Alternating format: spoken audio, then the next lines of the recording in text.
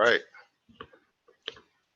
All right. So we're on cue and on time and getting ready to again have a market recap. And undoubtedly, we're going to discuss. All right. Cut this down. Undoubtedly, we're going to discuss the documentary. Right. What better, better time to again increase on your ability to understand the system, so to speak, to better prepare yourself uh, to survive or thrive in it. Right, the misconceptions that we've been put into a situation where you have that level of supposed equality, from a financial standpoint, is just pretty much smoke and mirrors, right? Um, it comes with, again, obviously, a lot of you know due diligence, being autodidact, again challenging the status quo in a way where you obviously see that you have no no backstops, no political backstops, right? You have no political backstops, and it's as simple as that. And if you're waiting on someone to come to your aid in the form of uh, a political figure, government head, this, that, and the third, well, you'll be highly, highly, uh, you know, disappointed when it's all said and done. All right. So again, I do thank you guys who were tuning in over there, watching the documentary. Again, showing your support as always. Providing information or commentary in the back chat. Again, just being in a position where you can discuss it. Right. So as I'm always saying, utilizing the value of your think tank. Right. Your collective, interest group, right? Because y'all know, as I'm always saying, there's no such thing as permanent friends and permanent this or that. There's only permanent interest, right? And our permanent interest is pretty much, the one thing that is trying to separate separate us from, reality, right? And that is obviously the ability to be self-sufficient, uh, by utilizing again an aspect of financial literacy at our disposal, right? To understand what it entails to try anything that you possibly can to become self-sufficient and not dependent upon again governments or whatever the case. All right, so we're definitely going to discuss it like we always do. So give me a minute here. I'm just trying to get the link out uh, to a few people here for sharing the video here. And then, definitely we're definitely going to discuss it, right? We're definitely going to discuss it, right? And definitely, I would love to hear you guys' input, concerning that documentary, or just what you may have, to say just in general about this system of capitalism, right? In essence, to how where can you find value in it, from a beneficial standpoint, obviously, but also, you know, how can you then turn around, and take these raw skills, and then transfer them on to other people or share them with other people, right? Because I think that's what's most, in my opinion, just like the greatest thing ever, being able to share this wealth of knowledge with other people who are, again, destined to just, kind of sit and wait for things to happen, right? So again, we're finding out the hard way for a lot of us, and I'm saying the people who collectively don't have that kind of intestinal fortitude to fight from a financial literacy standpoint. They're more prone to just say, well, I'll just go to work, right? Well, I'll just go do what I do best and just go, you know, apply for another job and wait on something else to happen. Or I'll go back to school, right? Again, it's as if going back to school without a full ride scholarship, racking up more debt, is the answer to try to find a way to get out of debt when you go into the job force, to find out that you're only going to get paid a sliver of what your worth is on anyway, unless you have some really good negotiating skills, right? Ram that up a little bit, right? Because it's important. Again, you really have to start thinking about that. You know, the time and the resources you pump into Uh, the other so-called quote unquote Ponzi scheme in terms of the educational system, the higher learning aspect of it, unless you know you're going to get a true technical skill set that will plan you and put you in a particular position that gets you running out the gate, then all of it is a lot of speculation. Let that marinate. Education is a speculation entity in itself too, because there's no guarantee. There's no guarantee that you'll obviously find work, find the type of job that obviously pays you what you feel like your worth is. Um, you know, and on top of that, again, you still have a lot of this debt that's been amassed by you saying, "Well, I'll trust this process of American, you know, educational sciences to obviously lead me to a more financially free, lifestyle." And again, it works for a few. When I say a few, there is a fabric of people who ran the gauntlet enough to have been able to benefit from it. But also in knowing that, again, it's what you give up along the way sometimes too, and being able to not really live life on your terms, because again, you're destined to a clock. You're destined to a set of rules, regulations, and things of that nature, right?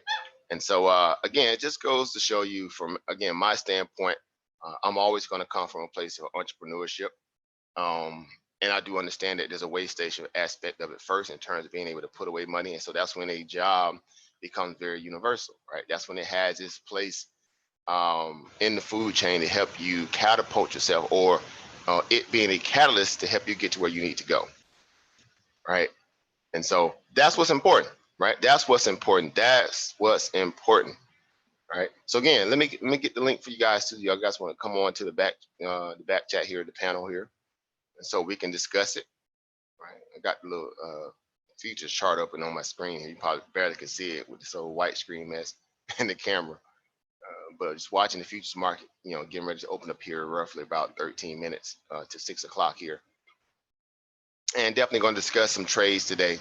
If you guys took in, just discuss the market as a whole. What do you guys, what did you guys see today? What if you took anything, specifically or whatever, definitely want to be able to discuss that as well.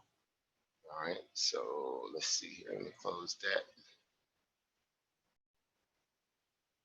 Okay, 1 second. All right, let me close that. All right, there we go. All right, so here's the link here, guys. Again, if you guys do want to come on to the back, to the panel, I should say, excuse me. There's the link for that. Let me post it over here as well.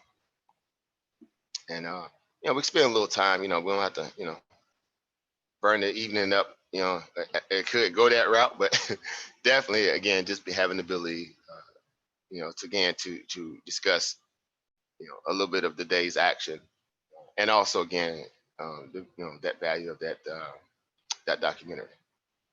All right, so we'll discuss it. So peace, power, and profit to everyone. Thank you again. I see we have Opa Chris in the house. We have my family, Brian Schwartz, in the house. What's going on, fam? Right? If you follow Mike Cernovich documentary, I may have archived. I have to double check, but I'll look into that, Brian Schwartz. I will definitely check that out. All right, if I already don't have it, because I have a lot of these different little documentaries here and there, archived or whatever.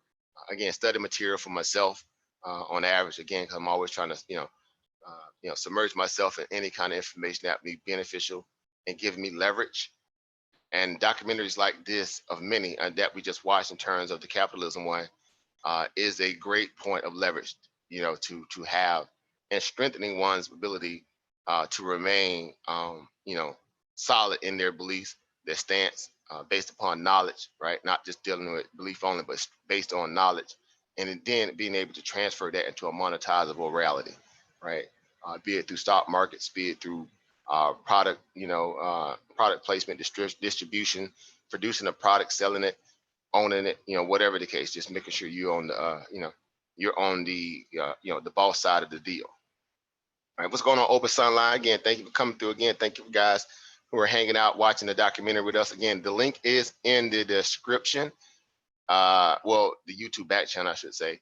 If you do got, if you guys do want to come on to the panel here, and be with your brother, if you guys not too busy, you're definitely welcome. All right, let me add family here. And we got a few family that came in. All right. We got Over Chris in the building. All right. All right. He's coming in here.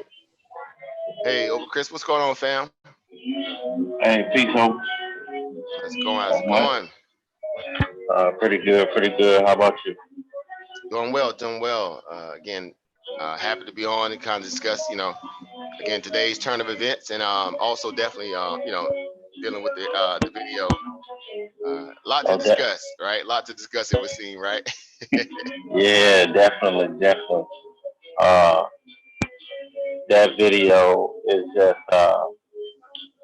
just more realization how long, you know, these these these evil workers been, doing this not to, us as, you know, black African people, but everybody, everybody get marginalized at the end of the day.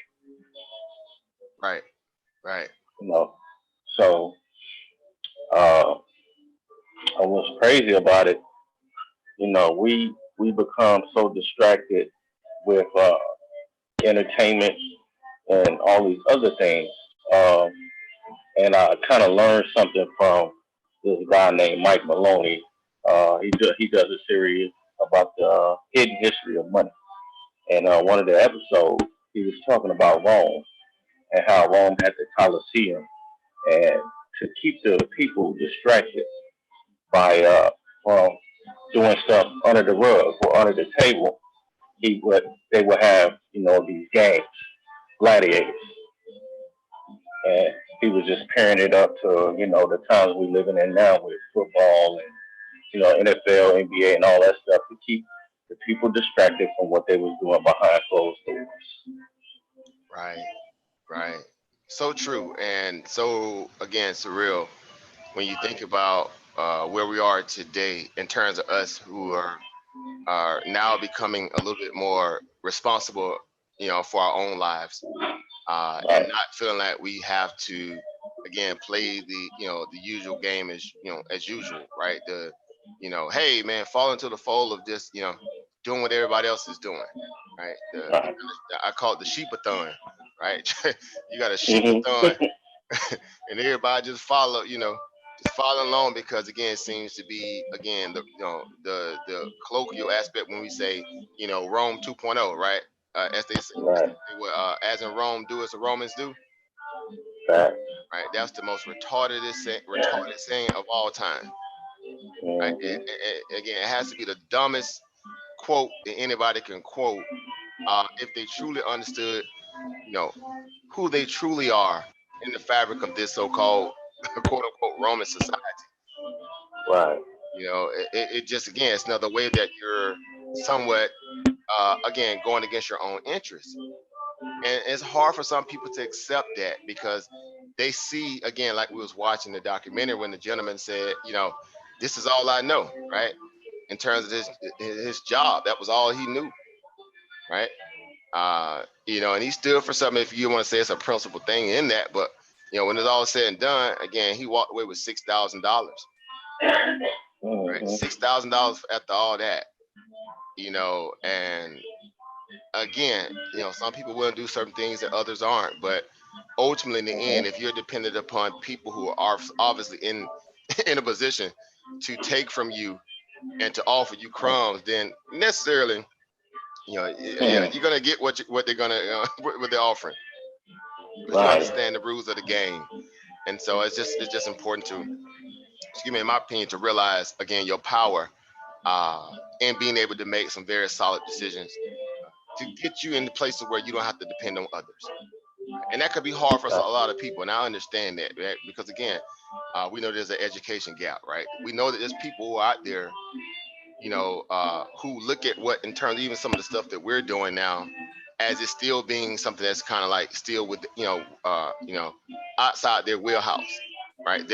They Hmm. don't think they can learn it, or they don't think they can be in a position to really uh, invest the time and the energy and the wherewithal in it to learn how to be a little bit more sufficient in operating their Right. own financial vehicle, right? And so again, Right. it's important. So again, we got a few more family that came in. What's going on, Oba Zane? What's going on, Oba David? Good to see you, family. Peace, power, and profit to you, brothers. Right. Again, if you Peace, guys do peace. want to come on the panel, there is the link right there for the web, for the Zoom. You guys are welcome to come on, discuss the, again, the live, the documentary, I should say. Definitely. Right.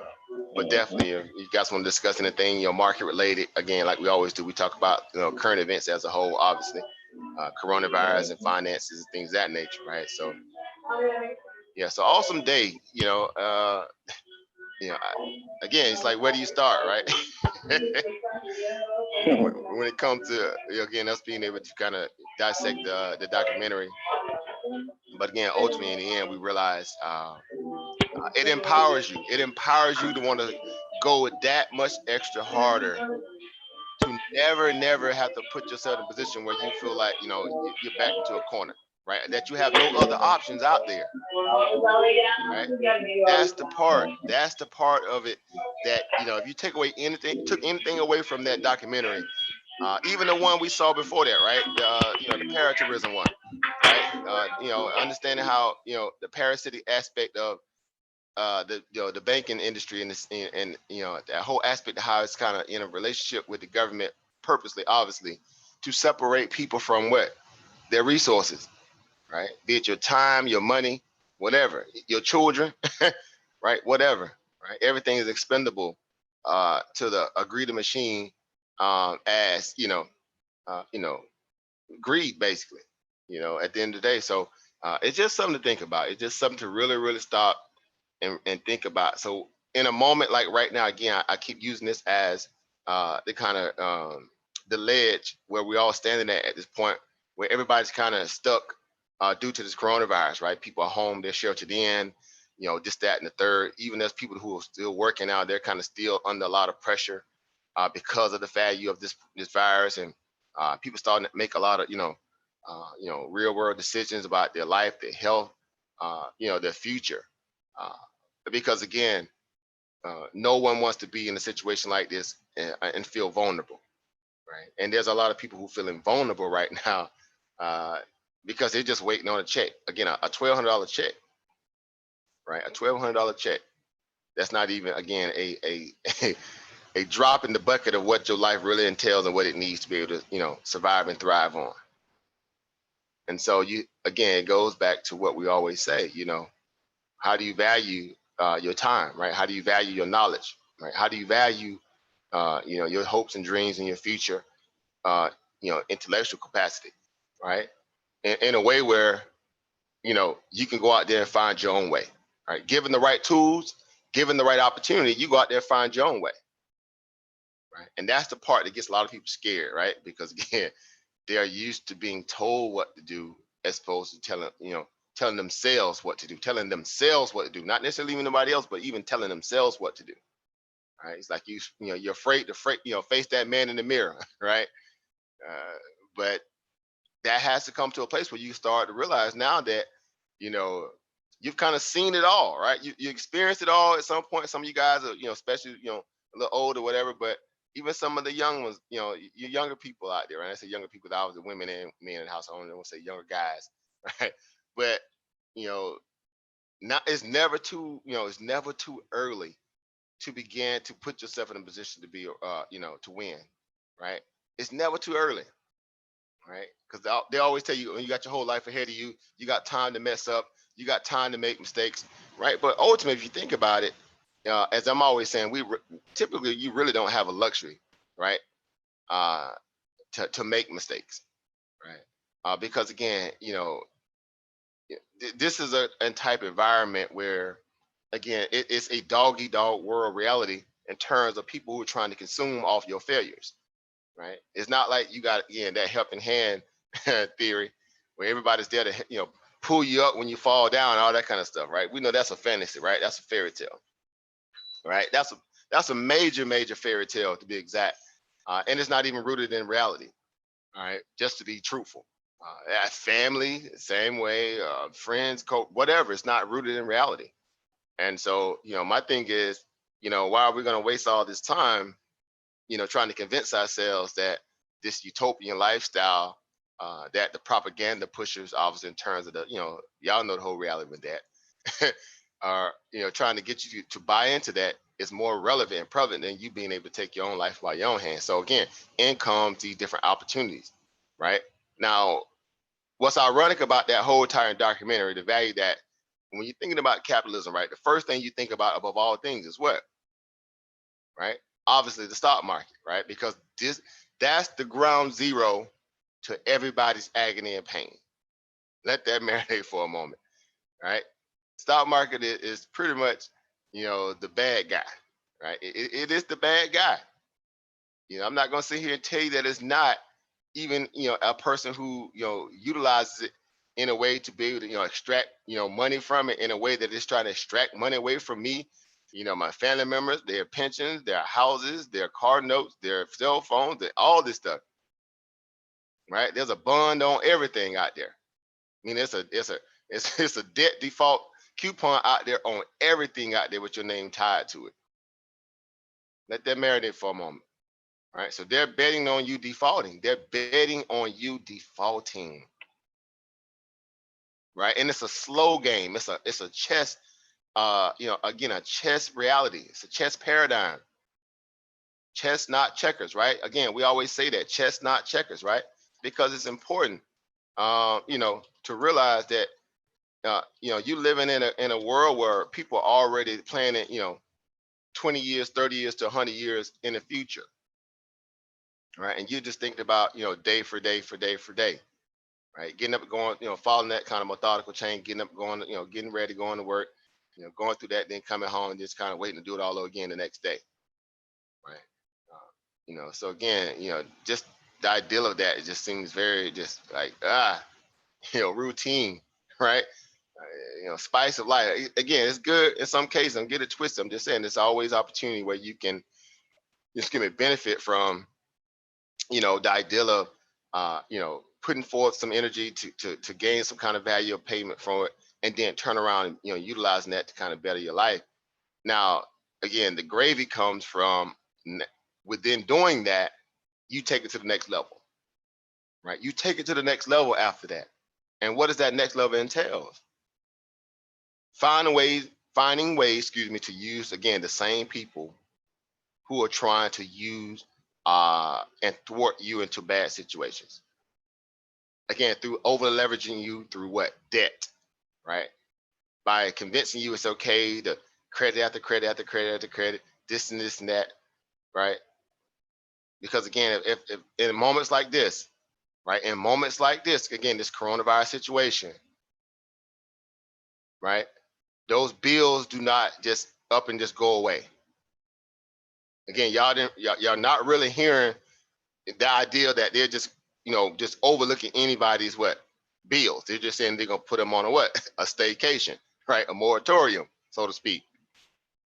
And if you can't pay during this moment of, again, sheltered in perspective, once we come off of it and they, open back up this quote unquote economy, well, guess what? All those bills are gonna be sitting there piled up.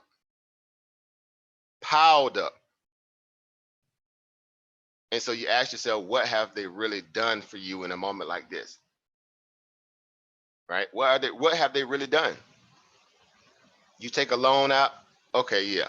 It could potentially turn into a grant, but ultimately you're still gonna pay some kind of form of, interest on it. Again, you really just taking on more debt. Neededly so, obviously. If you need it, you definitely need to do what you got to do, but you're still taking on more debt. So you're not really being excused of, of this kind of burden, right? Because they give people like Wall Street what they call like a one-off, right? It's a one-off event, right? We didn't see this coming like a kind of like a black swan event, right? These people get the ability to kind of hit the reset button, and people run to them with capital and help them out and this, that, and the third. But again, like we said before, when it comes to you guys, it's non-existent. It's crickets. And you will have people that are standing right beside you and say, yeah, man, we needed to bail these people out because people are going to lose jobs. They already without a job right now. Again, they go so hard for the idea of the ultimate understanding what it's like to be an employee, that they forget that they can be their own owner operator.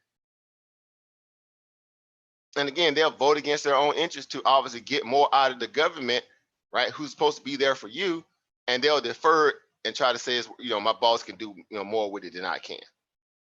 Give him billions and billions of dollars. I'll wait on my check. I can wait a month and a half. I can I can survive through it.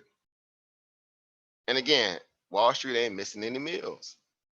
As you saw in that documentary, again, I've been saying that for the longest, obviously, but when you watch those like documentaries like that, it put it into real, sharp contrast, and you say, well, man, man, these people here are, again, it really takes you to a place. It's like it really takes you to a place, like inside your head, like, man, these people are some serious parasites. I mean, it's to the point where you can't even make an excuse, for such, blatant behavior. Exactly what we're experiencing right now in a Republican, socialist, communist, administration, because that's basically what it is. I don't care if you were pro-Trump or you're not. Again, you know how I am over here. I'm neither, no party, so I don't, you can't get me all, feeling sorry about these people, because all of them are charlatans to me. All of them are charlatans to me. Right, everybody, right, on that side of the fence, because again, ultimately, from a very basic and mundane moral perspective of how you think people should be able to react in moments just like this, you still see people trying to blow smoke up your behind, and to the point where you think it's just baby powder. No, that's a burning building. That's real smoke, bro. Right, that's real smoke. That ain't baby powder. That's not LeBron James throwing baby powder in the air. That's some real smoke. Right. So again, and if you don't never see it that way, again, you'll be so distracted in all these kind of trivial things. Again, over Chris was kind of speaking about a little bit, right? How people fall into the Roman games, right? The Colosseum, right? We get wrapped up in the Colosseum, and the Colosseum then burnt 3 hours from you, 2-3 hours from you, a setting, right? And then you on to the next, next scenario, 2-3 hours from you, right? Invaluable time, right? Watching somebody else, uh, you know, become wealthier. Again, it's okay that you can have a moment to detox and entertain. However, it is also known that if you're on your journey to put yourself in a better position, then your levels of sacrifice have to be just as much warranted as that athlete went through to get to the point where they're now making millions and millions of dollars. If we haven't gotten there yet, collectively, mentally, then how does one have that much time to waste blowing it on trivial things or the Roman game Coliseum reality, when there's people out there like bloodsuckers, in banks and business and all this kind of stuff is happening, governmental agencies happening to take, what little you already have away from you. Right. So it's hard for people to really accept that, because again, the propaganda machine is strong. The Kool-Aid is strong, right? Right. The game is strong. Right? If you're on the other end of it. Right. And so again, we have to stay on our squares. You have to stand on your square. You have to stay solid, and you have to have a game plan. Right. And it doesn't matter where you're at in life, no matter your age, doesn't matter. You younger, older, that stuff don't matter. They go after everybody. Babies and elders the same. Babies and elders can get it in this country. Right. So again, you're dealing with, a psychosomatic environment, when again, a country don't even protect, again, its youth and its elders. It's funny too. Again, was watching the documentary again, going back to that little what was it called, the little institution or juvenile system for those kids, and how even privatized corporations came in, and now they're just making money off, again, people's children. Anybody can get it. Elderly homes going. I mean, again, so you ask yourself again, if a lot of people run around here saying, you know what, man, but that's just part of the game. That's part of the game, right? It's easy to default to use that kind of narrative or talking point when you don't want to fight, right? Again, if you don't want to fight, of course, it's easy to defer.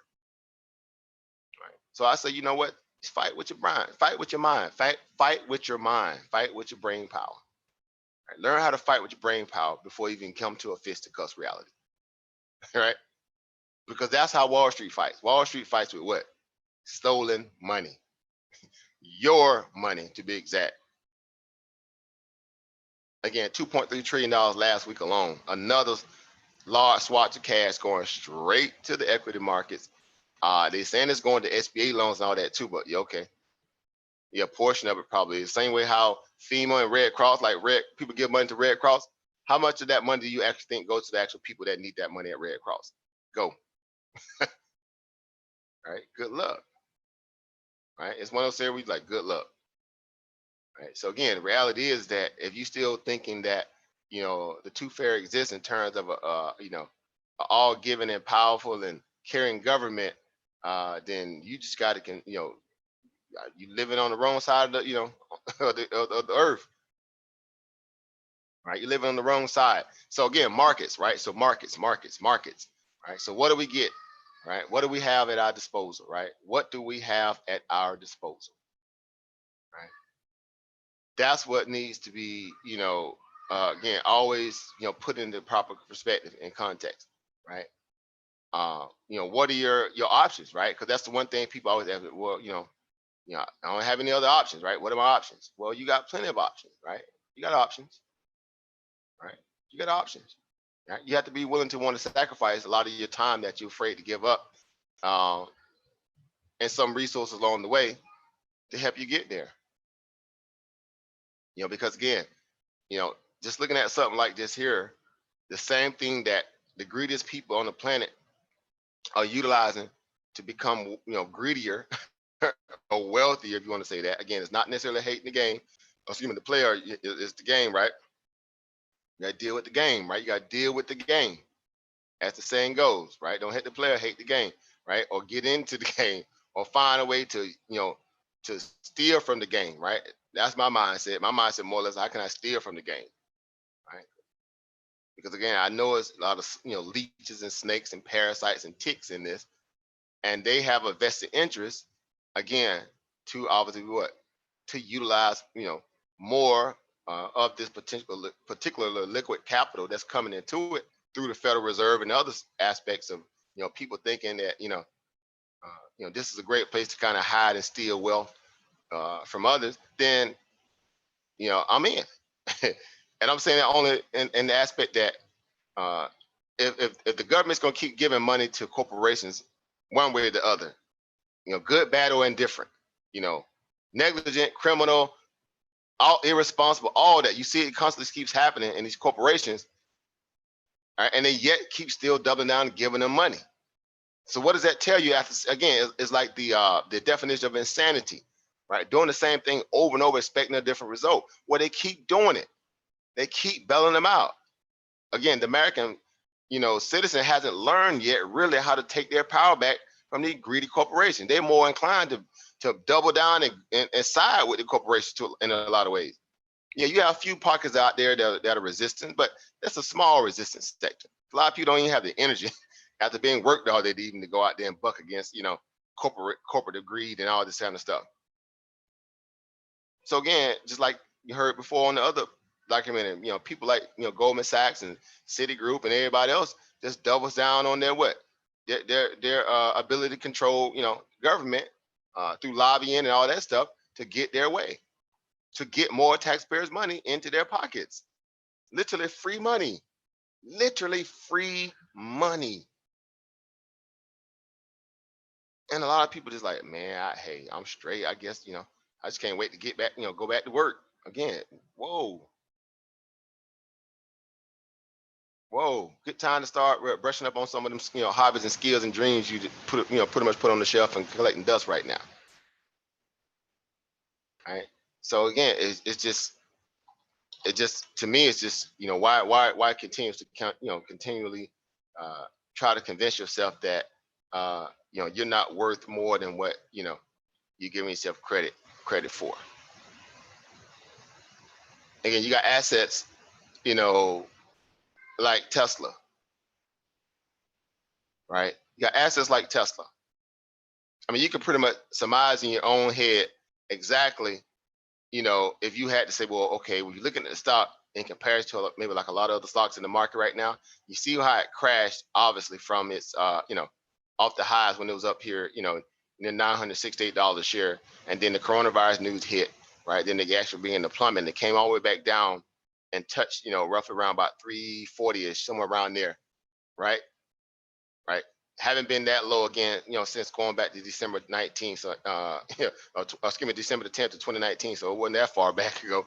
So apparently somebody has a vested interest, again, for a stock to have gone from 250 bucks, a lot less than that at a point when it was down to 180 around about the summer of 2019. Literally the summer of 2019, this stock was trading at 180 bucks a share. 180 bucks a share. And went all the way up to again $968, around the middle of the month of February 2020. So again, you're talking about roughly about 6 or 7 months, 6, 7, 8 months, somewhere around there at tops. Now the power of the investing aspect in this is phenomenal. It's phenomenal, right? Again, we went over a little bit yesterday on the the DAX Squad channel. We were speaking about the power of, again, dollar cost of average investing, disruptive industries, or things that nature that become a very big problem for a lot of the companies that were kind of set in their ways and just collecting and had no competition. Well, income and disruptive like Tesla, clean energy vehicle, that whole reality behind that, solar power, energy, all this kind of stuff like that, electrical energy. And Wall Street is slowly but surely coming online to the idea of these so-called, ESG based type little, stock investments, right? Environmental, social governance, type of trades, disruptive type, companies. And Tesla's one of them.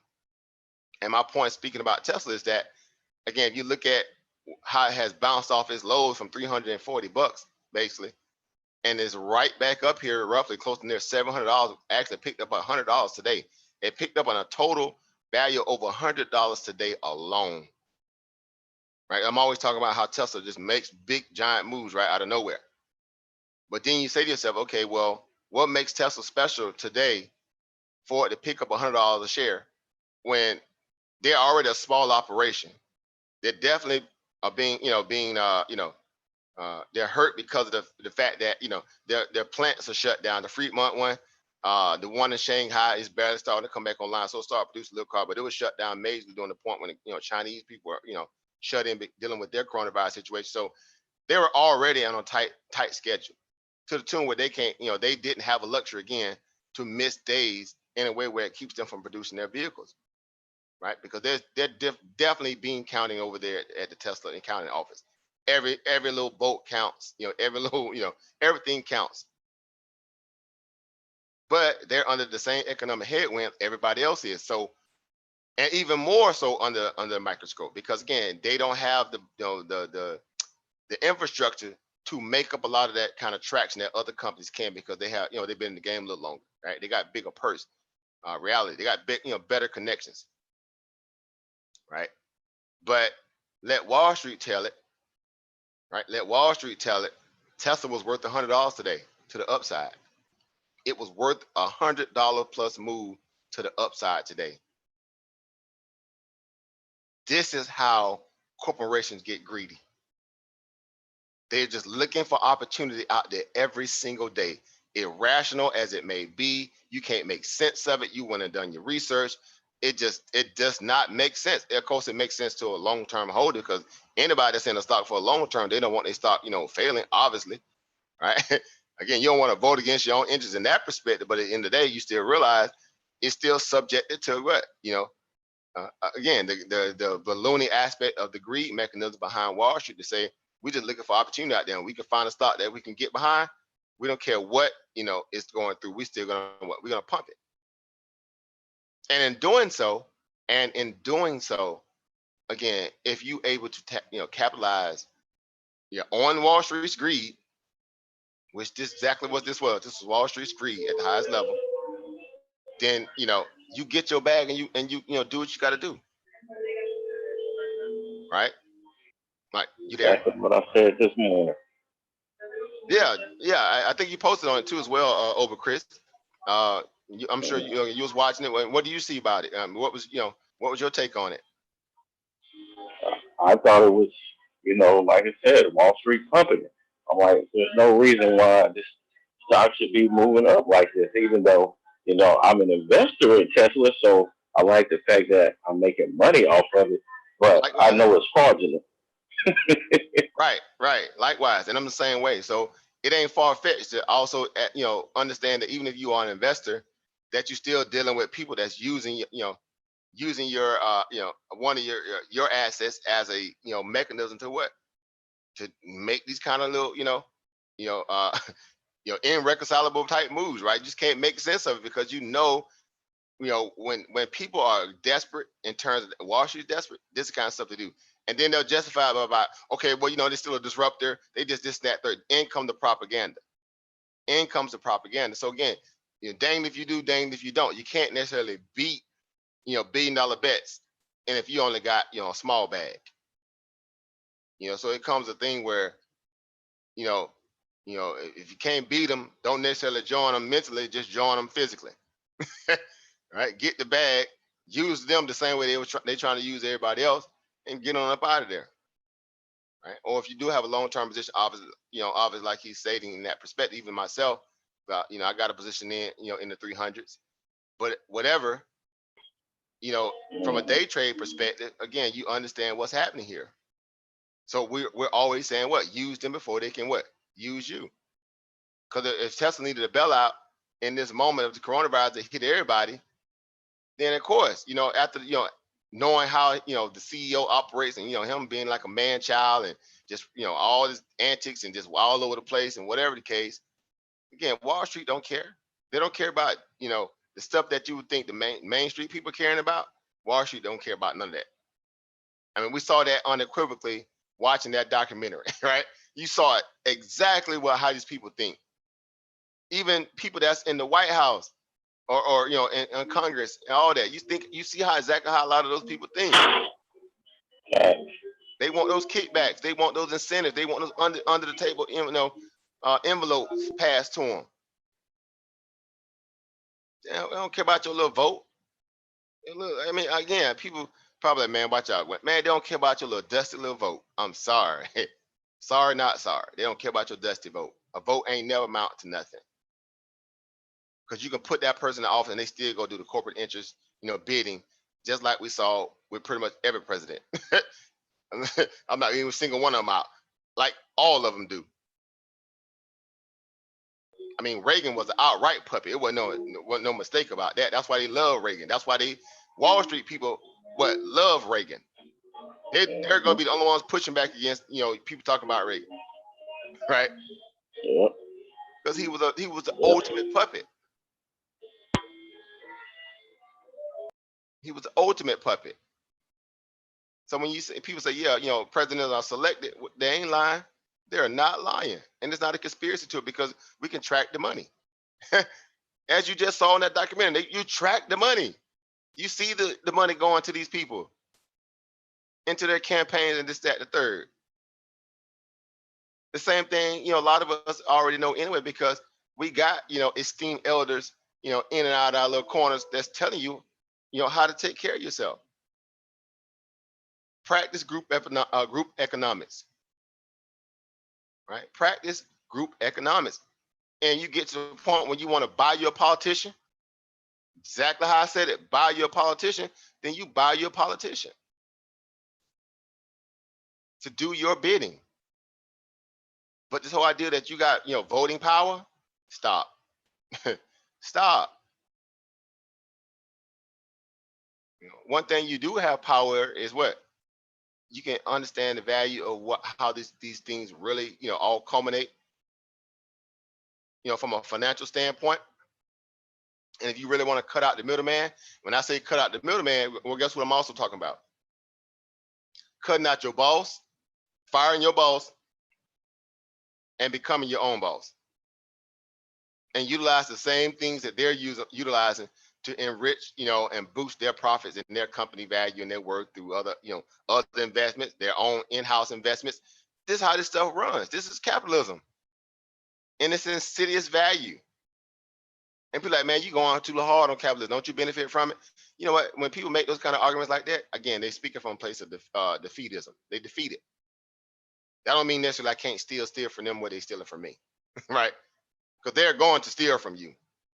So you might get off your high horse. They're going to find a way to take from you. It's a reason why they didn't, again, do away with your student loans, but they were willing to forgive debt through some of these corporate interests. They're willing to forgive some of their criminal practices and negligence that they put forth, and just out of the norm buybacks and all that kind of stuff, and just go right to them first and build them out before you even think about you. You come secondary to that, and it's your money. Again, people vote against their own interests because they are also defeated. They feel like they have no other way, right? And that becomes, again, that's problematic. In my mind, that's very problematic.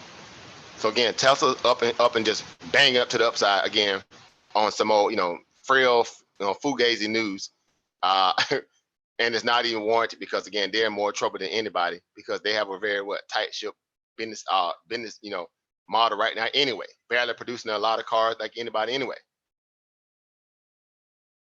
But again, Wall Street don't care. They just looking for something that they can get behind every single day. That's the ultimate hustle. So in moments like this, you say, okay, game on then.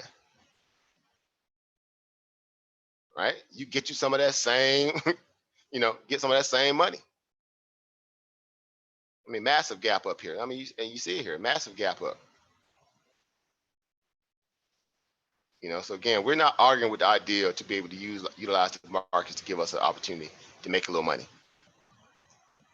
Again, I'd rather put that kind of power in my own hands as opposed to feeling like I'm defenseless and I have to just accept what everybody else is trying to, direct me towards, so to speak. And it goes, I mean, it goes on and on and on. Right? Another big banger today. Right? This puppy right here. Right? This puppy right here. Look at this gap up. This stock was literally trading at $1.55 back on March the 19th. $1.55. Some of y'all paying that, about a gallon of gas right now. So y'all paying that about a gallon for the good sweet crude oil, right? Some of you paying a lot less, obviously. But I mean, let's talk about it. Let's understand why we're talking about these are the kind of opportunities that we're excited about. These are the opportunities. Again, obviously it's coronavirus play because all coronavirus plays right now are banging in a lot of ways, right? You can find that right one. They're banging. And that thing like a missile on it, like a green missile headed to the upper room, right? $1.55 March 19, open up roughly around about 250, 225, or about 225, $2 and some odd change. Gaps up, massive gap up here. Right? Massive gap up here. Roughly around about $5.30 some odd cent. And after that, fireworks just went off. Right? Fireworks went completely off. Stock went up and hit a high around about near $15. From $2, let that marinate. From $2 to $15 in one day. Some of you guys had $2 sitting around, $3 sitting around, $5 sitting around. After they actually even gapped up, you even missed the pre-market, you still had opportunity to kind of get in and get some of this money. Obviously, being able to go through the ritual. When I say the ritual, what? Your due diligence, right? Your discipline, understand what you're trading, right? What, why, where, and when. Do your quick little round robin research, right? If you see, deemed so to kind of take a position on it, and all the things checks out, then you what? You ride the wave too. Because again, Wall Street ain't missing no meals. Here's a little penny stock, $2 and some change, $2 and some change Thursday, and went up and hit $15 today. Again, if you just had $5, again, you could have got in at $5 some change, $6. Let's say if you even bought in at $6, right? You still doubled your money. You still doubled your money. You picked up about 150% from $6 because it went up and hit like 15. And it did that again in a few hours, whatever the case. So again, we're not arguing with this kind of idea, these opportunities. These are the moments that I'm talking about, right? These are the moments we're talking about. Again, clearly it was above its 20-day moving average, clearly above the 200-day moving average here, which is the yellow line. I mean, buy signal was just screaming up. If you go break down all the other, parameters of it, if I had the, Bollinger Bands up and all these other stuff, the Ichimoku cloud, or even I had that up, obviously it'll be well above the cloud at this point. All the signals began to be very obvious, right? Then you reckon that back to what was the reason why it was gapping up today? Then you just go find what the news reels on it. What was the news? They obviously they must have had some news, because again, all these coronavirus plays are starting to catch a bid. And what makes this one here so funny, it's not even a pure play coronavirus play. I mean, it's not a company that produces an actual tangible product, right? Or to that regard, to therapeutic or mask or something like that for the coronavirus. It's more of a secondary play. Software to help again with the teledoc side of the coronavirus stuff, right? So again, that's fair game too. But what makes it very interesting is the fact that it has a float that's pretty much, I mean, if you blow on it, if you just blow on it, it'll run $3-4. The float like super low, right? Somebody in the back chat, if you can, pull up that float for WORX, right? Y'all know how we work over here. We're a team, right? And this is how you you build your skills up and learn how to look up stuff like that. Somebody pull up the float for the company, the ticker symbol WORX.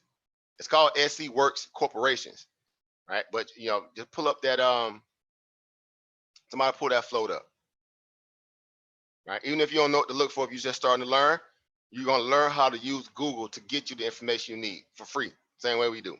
You can just put in, stock works, what's the float, or float for WORX.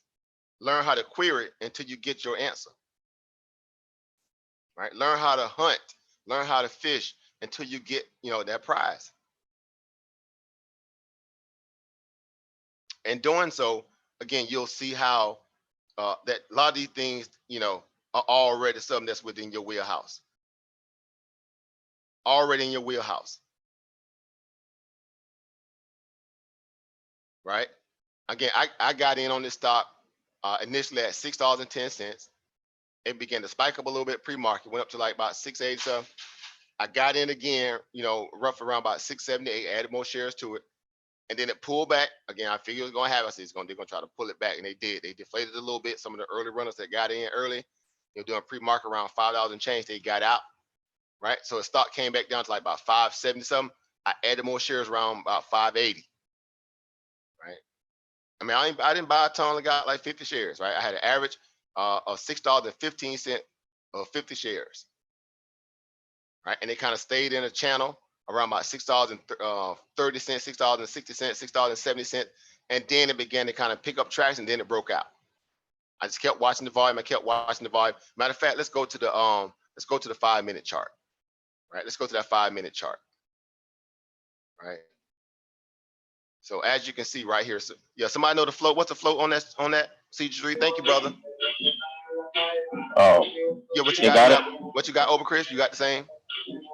It's 71.73%. No, I'm saying no. They are the float. The float. Oh, okay. Yeah, what's the float? Yeah, I was saying what's the float. I think he's showing 4 million. Oh, okay. I'm doing a percentage. My bad. Yeah. No worries. So if you're looking at the value when we say the float, the less. Let me explain the float a little bit. Just paraphrase. A float basically is just saying these are a lot of shares that are available to be traded on any given day aspect that are allotted to investors or shareholders to be able to trade, right? I mean, it's a small pool, right? And the less shares you have available for the open market, that means the more potent value of the stock price itself is in relation to what other particular plays, right? So that's why low float plays are always running the hardest when they get volume, abnormal volume that comes in and people start buying it. It's because they don't have many shares available to be rotated through the market. And so that float value alone was rotated I would say about, 7, 8, 9 times a day on average, right? So if it has a float around about, 4 million shares afloat on the float, and you say to yourself, okay, well, let me see if I can pull this up. All right. Let me see if I can pull this up. All right. So let me see if y'all see my screen? Is it showing my my black box scanner now? Let me see here. Let me go to. Still on crazy. It's on. Okay, yeah. Let me see if I can. I forgot. I got to go out and come back in the other way. All right. If you look at the stock, yeah, right here, right, in terms of the volume, right. Look at this volume. Right. Look at that volume right there. Right. Just hype again. If the float is around about 4 million, which is give or take about 4 million, right? It put up 96 million shares traded today. 96 million. 96 million. So that's well over 10 times the float. Right? Well over 10 times the float. You talking about, roughly up there near, maybe like 25, somewhere around there, 250% value of the float. Somewhere, give or take, 22, 23, somewhere around there. That's crazy. Right? And so again, those are the signals. Again, when you learn how to also follow the volume, the same way we learn how to follow the news, and again, understand the technical analysis that says, hey, here's a buy signal, here's a sell signal, here's a kind of, consolidation, accumulation signal. All these different things become more more more visual to you to understand what you're looking at, and then you make your decision based on that. Again, the gap up massive. So same way I was just saying, again, my entry, again, as you can see, right when it pierced above the VWAP here, even though I bought in, around about 610, right, marching up into that VWAP, right, obviously it was above the the 20-day moving average, which is this blue line, all right, clearly gapped up so high it was above that no man's land, so to speak, right, had a nice little floor on the daily, roughly around about $5.35, somewhere around there, right. I got filled again on the lowest part about $5.80, right, into a volume spike, and then it, again, then it took off. So I was playing with it a little bit here in pre-market. I'm playing with it a little bit here in pre-market, right, and it got up here, around about 678, 680. I added a little bit more there. I said, okay, it's gonna probably break here, and then it pulled back, which I figured, I said, if anything, if it don't, open up green right out the gate, it's gonna pull back a little bit, right? Some of those pre-market people are gonna take profit from here, and then it's gonna potentially try to build itself up, right? So I just kept watching the volume. As you can see down here, look at the volume. The volume came in like clockwork right at around about 10 o'clock. So I used my same basic old little strategy, right? 9:50, 10 o'clock pullback strategy or reversal strategy. That's basically what it is, a reversal strategy. So if a stock is gapping up there early in the AM, right, and it's just spiking up right out the gate, typically around about 9:50, 10 o'clock, when it hits that point of being fatigued or extended, it should reverse at that point. Well, this one did the same thing because it opened up and did what? It began to pull back out the gate, right? It was pulling back out the gate, kind of selling off a little bit, undecided, selling off a little bit, selling off, right? Shook out a lot of weak hands that were in earlier that was trying to hang out. If they got weak, and then literally right here, 9:50, right here we go, 10 o'clock. What do you see? Big. Let me pull. Okay. What do you see? That big, nice green candle here. Here's that reversal signal. 10 o'clock, as you can see on the bottom, showing you the time there. Even in the little blue box there, showing you the time there. So guess what? I added to my position. I added to my position, right? And then here you go. Above the VWAP, which is the red line, right? Volume weighted average price value, right? And now here we go, right? We're riding the VWAP, Staying above the 20-day moving average, which is light blue line, and then it began to just gap up, right? Gap up, channel sideways, beautiful chart. If you break it, you look at it from this perspective, that's a beautiful chart. I mean, that's a stair step, made in heaven there in terms of an investment world. When you see consumer consolidation and accumulation like this right here, that's beautiful. That's what you want to look for. That means it's holding its averages, right? It's producing what? Higher lows, right? Stair stepping this way higher and higher. In come the volume at interval moments here, as you can see down the bottom. Look at the volume coming in. Send it higher on a low float, squeezing shorts. That's trying to short into the what? The strength, right? Consolidated again, went sideways beautifully here. Same as this one here almost. I mean, beautiful pattern all throughout the day. Had no fears in this stock once it really got going. Because I mean, the pattern just looked, immaculate. Squeezed up, went higher. Look at the volume down here. These two big, two big old, chiclet teeth right here. Two, sorry, they say, right? Went higher. And then it gets consolidated and chopped out sideways in a nice little range, rough around about, $11 and, I would say around about $11 and 20, 30 some odd cents, right? To around about, around about $13 some change, give or take. It just stayed in a nice little channel there. And then it broke out and went higher and went up there and made that new high up there near $15. Literally around about, 3 o'clock, whatever. Went up there and made a new high. Right? Went up there and made a new high. Right? And then from there, again, kind of pulled back a little bit, but still held its own here to the close around about, closing above $12 and some change. Beautiful play on the day. Right? I sold a little bit. I sold like 42 shares, around about $12 and like $12 and like 80 something cents, somewhere around there. It was like somewhere around there. So 42 shares of the 50 I had, and I kept 8, right, just on GP to see if it's gonna go higher. And good thing I did. I should have left a little more, but hey, I took the bag, right? That's a nice little bag. So I left 8 shares in there. It went up there and hit like $15. True story. And then the rest is just, again, pulling back into the close here, as you can see in the post market, and it's still obviously sitting above the 200-day, the 50-day moving average, which is this yellow line. Barely sitting on it, as you can see here, but it's above it. Nonetheless, it's still above it. So that means ultimately, if you're looking at the stock from a place where it held its gains throughout the day, coming from literally $1 and some change to $2, and it's still holding its gains up here, well, somebody has a vested interest to want to keep this stock up, apparently, because we've seen these plays like this before. We've seen these runs before, and they're instantly doing what? They end up doing what? Selling off, right? At least retrace back, at least at a minimum, about at close 40 to 50% of the move. This here held its gains, right? So it's definitely going to watch again for tomorrow, especially depending on how it closes here in the next hour, hour and some change here before the market actually closes out right at 8 o'clock. Right. So again, we look for these places. Again, as you can see over here, this was the daily move, right? It closed up over 434% on the day, even though it went higher than that, obviously. It was a lot higher, up there near 500 some odd percent on the day. But it closed, on the book, what they call the record book, around about 434%. So again, some of you guys, like I said earlier, you might have had $10 laying around, $6, $7, $6 laying around, $100, that you can, again, play the game. When I say play the game, you the same thing that Wall Street is sitting there doing all day long, making all this money while people sitting home hungry, broke, despair, don't know what's going to happen, if they can do this and do that. Wall Street ain't missing no meals. They find these speculative plays and getting after it.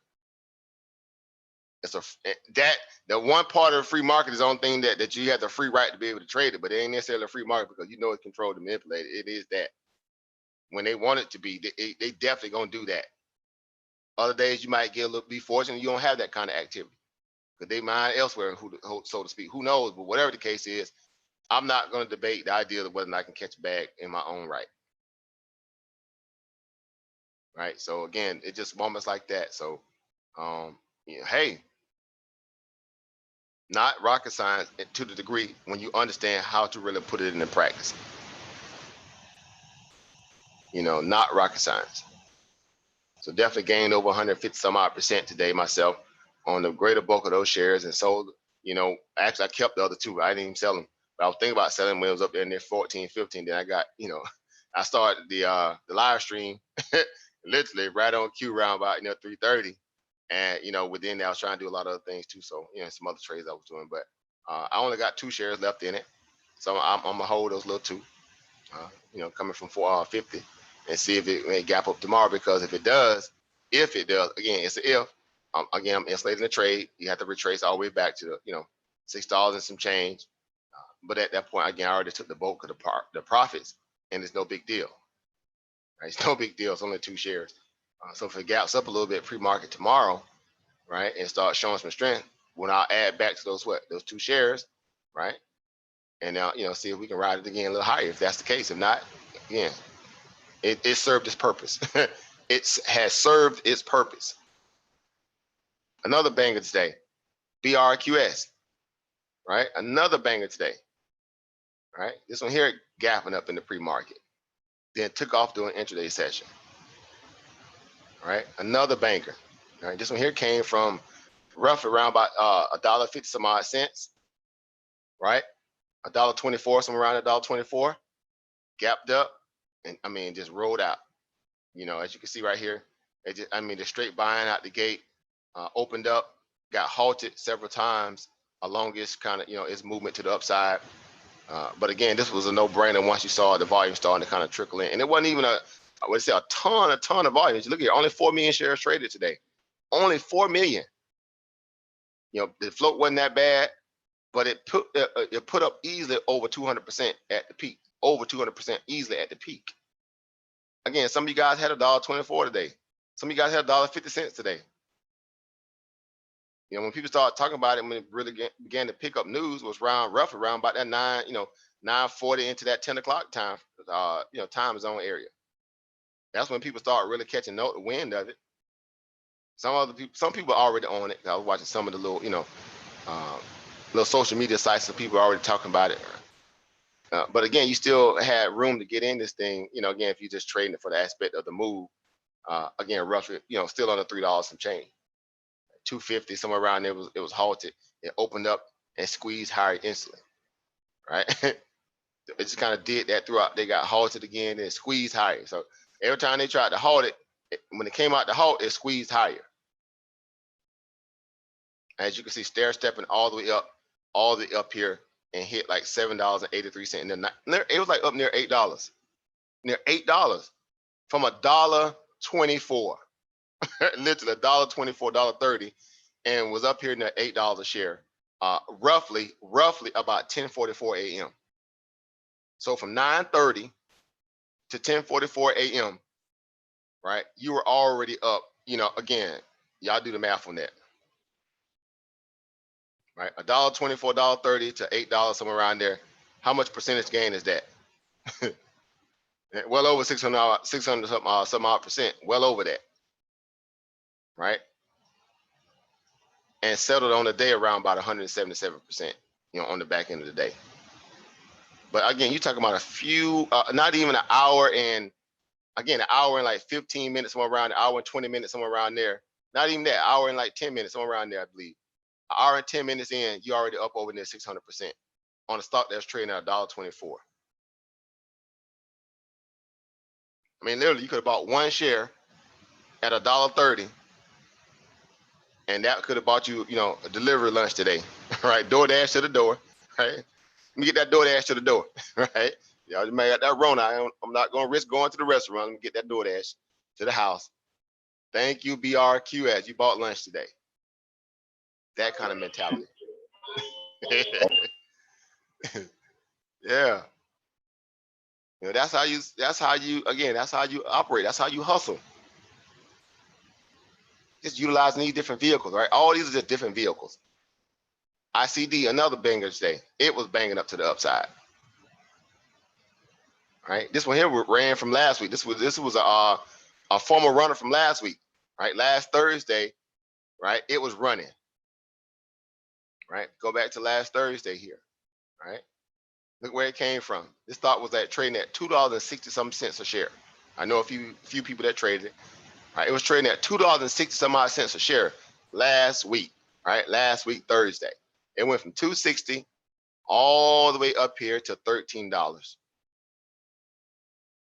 To $13 in about 4 hours. You're talking about roughly around about, $11 a share you picked up, in about 4 hours. Right? You do the math on that. Right? right? It's a lot of money that you can, again, you could put $100 on that and you do the rest, right? You can do the math on that. Pull back, you know, went sideways. Today opened up, gapped up, ran some more. Went up there, went out and pretty much went out and took out the old highs. It took out the old highs from last Thursday, went higher than even the old highs. So again, that says that there's a lot of implied strength in this stock because it's producing what? Higher highs. As you can see here, went up and hit, roughly about 1435, 1450 or somewhere around there, give or take. And still pretty much holding its gains here in the aftermarket session. Again, roughly up near $13.90 here at this particular moment right now. Right. So again, this is what we study for. This is what we train for. This is how we utilize the markets. Right. You got Roku running here after hours. It's up and banging. Up 10% after hours. So guess what? Roku got news apparently. They dropped some kind of news tonight. Look here. Look at this move here. That's another little low float runner. Cord we call cord cutter play, right? Some of you guys may got a little Roku, right? Netflix, Roku, Hulu, all those little plays like that. It gapped up from $96, up here to 109. Right? And it's holding its gains here after hours here, above the 50-day moving average and slightly above the 20-day moving average. Right. So again, these little plays, man, these little stocks, again, Wall Street don't care nothing about no coronavirus. I'm sorry to say that. Right? They don't care nothing about, infection rates, whether you go back to work or you don't, because they got a steady paycheck, period. And it's unlimited. That's the part about it that's scary. They have an unlimited access to a lot of people's money. Notice I said other people's money. Clients, Wall Street, the Feds dumping money into the markets, which is taxpayers' money. And they just feeding off, these assets, running these, inflating these little bubbles even more and more. Companies ain't even turning no profit right now, but the stock prices are still surging to the upside. And then you say to yourself, well, why would I want to invest into that, man? These people crooks and all that. Well, you have a right to utilize the same aspect or vehicles that these politicians, these people on Wall Street are utilizing the same practice through these different companies to get your so-called quote unquote fair share of those profits. Because the scary part of knowing that is that majority of all this is your money anyway. Right? Especially if these companies getting bailed out, or if not, just secondary by indirect values of the Fed pumping money into the markets, which obviously inflates what? Asset bubbles, meaning other companies benefit from that same stimulus. Because they're in certain ETFs, right? And things like that, that money still goes to the collective value of that particular individual stock in that ETF. It picks that up and runs too, because that volume is still directed towards that, those particular individual stocks inside that collection of stocks, which is an ETF. Right. So again, I'm not going to fight against that opportunity. I mean, you could do that again from the comfort of your cell phone, laptop, computer, whatever. Right. But again, that's just, as they say, that's the way I get my hair done at. All right. So you got another one here after hours running to the upside here. I don't know what news was it, on this one here, but it's up 50% here after hours. Look at this one here. This one here was like $4.98, $4.80. Now it's up here after hours, up near roughly about, 750. Already.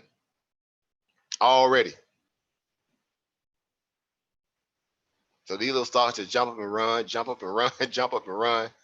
And they open up the next day, whether it does and dumps, or if it takes off, like we saw with WORX today, or BRQS, and they become, multi-day bangers. So it's a simple math structure. So okay, I put 50 on it. Right? You put 50 on it, around about $5, right? Somewhere around there, close to that, you get like about 10 shares, right? Stock went from 5 to up here near 767. So you already like $2 a share, $2 and some change to be exact. Right? Time what? Your 10 shares. So roughly about 50 some odd percent, close to that already. You put in 50, you make 70. And if you want, you out of there. Right? That's your gas money. Right? To go nowhere, right? Because the Rona got you inside the house, right? You just driving around in the neighborhood, around the cul-de-sac somewhere. You're burning gas. It's cheap anyway. Right. Right? Wash your car and then ride around real slow. Everybody ain't in rushing right now anyway. You know what it's like? Oh, because you in Texas anyway, y'all got no swingers out there, ain't it? Big old swingers out there. Oh yeah. Swing. Hey. Boy, still riding swingers down here. Yeah, man. It got plenty of gas now because the gas cheap at least. Now you can drive extra slow. Mm-hmm. Take your time with it. Yeah. Ain't running out no time soon. Right. Yeah, so again, these are opportunities, guys. I'm just saying, we're just constantly on the hunt. All right, we're constantly on the hunt to find opportunities, right? The same way you hear those guys speak on that documentary, right? Opportunities, right? Opportunities, right? They're always seeking to come up, so to speak, right? And they're using it through legal means. It's legal hustle. It's a legal hustle. Again, it has long-term value in the aspect of you a long-term holding a lot of these companies because again, worst case scenario, you may have a situation where you have a scenario like coronavirus. Obviously, time it takes a little bit of the wind out of the sail of these stocks, right? The economy as a whole, all the kind of stuff like that. But again, what you're starting to realize now from a historical context, because now we have a backtrack record of how governments deal with these scenarios because they come right in and play the role of a what? A socialist. The same thing that they sitting there arguing about 24/7 until they need it. Hypocrites. Republicans was fighting tooth and nail about a socialist reality. Scared of Bernie Sanders. Turned right around and was the biggest socialist on the planet. Democrats, that there was real far left Democrat, they was the same way. Man, we're not socialists. We're not socialists. Turned right around, and then became the biggest socialists on the planet, right along with the Republicans. Bunch of liars and crooks. And it's all under the excuse, well, but these are uncertain times and all this now. Like, stop. We know what you're doing. We know what you've been planning to do. Right. See what I'm saying? Trillions of dollars. Again, y'all still ain't got them little $1,200 check. They're gonna start coming this week, but look how long you have to wait. Again, Wall Street ain't missed no meals, especially since the middle of March. Market just took off on the lows and looked back. All that money was made in that little short period of time while people were scrambling trying to get an N95 mask, some bologna, and a some toilet paper. So we have to start challenging ourselves and say, well, it has to be something better than this foolishness that we're sitting there watching happening right now in Washington. The Federal Reserve, they made a mockery of your so-called free market system, a mockery of it. And to the point, they bragging about it from a very insidious perspective. Oh, we unloading the bazookas. Now we're going to the biggest stimulus package ever that Feds, and they just trying to outdo each other. They, presidency over president, whoever sitting in at the federal, chair of the Federal Reserve, they just trying to outdo each other when it comes to giving money away to rich people through so-called, disaster scenarios. True story. Oh, I'm gonna outdo Janet Yellen. I'm gonna outdo Ben Bernanke. Right? I'm gonna outdo these jokers. I'm gonna outdo Alan Greenspan. I'm gonna put together the biggest stimulus package ever. And guess who benefits off of it? Wall Street. Not you.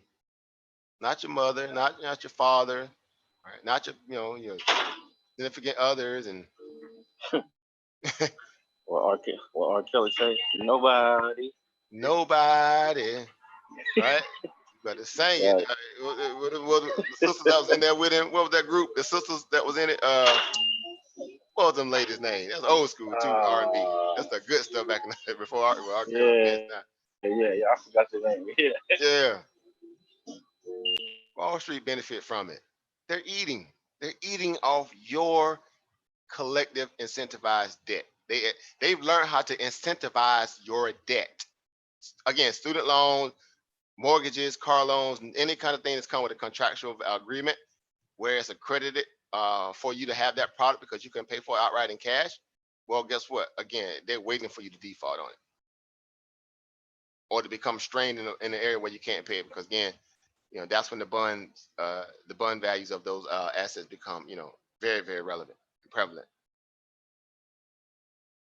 So they're making money off slow death, slow death in you. So you say to yourself, it got to be something easier than this. If I'm a slave for it at this level, and I don't have no really true certainty of what my, opportunity will look like if I wake up and go to work tomorrow and they got chains on the door, then hey,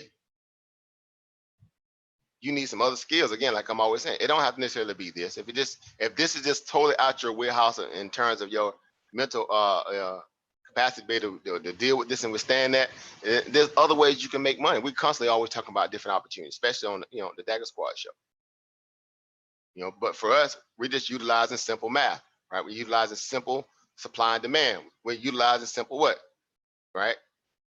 Buy low, sell high kind of realities. Finding these assets, which they are, just pretty much all they are, just they're monetary vehicles. These different companies, Tesla, Apple, right? SONN, Sonnet Biotherapy, right? This got to be a coronavirus play or something to that level, possibly. The name says what? Sonnet Biotherapy. Why is running? Is he got an FDA approval for something else, or it has something to do with the coronavirus? Some of y'all can do the research on this company right now. You do not have to have knowledge about how to invest or none of that. You just need to figure out why this company stock price is up from $4.90, 80 some odd cents up to now near $7.50. So you start Googling what? Sonnet Biotherapy.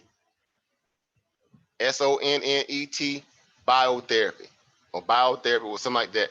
And then you start getting a wealth of knowledge about that company. That's basically what it is, brother T. Money attracts other money. You need money to make money. Y'all know the old saying. Y'all come on. Some of y'all even know the game to that level. You're just running from it from this side of the house. It takes money to make money. And scared money can't make money. And you may have some hiccups along the way, right? But that's a part of the tuition and learning. You're trying to find a level of consistency, right? Because again, the game in Wall Street, they have an unlimited pool access every single day. These companies are not just the individual, but when I say companies just out there publicly traded, they all over the place. Up, down, you make money on both sides, up and down. For them, again, this is just all push of a button for them. They pushing buttons, making money, and then, going to live their best life. While Main Street, again, like y'all saw on their documentary, Main Street stuck holding the bag. Main Street getting stuck, put out their houses. Because y'all know it's going to be a big eviction explosion, on the back half of this year.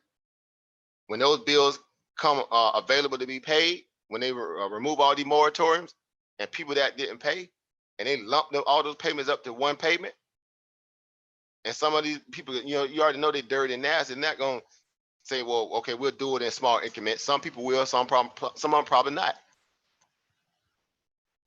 And you got to pay, pay the people they little so-called quote unquote money. And the government gonna turn their head up like, hey, hey, we gave the ability to kind of, make some moves and do this, that, and third. Like, whoa, what do you mean? You had me locked down for, they ain't there 2 months and some change possibly. Again, it's a dirty game they playing. They are not giving you, they're not forgiving your debts. They're not forgiving your debts. They are not forgiving your debts. They're forgiving Wall Street debt. Corporate interest debt. They forgive their debt, but they're not going to forgive your debt. And then what do? You jump right on out there, acting all get it, and go, get my, yeah, you're right. Let's bail out these people too. Let's bail out the corporations and all these people too. It's voting against your own interest because you caught up in the propaganda churning machine. You charm. Basically, like, when you charm in the water for sharks, you charm. That's what they call them, Wall Street sharks, right? Because they know they're looking for prey out there every day. They're looking for, these vulnerable entities out there that they can get behind, whether throw money in the company or short them out. These people play a very, very dirty game with the aid of government. With the aid of government.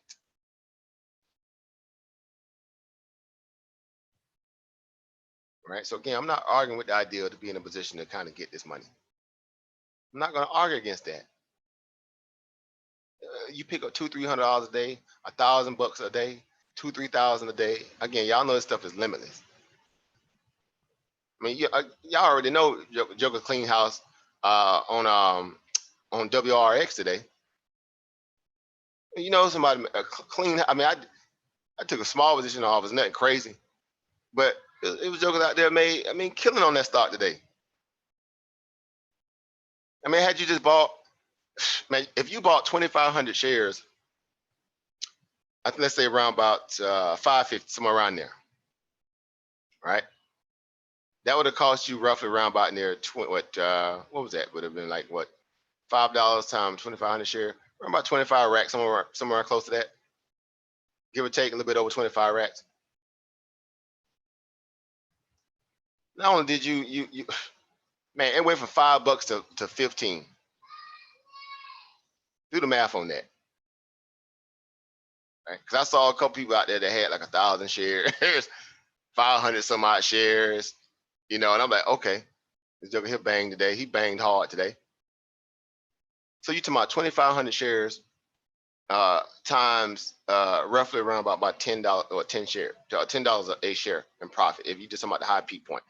If not, you could just do $9. So you did at $14, right?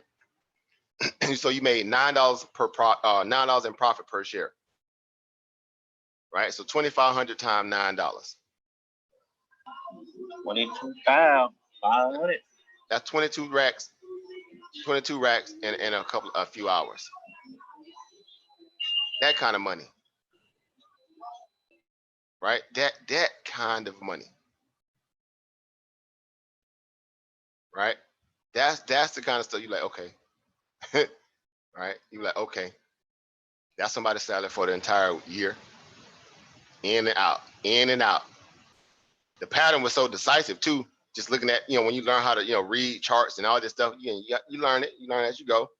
But you obviously can see the way that the thing traded. It traded very methodically to the upside in a very controlled environment to a degree where it wasn't even a lot of craziness. I mean, it had some nasty little flash crashes down to moving averages, but it held pretty decently and just marched high. You had a little breach under here, ever so slightly on the back end of the day, but the buyers came right back in. Look at the volume down at the bottom. The volume said, "Hey, get it off pick it up. Let's go, guys." All throughout the day, look at the big trunches of volume.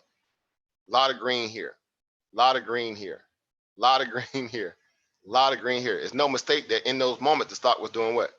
Ramping higher, ramping higher, ramping higher. Over here, ramping higher.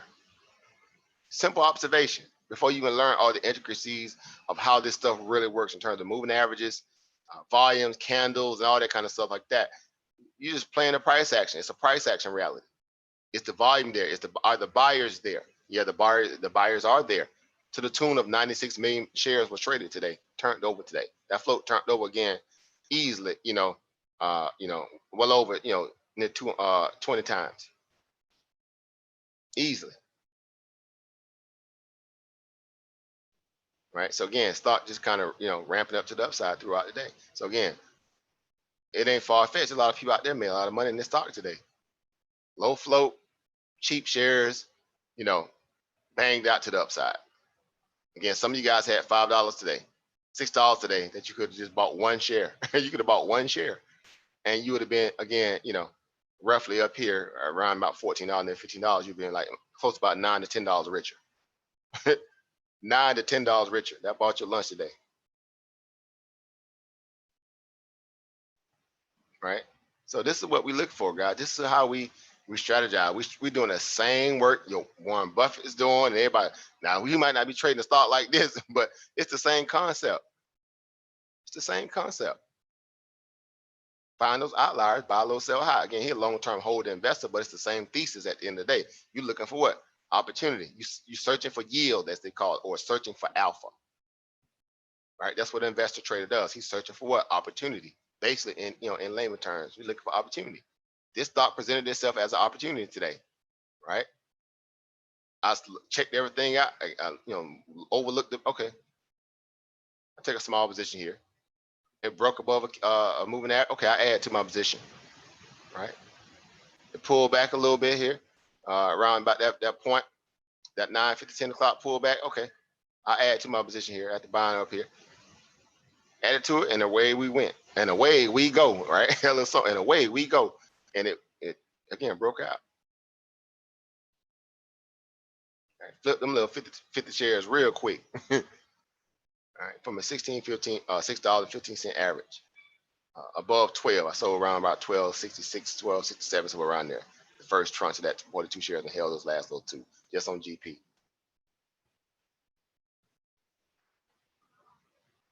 Right, so again, just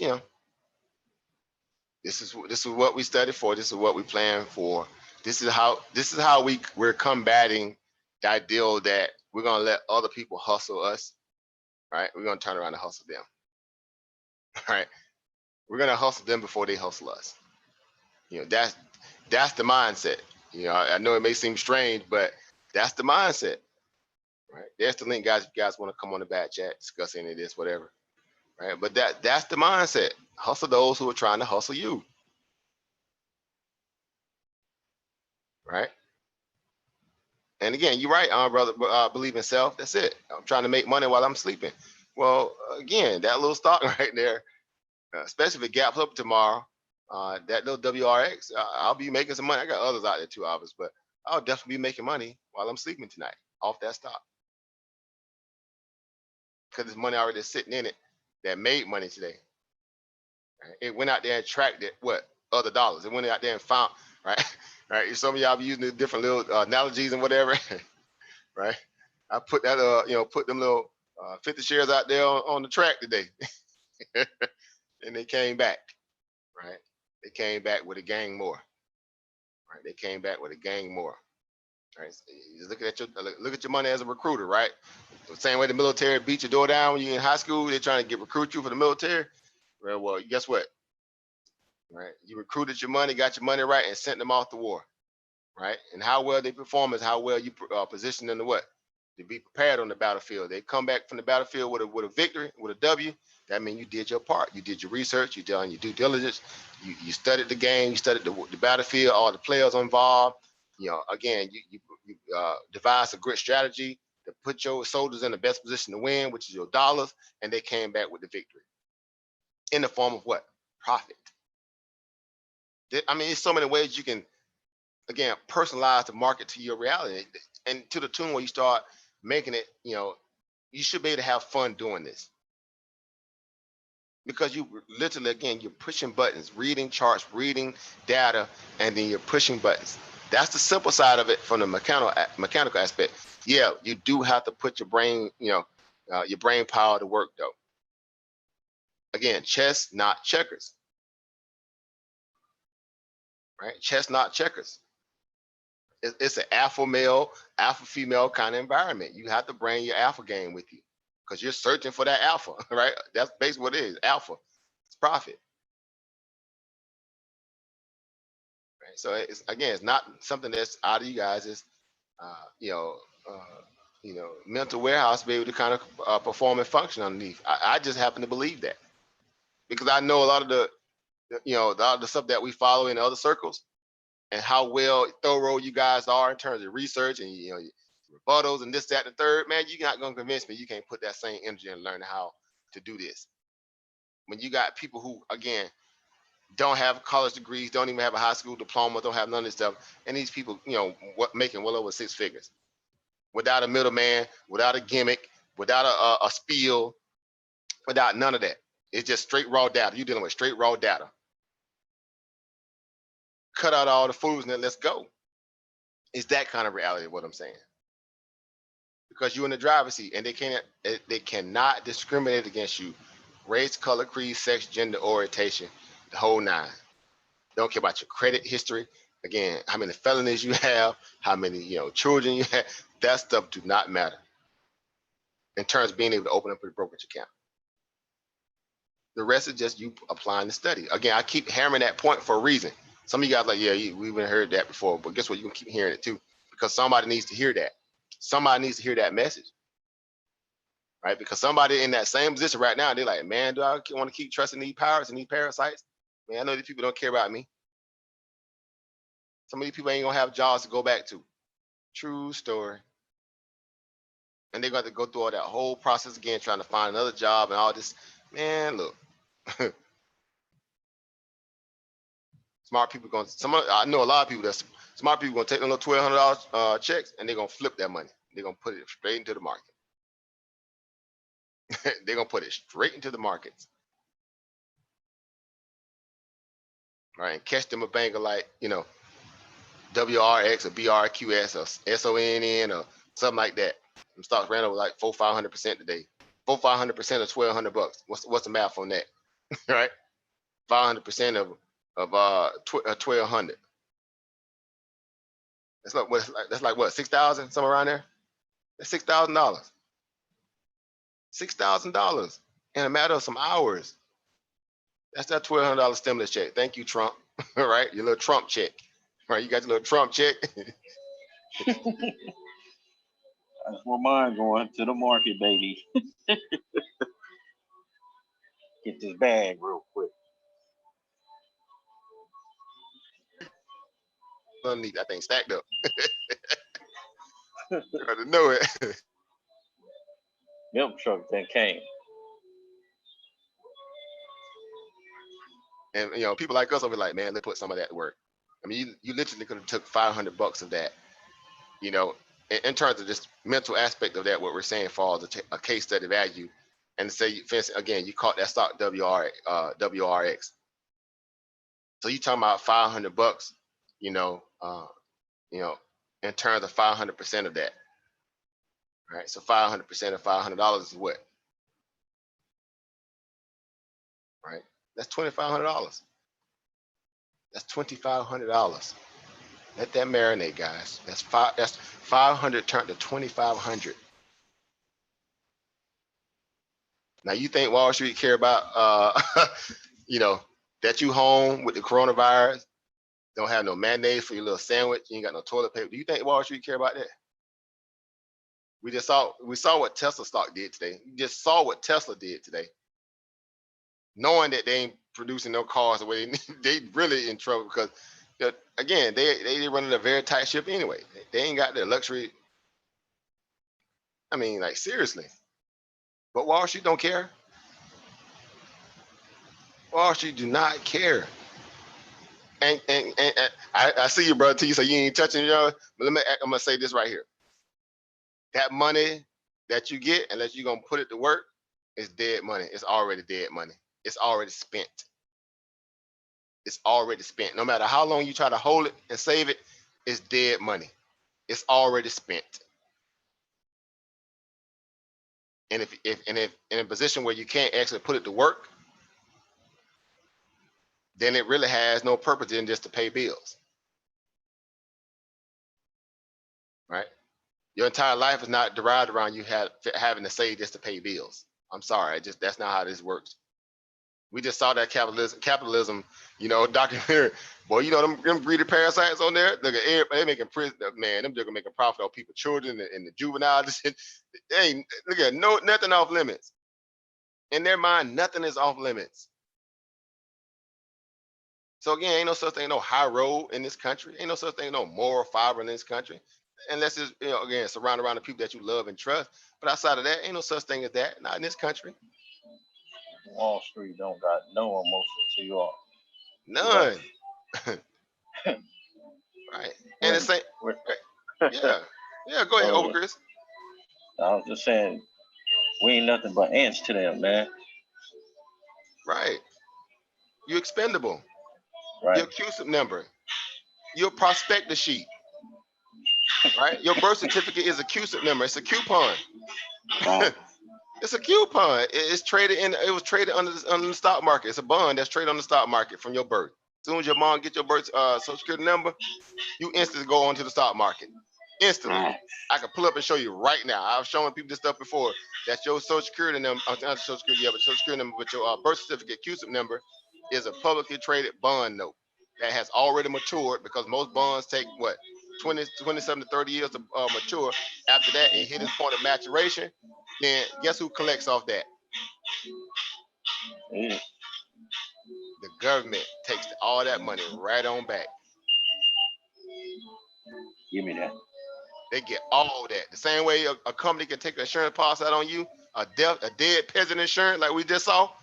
And if you die while you're working at that company, they're gonna collect off your death.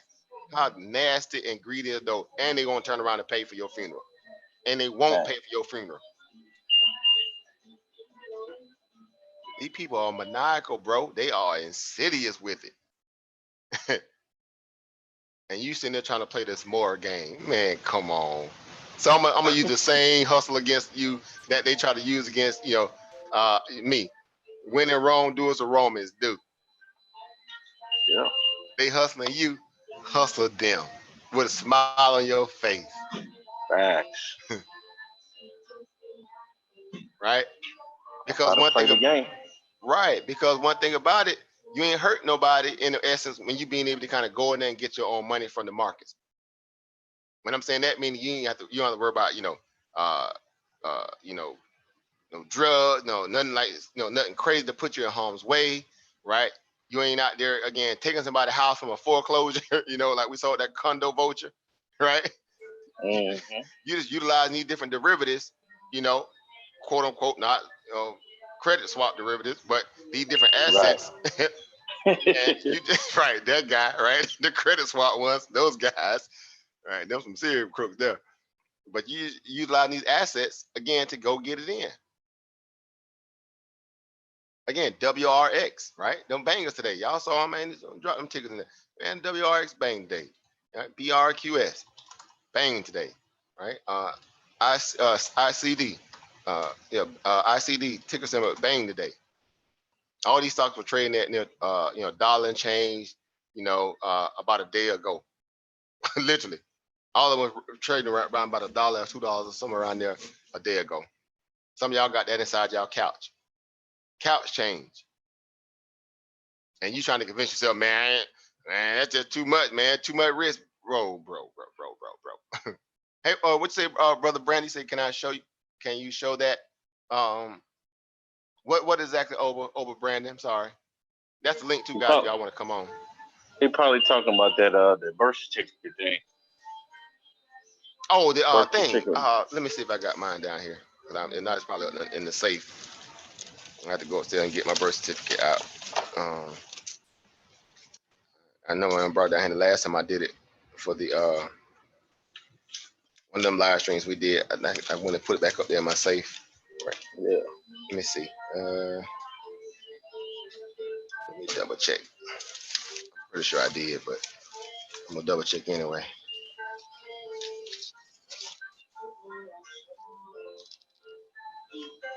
Double check. That may be still down here.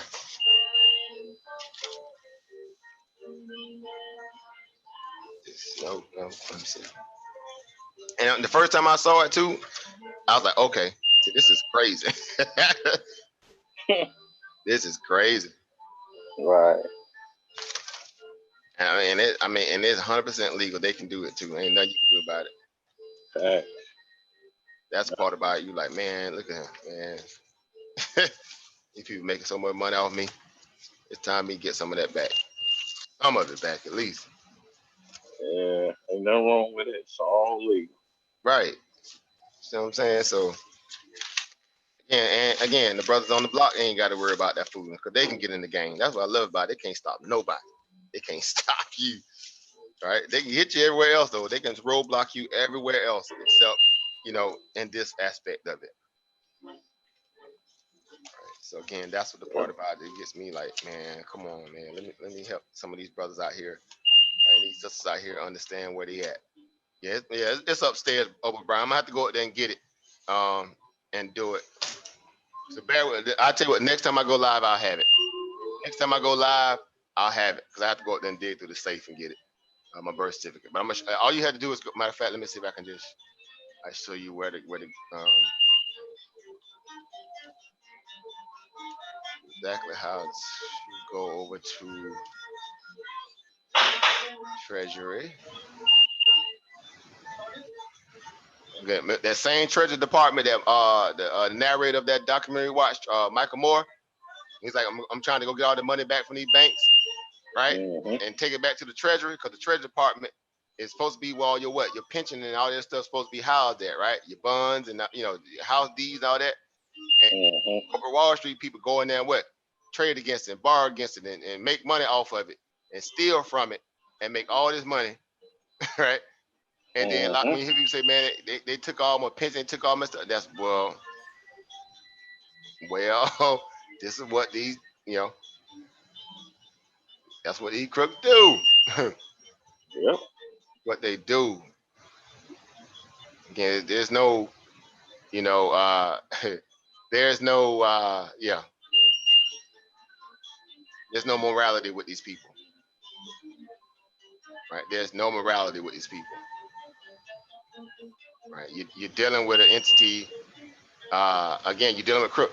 Again, I was telling you guys about old dude, Steve Mnuchin, right? Straight ratchet. Goldman Sachs finest. Straight ratchet. This guy. This crook. Right here. This crook right here. For the past, past 3 or 4 presidents, it's been a Goldman Sachs representative somewhere near the monetary system and controlling y'all money. This crook, he got investigated for fraudulent dealings under Goldman Sachs. Goldman Sachs has a real long track record history of criminal people in its organization. Obviously, but some of them been busted. And yet, they still make it to the some of the highest seats in our governance in terms of the Treasury Department. Right. How is that? Who's putting these people there? Nobody. Right? If they ain't have an interest to be there to obviously manipulate things and the monetaries and systems and the currencies to benefit those of Wall Street, because we saw when the takeover of Wall Street really truly happened. We watched the movie. I mean, the documentary, it showed you when they really took it over. They've had it ever since. That was an eye opener. Right? That was a real true eye opener for a lot of people sitting around, again, with this delusion of grandeur that this is a utopian country and everybody this and free to do this and free to do that. Man, you free to go into debt and die. That's your freedom. Right? You free to go into debt, then die. Because that's exactly how they sitting there playing people. Right? So it just you're dealing with, again, you're dealing with, dealing with them. So, but yeah, this is where you come, right? Can y'all see my screen still? Is it showing still? Yeah, it's still up there. All right, so let me blow it up here. All right, you go down where it says you saw where it says Treasury Hunt. Click on that, and it takes you to the Treasury Direct. This is a part of the treasury.org. Here's how you check your birth certificate bond. Right? Let me see. You go to, it's the Treasury Note Bond. Nope, it's the it's not the estimation calculator. No, it's the growth. No, that's the one for. Let me see if this one. Yeah, where's the one where? Nope, that's not it. It's the notes. It's the bonds one. It's I haven't done it in a while, but I mean it'll take me a minute to kind of remember how to do it. You go back to, no, it's not that one. It's I think it's the EE saving bonds one. You got the eyes are two. It's the, let me see. Trying to find the calculator because it's the calculator one where you pull up and you can check those, check the value of your bond, of your birth certificate, basically. Uh, where we at? Is it the? They didn't change the site around just slightly, a little bit since last time I've been on. Slightly, not a lot, but it'll have it up there where you can click on electronic bonds, paper bonds, takes RS. No, it's not there. It's the that's me just checking it out, right? Let me see. Saving bonds calculator, saving bonds value files, redemption tables. Those are just the tables. So yeah, I have to go put. I got the notes written down how to do it, but I'll do it next time I go live, brother. Over Brandon, I'll pull it up and show you how to do it. Show you exactly how to do it. So I'm sitting there trying to just remember off the top of my head right now, but once you see how to plug it in there, it's a very simple process. It's a very simple process. Let me see. All right, so identification of the bond. So yeah, I think you come here first, and then you go through it from there. So yeah, I'll do it next time I come on live. But this is the site you come to. It's called Treasury Direct, which is a part of the Treasury Department. How you check your bond, right? But you also can come in here, check all the other stuff like the auctions that they having, with these different bonds that are out there, the different type of bonds out there. This is also good education, right? Because there's double E bonds, it's regular E bonds, it's I bonds, it's H bonds. These are different aspects of maturity values, and percentage values of some of these bonds that are out there, right? The same. This is how they stealing a lot of money out of your savings and pensions and all that stuff through these different little bonds, right? Just to put it in layman terms, exactly how they snatching a lot of money out of American people's savings and all that stuff, right? Different types again, H bonds, all that kind of stuff like that. The notes on them says you see a 10-year maturation on this one here, right? It's pretty much showing you the tentative date aspects of some of these bonds, right? You got bonds going back to 1935, right? These Series A bonds, Series C bond 1937 to 38, 39 to 1941, right? Obviously bonds being mature and they worth again a grip, right? But again, you guys can't even access them unless you obviously become a bond buyer, auctioneer, auctioning these bonds against some of that money too. Right. But yeah, so good information. I have it, like I said, next time I go live, I have it up. I run it. I show you what mine were. Right. I think I took a screenshot the last time I did. I just have to go search for it. It's somewhere in one of my little, one of my files. But to learn how to, get the information, how to convert it and all that stuff, you'll see it. See it from there. But that's it. So let me post it. Matter of fact, let me post it.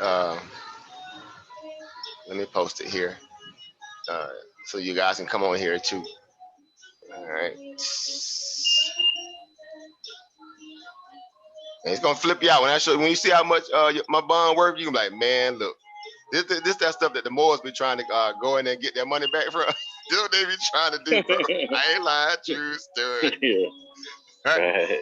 They be trying to go in there and collect on them bonds. This is Penal Code, QCEP, Black Law Dictionary book, so and so, so and so. Y'all owe me this money, bro. I'm like, man, look at him. I'm gonna sick these dogs on you. You don't get out of here. Crazy. It's a mess out there. Mm-hmm. Yeah, but that's the site there, guys. But again, very important site to have. Also, the treasury.org site. Again, like I always say, you follow that. You can follow the interest rates, things of that nature. Know what your housing aspect is worth, your car, any kind of contract you got out there. Be it a 2-year contract, a monthly contract, you'll be able to kind of keep up with the interest rates in terms of their values universally. And then whatever market the banks are doing, that they're not necessarily over gouging you, right, or overcharging you. Because again, they always know that most people have no clue about how to, research and stuff, or even know what to talk about when they go before these banks and this, that, and the third. They're banking on you being ignorant. That's how they're able to fleece more out of you. Because if it wasn't such, it wouldn't be so clouded with shades of gray. It would be just a universal standard. And here are the prices. They have everything listed, right? And it'll be universal across the board. But it's not the case. So it shows that people get to throw all the prices up and throw all the things down, that means they're hustling at that moment, right? They're looking to play on a person's desperation, and that's how they get more money out of a person, right? Again, very, very dirty game they play. Very dirty game they play. So yeah, so yeah, just kind of want to come on a little bit, talk about the documentary. For some of you guys probably didn't get a chance to catch it if you haven't.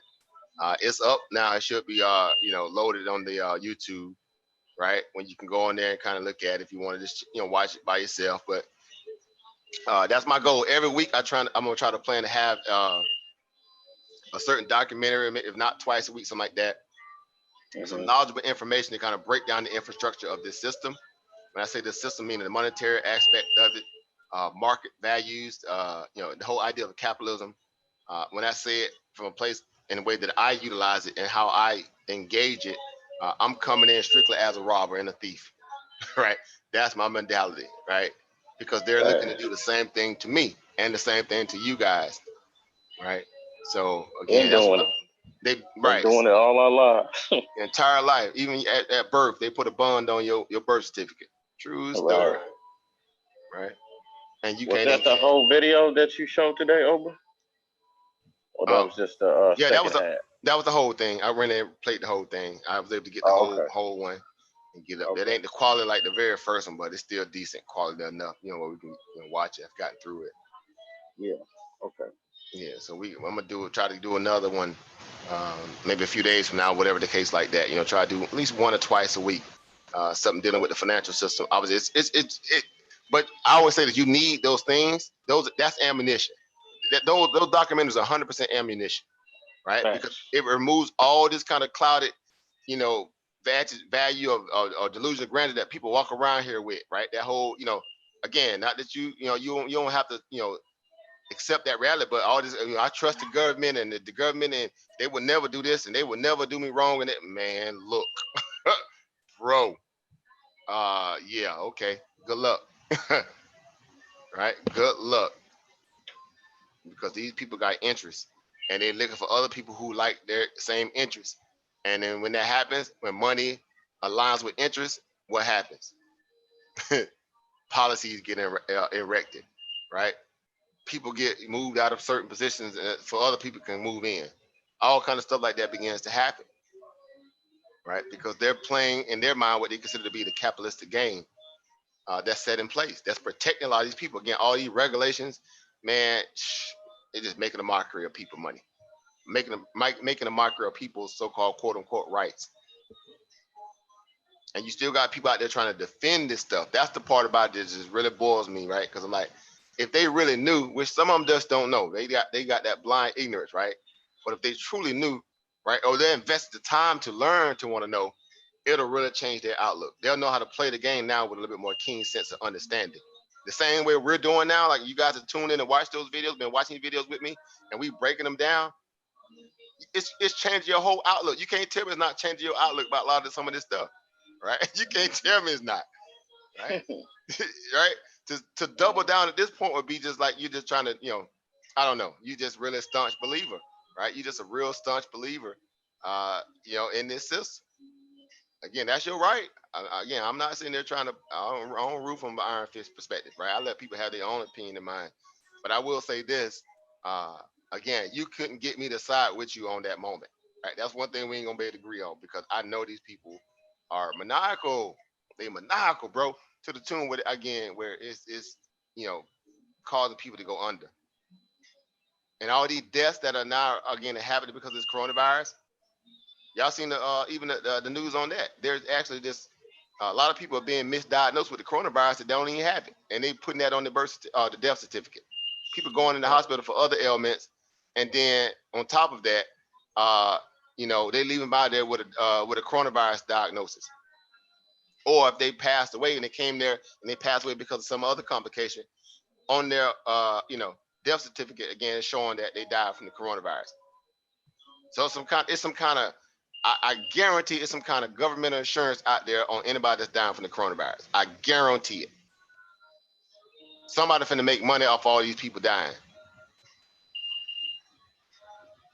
Because you know the system you're dealing with. You know the people you're dealing with. right? You know they ratchet.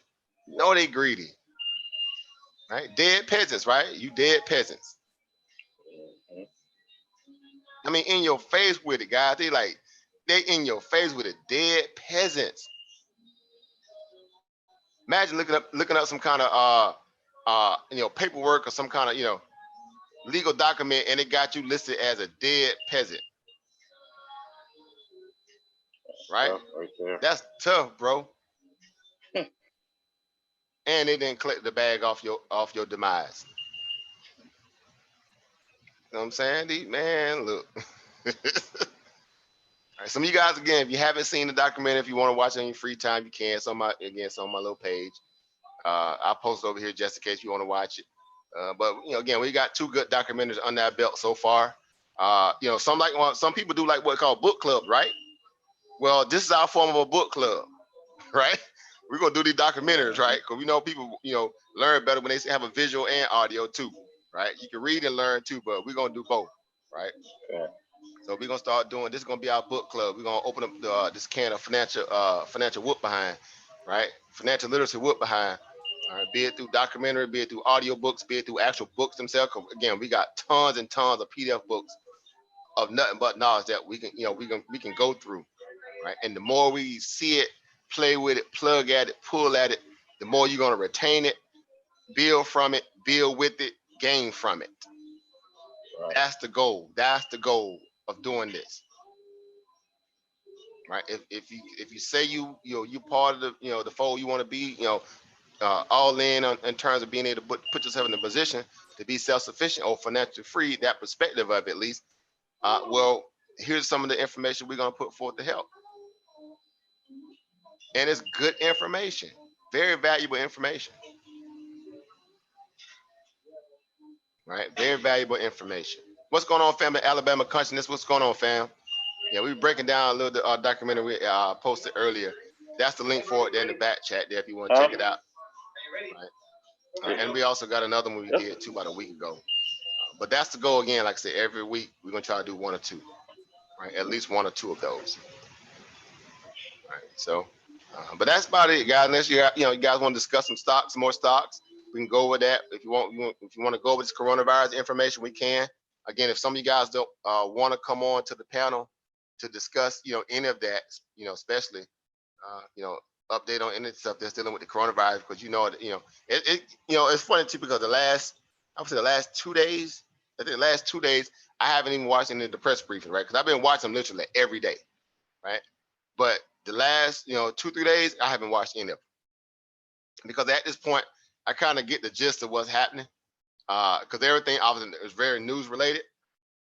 So the main catalyst today, on top of a lot of other things, right? We had the whole big oil debacle with the Russians and Saudis. They did 10 million barrels per day, and more or less Main Street won about a 15% head count that around about 15 million barrels to 20 million barrels.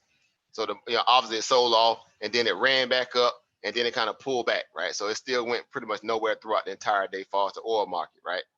And so again, it's showing you that a lot of people just still wasn't quite happy with that oil deal, right? It didn't meet the standard what Americans want. Again, more or less Wall Street, right? Let's keep it 100. It was more Wall Street was disappointed than the Saudis or the Russians were, right? Because again, they're controlling their own game. But right now, the future market is open up. You got oil, the crude oil is down around about 2%, 2% here in the futures market.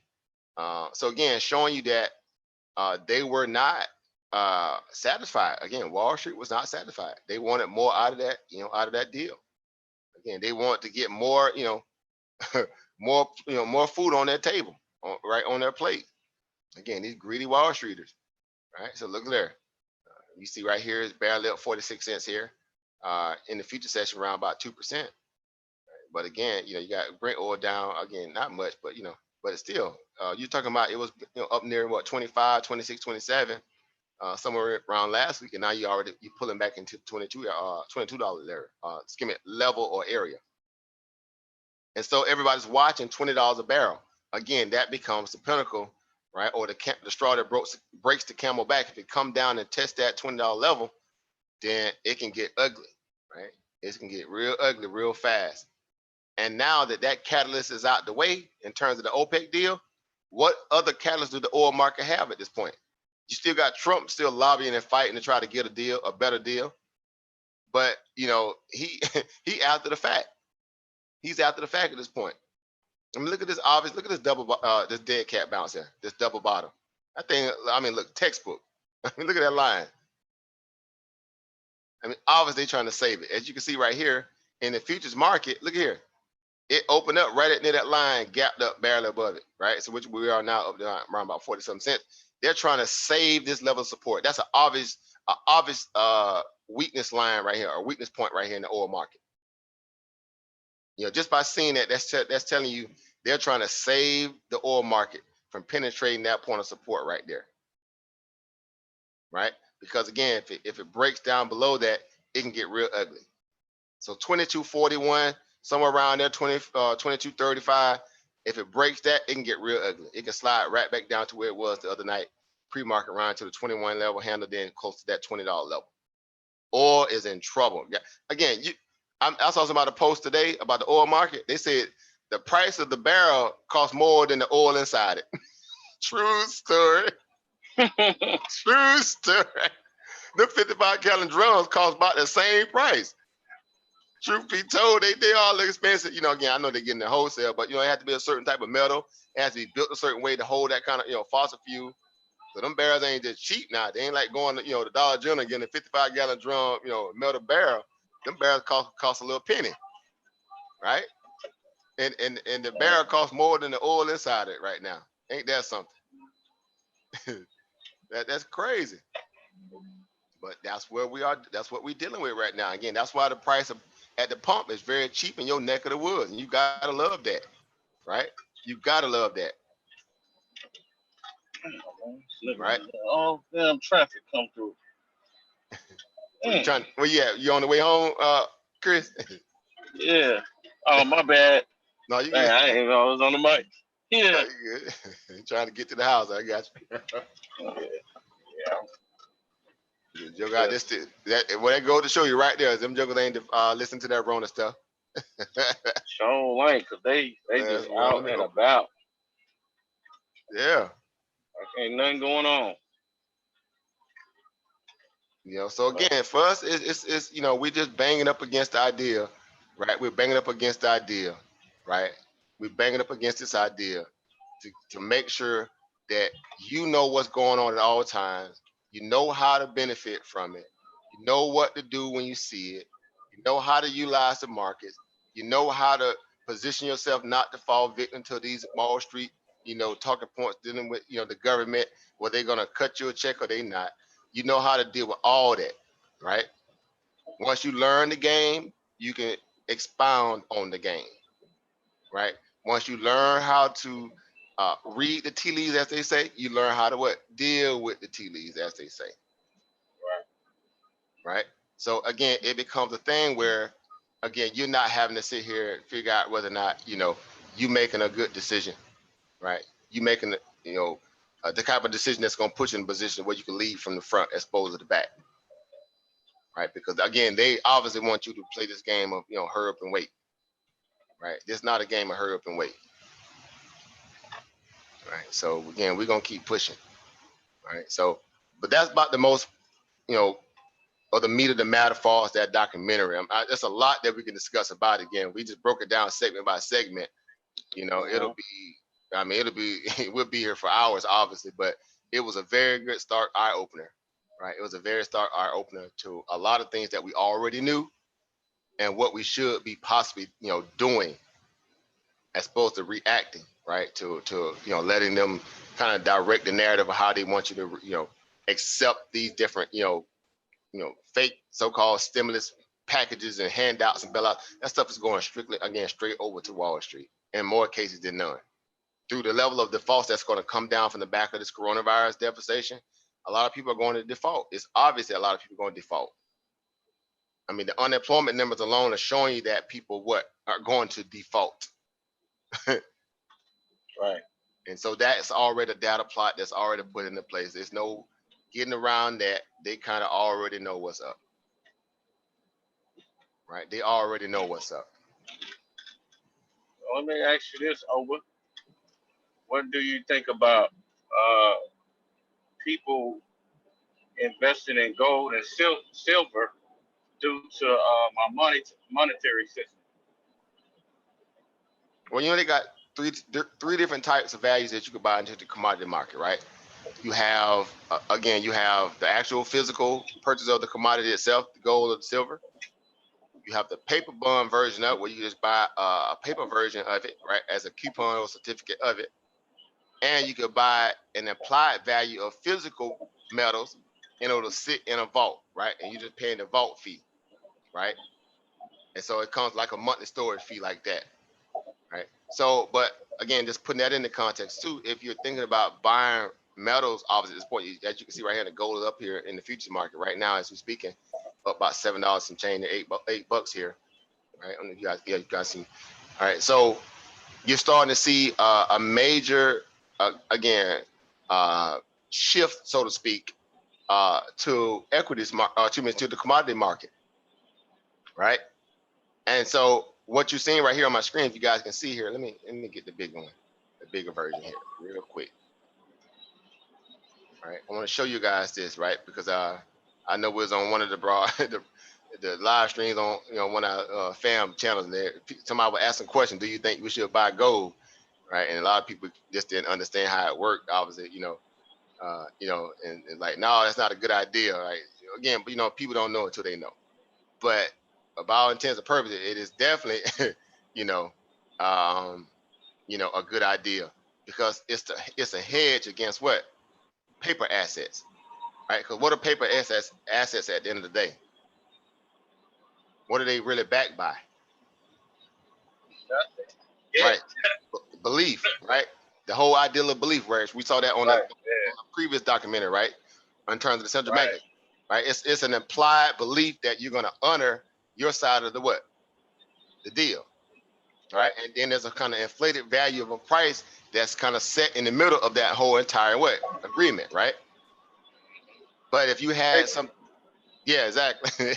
If you had, an item, now you have a tangible good that you can exchange the value of it from a fair, universal price point. Right? Because the mortgage rates and prices in America is not the same as they are in Europe. Right. So that means they're volleying on, different price points, just making up numbers as they go. But a bar of gold is the same price it is here as it is over there. Obviously, it's outside of you just paying the currency exchange value. But it's basically priced around the same rate because that's what the universal standard of that price of that ounce of that gold or that silver or that palladium or that platinum or, whatever out there is going for. Iridium and all the other little, items out there. Right. So case in point, if you go back literally, right, this was 2019, guys.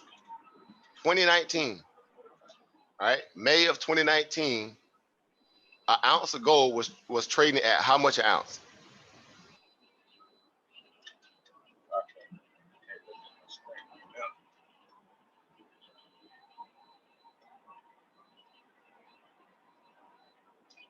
Right, it was trading at $1,300 an ounce. Right, so you ask yourself, okay, well, what caused gold to take off and spike the way it did from last year till today? Right, you're talking about just May of last year. May of last year, again, $1,300 an ounce, and now it's up here near what? As you can see, way up here, it's $1,700 an ounce. 1760 to be exact.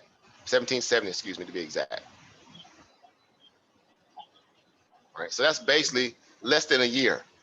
Less than a year, you're already up, 400, 400 some odd dollars on an ounce of gold. And from the looks of it, back the chart out a little bit, it looks like it's going what? Higher. Right? It was at $1,100, excuse me, $1,100 an ounce back in 2018. Right? So you already, again, up $600 an ounce in a long-term hold portfolio, again, because it becomes a hedge against what? Paper assets. When people get nervous about paper assets and greed and inflating prices and making up numbers, they run to what? Real assets. Right. right? It's like you running into your shekels now. You dusting your little shekels off that you've been hiding underneath your little shoebox in your mattress. So, right? Right.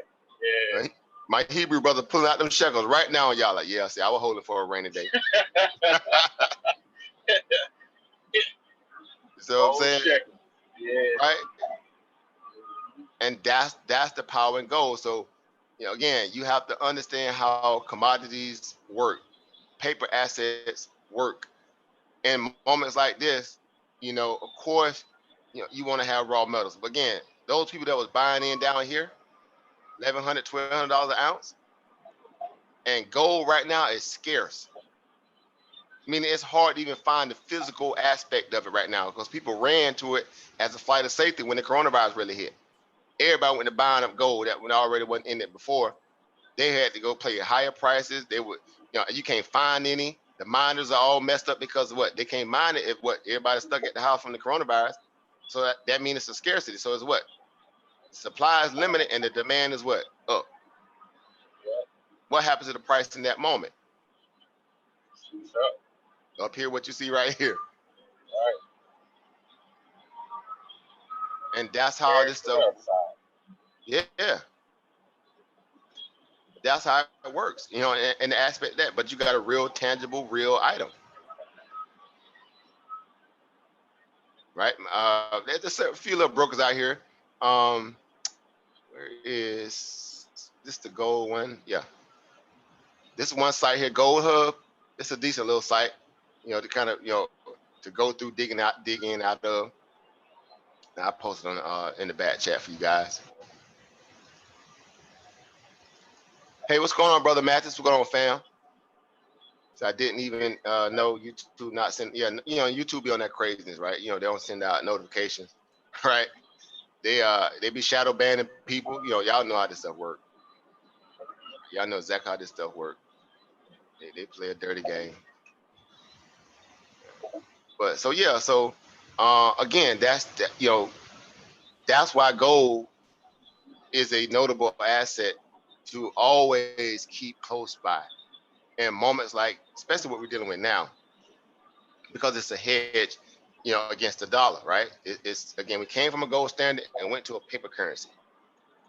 It was backed on what? Belief, which gave greedy people like central banks, Wall Streeters, and all that the ability to speculate and run prices up on stuff that's not even worth the price that it really is. Right. It's the reason why you're paying about $5 a gallon of milk right now, because Wall Street ran those prices up. Not the farmers, but Wall Street. Right? The same way in the gas market. When you was paying about $7, $8 a gallon, $5, $6, $7, $8 a gallon, well, again, speculation. Them playing games with the oil market, commodities, right? It was dictated by people who was able to produce the barrels a day, or if they did a cut or not. So, you cut the barrels, or the market is disrupted, then of course, that's a tangible, disruptor.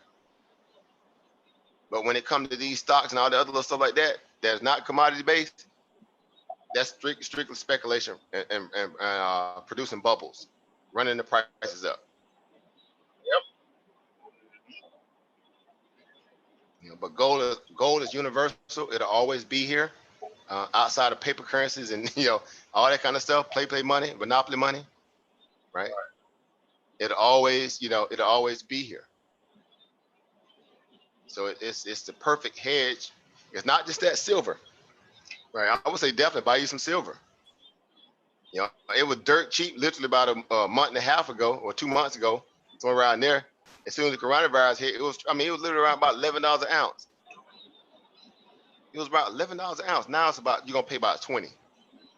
You're gonna pay about $20 an ounce right now for a bar or a coin of silver right now. That's crazy.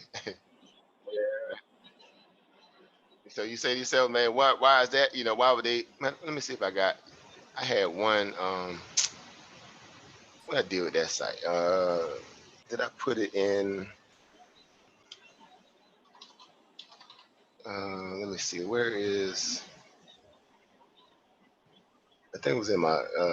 Was it the silver? The gold eagle one? Well, this is just one exchange here. But let me show you real quick here. All right, the silver bars right here. A lot of people, like I said, they're out of stock. You know, you can't even, right, you can't even buy the 5-ounce bar. 5-ounce bar is gone, right?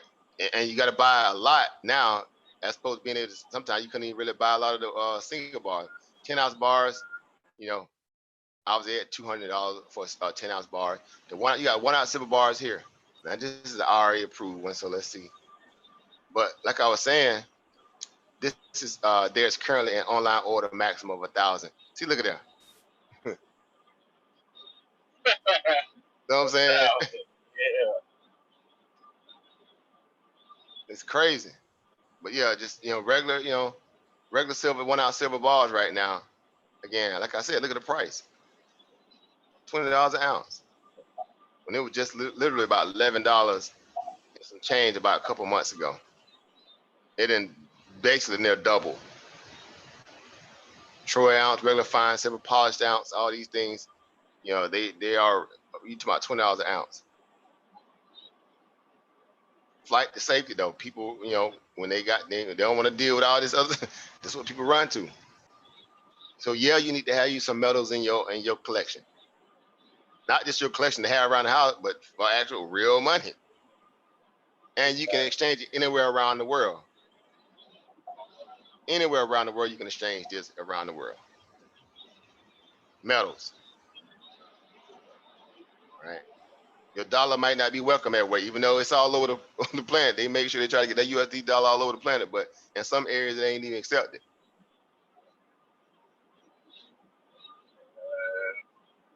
I bet you them people on Sentinelese Island, they ain't worried about no paper dollar. They're like, you don't get out of there with that? What's that? You get these bow and arrows up your back. Right. Get you up out of here real quick with that. Okay. Hey, we got some dollars, some stacks. Okay. Come there with some metal. Yeah, you know what I'm saying? Yeah. You come there with these metals though, you might can get a negotiation. Right? Ain't no metals. They take that silver and pull it down and make them some arrow tips with it. Right. You know what I'm saying? So this, again, but it has to kind of, man, I don't know if the way this market is nutty. It's nutty. Because right now, again, you're paying a hot price, and this is the spot price. You see right here, it says you as low as $4.59 over spot. So that means spot price right now is roughly around about $14.15. So it's $4.59 over spot price. Again, that don't include shipping and all that other stuff on top of that. Right. You know what I'm saying? That's just how they ran the market up. And then you say, well, how can I go find the actual real price of silver? Well, what's the standard price of silver that's being traded at right now? Well, that's why you go over here, you go to the commodities market, and an ounce of silver right now is trading at how much? $15,672. Right? Obviously up on the night so far. But yeah, so if you click on silver, just show you what I was talking about. About a month and a half ago, near 2 months, silver was, down here around about $11 and some change, as you can see right here. And then it went haywire, right? Everybody went to buying it up, right? With this whole, coronavirus fear and all that kind of stuff. So again, that's a good investment. So if you came in here at $12 an ounce, just on the trading side of it, on the paper side, the prospecting side of it, and let me see, that was back on the 19th of March. You're already, again, it was at 1180, some of the stuff like 1180, 1170, 1160 here, as you can see here. Right now, less than a month, you're already up $3 per share on that trade, on that investment. Because silver is definitely a long-term investment, but you can, buy into it, sell a little bit, hold it. Depends, how much you get, but it's a reason why this is up, because people are what? They're running away from paper equities, dealing with this coronavirus. This is a flight to safety type of currency.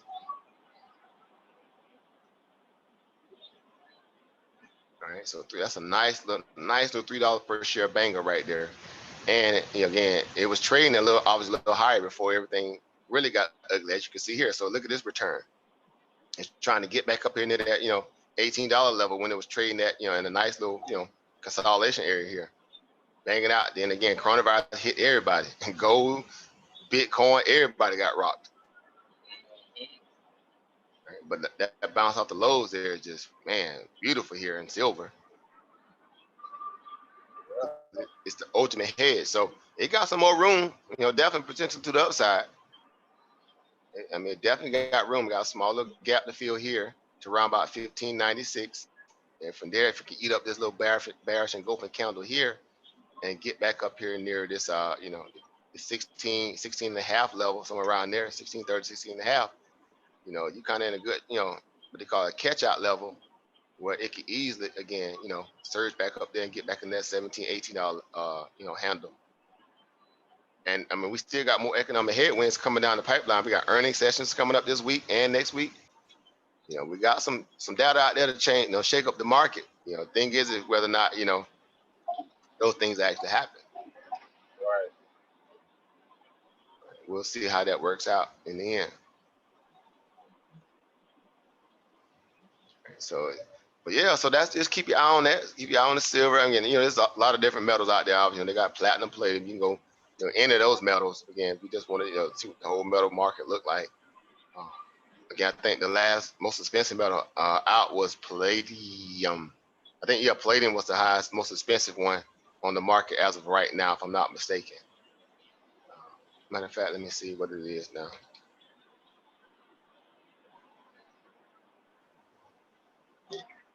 Let me see. It's either platinum, palladium.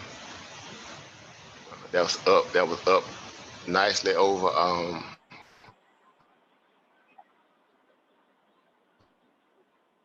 Let me see, one of the bigger, well-known dealers out there. Yeah, see right here. Look at there. Y'all see that price right there? Palladium. Yeah, that's palladium right there. That's an ounce of palladium right there, guys. $2,125 an ounce. And on the acid is $2,275. We picked up $12 today. Palladium. And people are like, man, palladium, yeah. So you got all the palladium, silver, platinum, and then what? Rhodium, as you can see right here. Those are the major, metal commodities that are being traded right now, especially in high volumes. But palladium is the most expensive one. So imagine that, right? So y'all doing it wrong. Y'all out here buying all this, like these old worthless diamonds. Got him. That's right. Got him. They buying all these worthless diamonds, talking about they icy, and the real money is in the what? The metals. You need to use some what? Can you some palladium? Can you some rhodium? Can you some platinum? Right? And metals going up right now. Right? So when you know better, you do better. See what I'm saying? Right. You ain't finna get me buying no diamonds now. I'm gonna get me some real physical metals. And I put that around my neck, if anything. I ain't gonna put all these diamonds in it either. I may have, if you want to have one or two, but the main bulk of that stuff gonna be as is, because you can break it down fast and sell it on the market without any what? Appreciation value. That's solid metal. All right, so this how you you really show you about that business. You about you know what I'm saying? Get you some metals. All right, platinum around about $700 an ounce right now. 700, and then you got again rhodium. Sorry right there. Still affordable. Yeah. Rhodium just more of the in between supplies, so they ain't really putting it in the free market. But that's it, guys. So that's how that's how you come check the values and you roll it. You see a gold here, 1720, 1540, silver 751 for platinum, and again 2100 for the palladium right now in the after hour session. Right, these are the real time prices here after hour session. So palladium down by $13.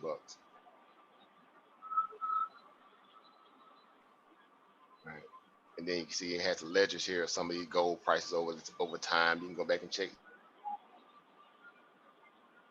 some of the prices and all that stuff. So yeah, Kitco's a good site. Again, they actually got a YouTube channel too. I forgot her name. It's a female that does all the broadcasts. So they have people on there like Rich Dad Poor Dad. What's this guy name? Top of my head, Robert Kiyosaki. Robert Kiyosaki. Yep. Which is obviously a former Marine. He used to be a military guy, so he think he's bad behind. Right. Always talking about some assault rifles and shooting somebody. Right. But he also has but he got a good mindset when it comes to understand how wealth and riches are. And he's a big proponent against Wall Street because they crooks and criminals. He's always going in on Wall Street, always, because he understands the game, right? And that's a guy that again, put out some good literature. So she had people like him on there, James Rickards, Peter Schiff. I mean, there's a lot of people she have on there. That's kind of the type of people that CNBC won't have on their show, right? Yep. People that's gonna tell the truth. Yeah. So yeah, Shamat did that last week. It'll probably be a while before we see him again. Yeah, he went in. He did. He made them just real hot over there. Like, man, he blowing up the game. He's telling all the game. Hey, well, guess what? Y'all need to be exposed. Y'all know y'all frauds. Y'all just making it worse because it really shows that you can't be, really be trusted. Exactly. But that's the site there, guys, to Kitco. If y'all want to archive that site, whether you do or you don't, it's a good site to have.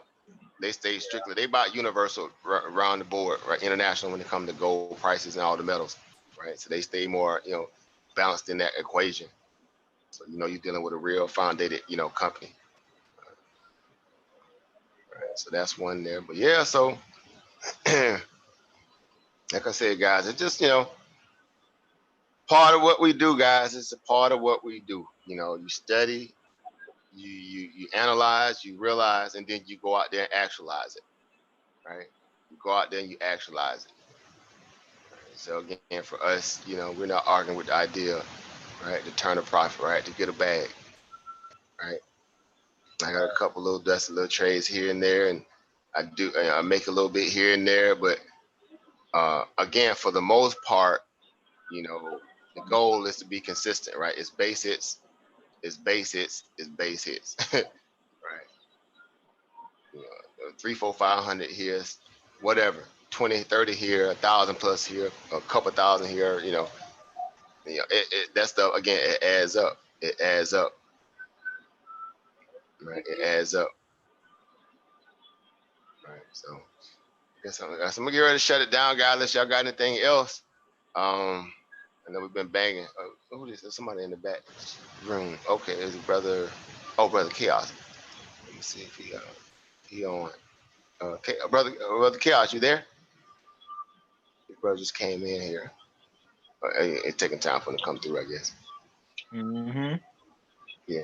Hey, what's going on, bro? What's going on? Peace, power, and profit to you. How you doing? Doing well. Good. Yeah. And did you talk about the Warren Buffett pulled out some of his little stocks today? You heard about that? Warren Buffett? Yeah. Well, yeah, he been straining the swamp as we know it be. He might have just made another power move today. If I did, I probably missed the one he did today, but I know he just drained the swamp in the airline industry. He got rid of those. And, I saw some over the weekend too. He was making some other little decree or declaration to some, but I didn't really go into details on it. What was the news on it on the one today? Yeah, I saw it from another brother's channel, but my problem African porn is that a lot of people waiting for other big players to start pulling the money until they start reacting, instead of really studying what is really possibly going to trend to really for a pullout. The same way for your average big investor. So if he's did it already, that means you already late by the time you get the news about that. Right. Oh, you mean like certain assets, right? Certain because because certain stocks. They move it's very volatile, very fluctuant. So somebody makes a move, and people don't catch the move right there instant, and you catch like hours or a day later is already like, late into it. You have to be more diligent.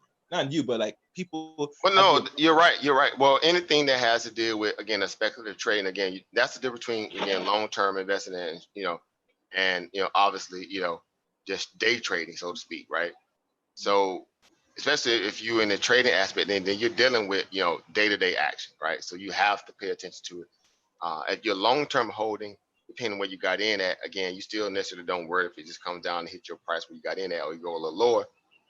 Because if you like the stock for what it really is in terms of a value play, then that's just an opportunity where you can add more shares to it, right? So the way you will pull all the way out is on would be in the fact that, again, you find that there's no really true value or growth left in that particular company, right? Or they got some bad news enough that kind of rock them from being, salvageable for your investment at this moment, right? Because you still got a fiduciary responsibility to your own self, right? Right, in terms of making good decisions for your money, right? You're your own client, right? You become your own client in that moment, and so every trade has to come with a level of scrutiny and also a level of discreet due diligence in terms of how you position whether or not it's a good trade or not, or a good investment or not. Right. So you do have big fish like Warren Buffett, coming in and out of certain stocks or industries or indices, whatever. Then yeah, you can say, well, okay, well, that ain't necessarily the best news to hear for a trader that's lifting in it, because a lot of his money that's tied into it gives some of these stocks really good lifts. Now, but in the same breath, Warren Buffett takes L's a lot too. Right. I can show you a lot of trades where he done took some L's on. And it goes against the idea that you would think that he's just, he's infallible, right? Because he's not. You see what I'm saying? And I betted against him several times, meaning traded against him in that reality, and I came out on top. Right? He doubled down on Teva, it imploded. He doubled down on a company called Stone at a point. I remember that when it happened, it failed. He doubled down on Apple that time when Apple was trading up near 210, 220 before the first time, and it dumped and went all the way back down to like 150, 170. Right, he doubled down the Apple there. I shorted Apple in the earnings that moment, right? So I won in that moment. So again, I ain't did it at the millions of dollars, but you get my point. It's just about, like you said, your diligence, right? You have to be a student of the game and study it up in a way where you got to follow the money too, but you also follow your level of your training. And if you trust your training, then again, you do what you got to do, right? Let chips fall as they may at that point. Even though the markets are nutty, right? Even though markets are nutty, right? They're always gonna, do what they want to do regardless of how you look at it. But it doesn't, take away from you being able to, do your part to put you in the best position where you can make profit. Yeah. So, but that's interesting. So yeah. So in so let me see if they got anything out there. I might have missed it. Anything, that came after the fact, but. Goldman Sachs abandoned its bearish near-term view on stocks. Says the bottom is in. Yeah, Goldman Sachs is just crooks. I mean, we just, again, anytime you hear the word Goldman Sachs, guys, y'all know what it is, right? Y'all know what it is at this point after the documentary today. But again, a lot of us been knew it. Ain't nothing new. Most of the biggest Wall Street crooks out there come from Goldman Sachs. Jim Cramer comes from what? Goldman Sachs, right? That's why he like the biggest bull on Wall Street. Why? Why would he be bullish on everything all the time? Because he has a vested interest in making sure that they take advantage of all these retail traders coming in, just thinking everything is supposed to be again unicorns and utopia, right? Because Goldman Sachs is benefiting off a lot of that money based upon his direction, right? Because Goldman Sachs is investing in a lot of stocks that he's always pumping on TV. That's the part where people don't see. They think he just random companies a lot of time. A lot of these companies be stocks that be heavily invested in through Goldman Sachs because he used to work there. Right. So all of them crooks, they all on TV. They are the new parasite. They all again holding down, big places of government. Steve Mnuchin. It gets no worse than that. He the treasurer, Secretary of Treasury. Big crook from Goldman Sachs. And a lot of people don't even know it. They just think he just, he's so this and that dude, just like everybody else. Ratchet is all outdoors, right? And crooked than, crooked than a $4 bill, right? You know he owns that on that foolishness. You know what I'm saying? So, but that's just a part of, again, understanding, why you have to be, um, conscious enough to realize the type of game you're getting it into, what you're playing. But the good thing about it, again, from a retail side of the perspective, you're not necessarily worrying about a lot of other people's reality when it's all said and done when you're in the field of battle, right? Because and these stocks are moving, right? If they're moving, that means that's money being made, right? So liquidity is volume, things of that nature. And you say to yourself, okay, like same when we broke down again that WRX trade today. Obviously I outlined to y'all why I got in, where I got in, whatever. But it's stocks like that, right? Again, 400%, 500% runners in a day. You making those, you find those kind of trades on average, you catching those things like day to day or every other day. Hey, you know what I'm saying? It makes you think to yourself, okay, well, yeah, I can have a couple long-term positions out there too, buy and hold, all that stuff. I get it, which I do. But the action, again, in terms of the paycheck aspect of the building your gains and profit, it's coming from this day-to-day liquidity that's available for you guys to take advantage of, right? And some of these day trading opportunities or swing trade opportunities that are out there. And so, again, I can assure you, we know Warren Buffett ain't trading. He ain't trading no WRX. WRX. He ain't even go down and hitting on the penny stocks like that, right? But again, for us, those are some areas that for a lot of us who got startup money, and want to start and learn. That's where you can find some really good gains at, right? Some really good gains, and building up, a mindset, a energy, and understanding how this stuff works from that side, because everybody starts out as a trader in that perspective to a degree, right? And then you move into a more consolidated investor, right? You go from trader to investor, right? Some people come straight out the gate, investing out the gate, they just buy it and hold it because they just still learning. But once this shit go up and it come down, you're like, man, this thing didn't do what I want to do. You sell it, right? As soon as you sell it, it turn around and go right back up. You're like, God dang it. Right. Well, you just actually made a trade. Gotta catch the trend. That's right. Like you told me before. You gotta catch a certain season for every trade. Right. And so there's a right time when, but like I said, if I knew how to operate this thing, so I made what do you call it? Automate it to where I want it. If it touches peak, sell it. I still can't figure that shit. No, they got algos for that. No, that's already been done. It's called. No, Robinhood. I had one on the not on Robinhood, but I'm just saying there are algos out there that program to buy and sell at certain levels. But but you can do it the same way. You would just have to be doing it on a methodical side. I mean, you have to do it, through setting the limit order and setting the sell order. Right. That's what that would be considered if you did it from that perspective. Meaning you will have a range of what you're looking for out of the stock, meaning a buy-in price and a potential sell side of the price. And so. If you have those parameters in play in terms of how you kind of map the trade out, whether it fulfills that destiny or doesn't, but that's still a kind of like an automation value of it, right? Because you say, well, I think it has the potential to hit this price today, right? So if it has the potential to hit this price today, right, this realistic price, well, guess what? I buy it here, then I set a sell limit, all right, a sell limit order at this price. And so if it operates the way that you see it potentially can do based on the volume, based on the news or the catalyst of it that drove that stock to be up today and getting all this new attention, then that's the same thing as an automated, value of it. You just had to set it, mechanically, obviously. And then you walked away, right? You went on about your day. I literally had a trade like that today in that WRX, right? Obviously, I bought in pre-market, then I bought in a little bit after the bell into my 9:50, 10 o'clock reversal pattern.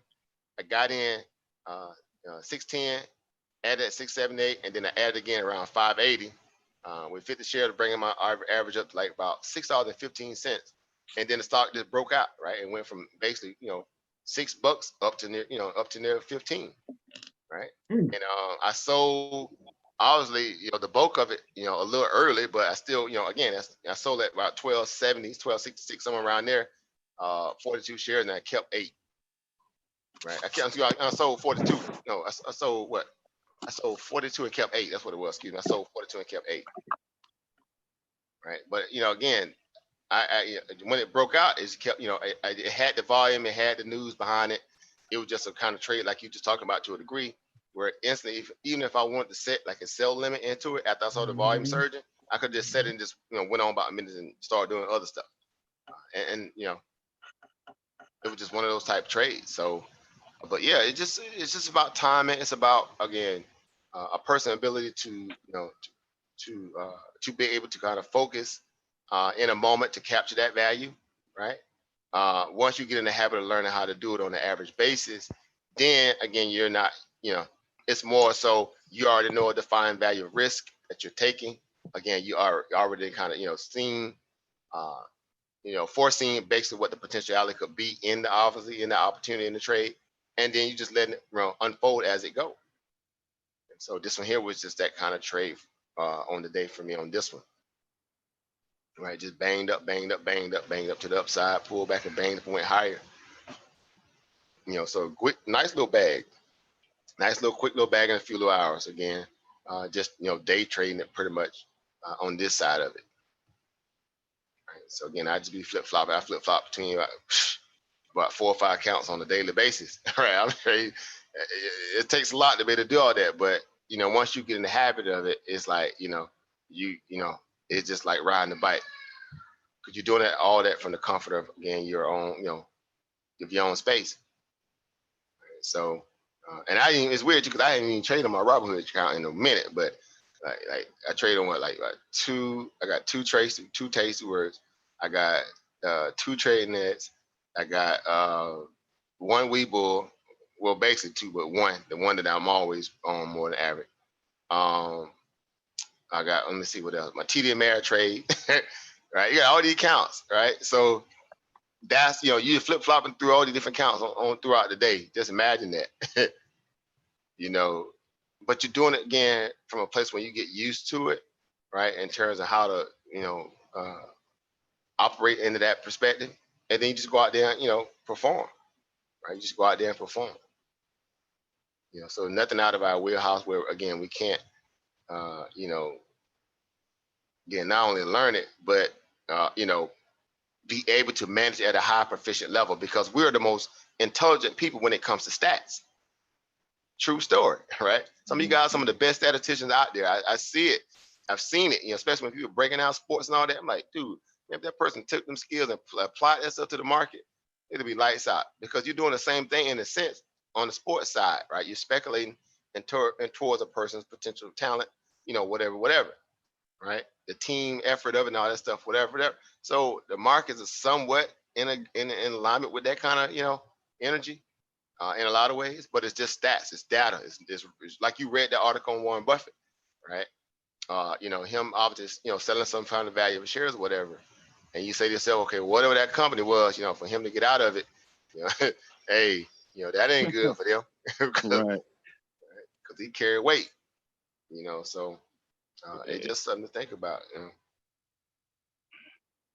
Yeah. But we stay plugging at it, guys. Y'all know how we go. We stay plugging. We stay plugging. Right. It's always opportunity out there. We just got to find a way to dig in it, because it's coming. I would say it's coming, and you guys' opportunity is coming. And it's just a matter of time. Like I'm like the biggest one I'm still holding out. Well, I still got. I got. Well, I know I got Boeing in this one account. Boeing, about the biggest one I'm still holding on the left, because I just know Boeing gonna roll, because I know they garbage. They But again, I don't make it perfect. I just know it, there's a lot going on with it, right? So that's my Boeing position now. And this one here, I think I was the 285 shares still in it short, right? And I think I added like maybe about 10 or 5 to it, somewhere around that today to that position. Right? So I'm pushing the threshold here, but again, I'm looking again. I always have a target. When y'all hear me speak about having a target, I'll say, well, this is my target, right? Well, I'm looking at trying to get out of it, right? So the target I'm looking for on Boeing is, again, down here near that 145 level. Now, again, my upside, upside push in it to make me roll on up out of here will be, definitely, anything above like 140, 152, 153, somewhere around there at this point, because I done held it for, long enough at this point. right? And if there's any more blood left on the, so to speak, in the streets and Boeing, then, again, down here below this 145, I'll be happy. All right, I'll be happy. But these little trades like this, see these little trades like here end up, like the Boeing here, excuse me, they'll be the little trades, you have for the week. That'd be your big banger, right? And I got a couple of other ones, here and there too. But just diagramming Boeing, again, hits that goal, I cash up out of this. I'm out of there, right? There's a base about another what, $2, $3 a share, right? On top of 285 shares, right? You still might roughly about another, well, hypothetically, another roughly around about another, what is that? About six, what is that? 285. So let's say 300, close about near 1700, $1,800, somewhere around there, give or take, right? Give or take, right? Right. And so, in that moment, you just say to yourself, okay, well, that's some profit. Oh, excuse me, I said 1,600, around about 700, somewhere around there, $700, $800, $900, somewhere around there, excuse me. But in that moment, again, I'm just playing a very, methodical game, the same way that they're playing, right? In terms of this company trying to utilize, its value of a news reel or a catalyst or something like that to kind of keep it from going under even more, because it's still under a lot of pressure, right? Y'all know all the different things that's harboring Boeing from really being able to take off, right? Because it's dealing with that 737 MAX issue, all the other issues it's having with the 787, the Dreamliner plane. They got issues with, so many other things, right? That's in-house. Debt restructuring. They're trying to figure out whether or not they want to do a bankruptcy or not, or they're going to borrow money from the government, meaning this bailout stuff. They don't want to take money from the government because they don't want the government to own some of their shares. So they push it back against that. Trump want to bail them out. I mean, they just sloppy over there, Boeing. Right? It's like a soap opera, right? But again, for me, a person who's kind of read up on these companies, when I see that they still, showing, mad signs of weakness and whatever the case, I'm gonna dig into it, right? Because I know that they're dealing with a whole lot, right? And there's more room in this stock, definitely to the downside. There are more people always want to say that Boeing is back and this is gonna go to the upside. But not, again, I got my targets in place. So if I had to get up out of there, I get on up out of there, right? I get on up out of there. Right. So, but that's that's how this stuff works, guys. You just look for those opportunities out there when they present themselves. You get it. I got some puts and Fastenal. Right. This company here obviously makes like what, little small manufacturer type of like rivets and bolts and nuts and all kinds of stuff like that. Fastenal. Right. Right now, again, a lot of the major manufacturers coming out of China, Asia, areas like that. So that's been disrupted. Right. So, but we'll see. Wall Street has a funny way of giving, buying companies that are what? Very weak, right? Because they like to use that same thesis, buying the weakness and selling the strength, right? Well, the company might be really ratchet and need to be sold off because they can't really produce a lot, right? It doesn't warrant certain valuations, and guess what? They'll still turn around and catch a bid. But I got to put on this one here. I got 2 points. I got one of my test where it counts, and another one, right? So this one here, again, not a whole lot in it, but just seeing if it could obviously operate in the aspect of the news that I have, or the due diligence I put into it in terms of the weakness they're dealing with, because they're hurting in terms of their distribution of their products right now, right? And then it's a lot of people not, obviously it deals with more mechanized things, or business aspects of infrastructure, things like that. A lot of these, these businesses and these companies that benefit off their products are shut down, right? They're shut down, and they already was somewhat beat up because of the tariffs. That makes it even more a bigger issue. And so that's, you basically just, when you paraphrasing your way through some of these companies and how you do research, that's basically how you read through it, right? You go look at the hard data, and then you go look at what the actual numbers look like. You look at where the stock, where it's at, and you just do like a little a nice little comparative contrast reality, and see exactly where the stock where it sits at in that great scheme of things. And then from there, you just, again, you make a decision based upon what's the most readily available data that you have before you, whether or not it can benefit you or not. So for Fastenal, we'll see. Right. Again, it's only about a, what they got about maybe like a couple $100 in it, if that, inputs somewhere around there. You see, what this one here is like what? Yeah, 48. Then the other one is like I think about 70. So roughly about 130 some odd bucks in it, right? In one of the positions here. All right, so we'll see how that turns out. But again, some of the things that I use, I guess while I'm still on real quick, I use Tip Ranks. Tip Ranks is a good one of the sites I use. I'm just kind of showing you some of the tricks of my trade. Ain't no secret, because we share with everything. All this stuff is for us, but everybody uses so many different aspects of things you can use. But Tip Ranks is kind of one. And this is not the paid service when I use the free stuff. Y'all, I don't even pay for that anymore. I used to pay for all these subscriptions. I used to be like about $300-400, just in paid services and things of that nature. And I was like, man, I could be trading with that money. Bruh, let me get that free service on the go. Right? Wrap it up in some of that aluminum foil. I don't even need that good paper. So yeah, Fastenal, Tip Ranks. Matter of fact, let me post a link in the back chat so you guys may want it. That site is a good little site to kind of caveat or divvy through some of these stocks, going into earnings, parse through them a little bit, get a little analytical aspects of it. Right now, again, they got a moderate buy on it, a moderate rated buy on it at 3 buys and 4 holds. Right, the 3 buys, those are people that's underwater. Anytime you see 3 buys on the stock that's down bad because it's coronavirus and everything else, and these are people who bought in a little higher, like these different analysts that are giving these buy ratings, and knowing that they're going to face a lot of economic headwind because of the coronavirus, that's an analyst that's underwater. So they're gonna keep a buy rating to get up, get the price back up, right? But once you learn all tricks of the game, you understand. But you got 4 holes, so those 4 holes are people that's saying, man, look, we just want to hold on, right? We just needed to hold on going in lower because we got positions here and there. So you had to learn how to read the tea leaves, as I always say. So you go down here, you're looking for news, looking for insider buying, right? So you got some insider buying and selling, right? So last 2-3 months, and some of these dates are not 100% accurate. We got a more direct website to go see if the exact buying and selling dates are. I'll show that to you guys real quick too before I get off. But you see right here in the last 2-3 months, you got some selling going on in this stock. 19,000 shares here, 157,000 here, in about 5-month time span, 3 million, somewhere around about 6 months, whatever. But again, it just shows you some of the sentiment that's happening in around the company, whether it's insiders trading or selling, right? Especially going into an earnings report, you don't want management selling shares of stock, right? Unless it's just been sitting on the lot. Right. So right here, you see what some news coming out. This most some of the most relevant news over the past hours or days. And Fastenal, you say Fastenal company announced a cash dividend. So guess what? 4 hours ago, they announced what? Their dividend, right? And it's to be paid in cash on what? May 26th. So you have to be in.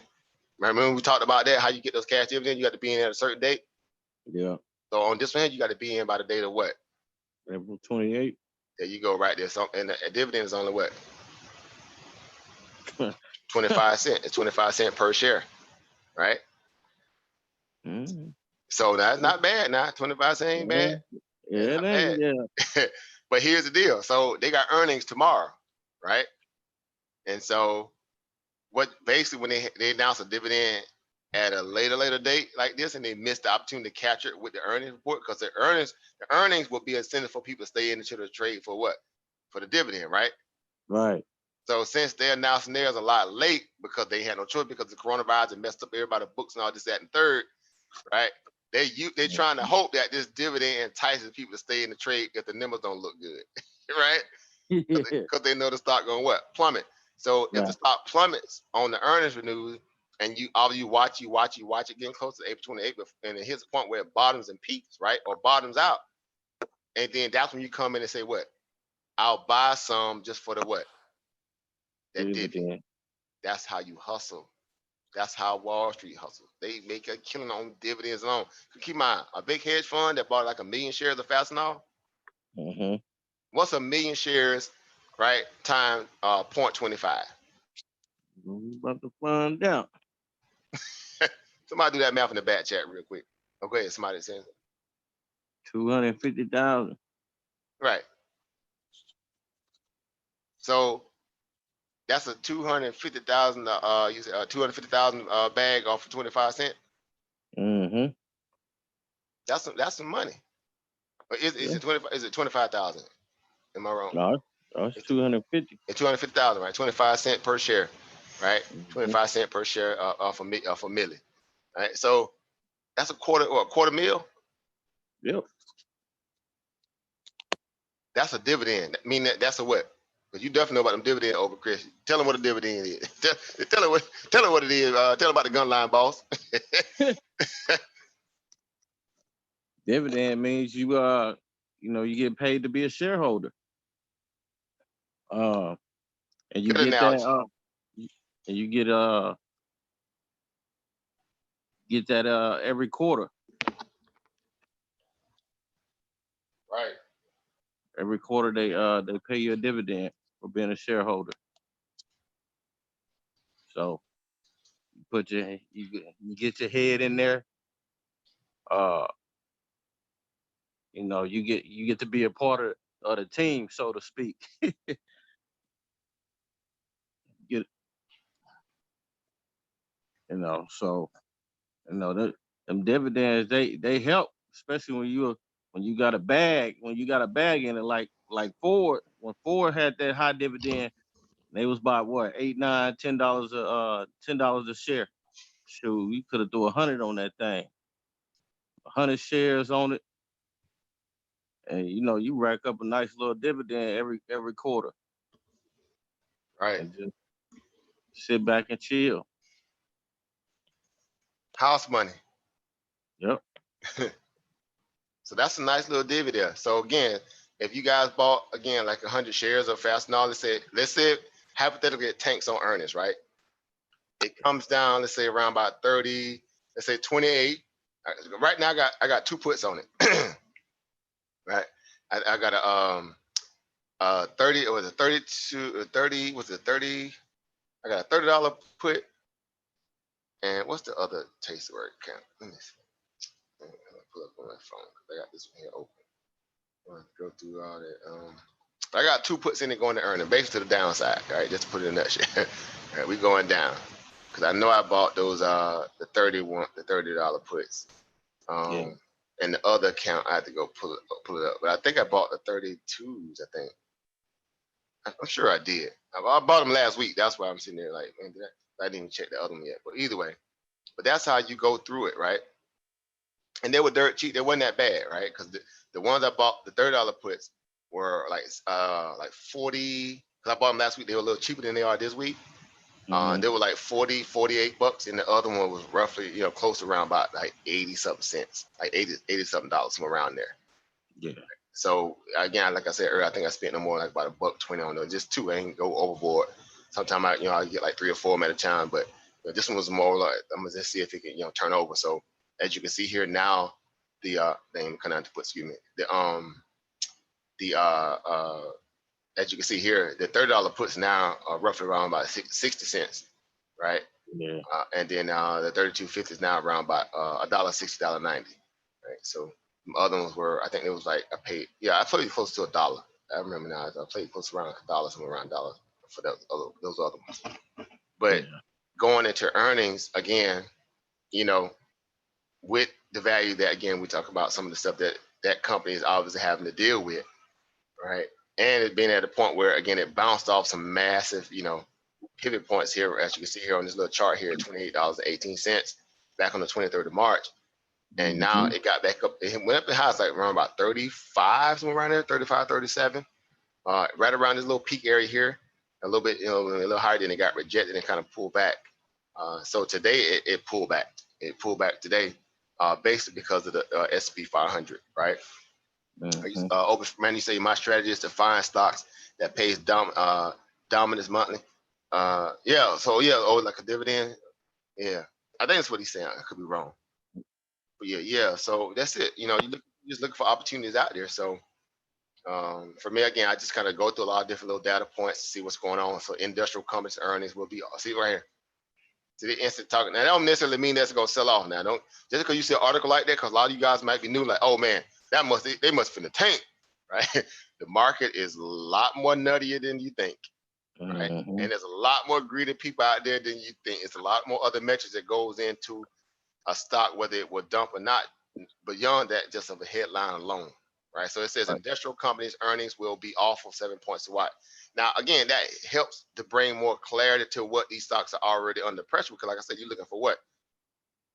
More compiling evidence, right? That's what it Mhm. is. You're compiling evidence and you cross-referencing against different articles and different stats in terms of numbers, and you're trying to kind of get a scale about where it's at. And you look at the stock price from a chart perspective, and you look at the volume where it's been declining or it's been increasing. That's another big sign too, right? Because most people going into earnings, if they're really excited about its earnings, what happens? The volume kind of picks up.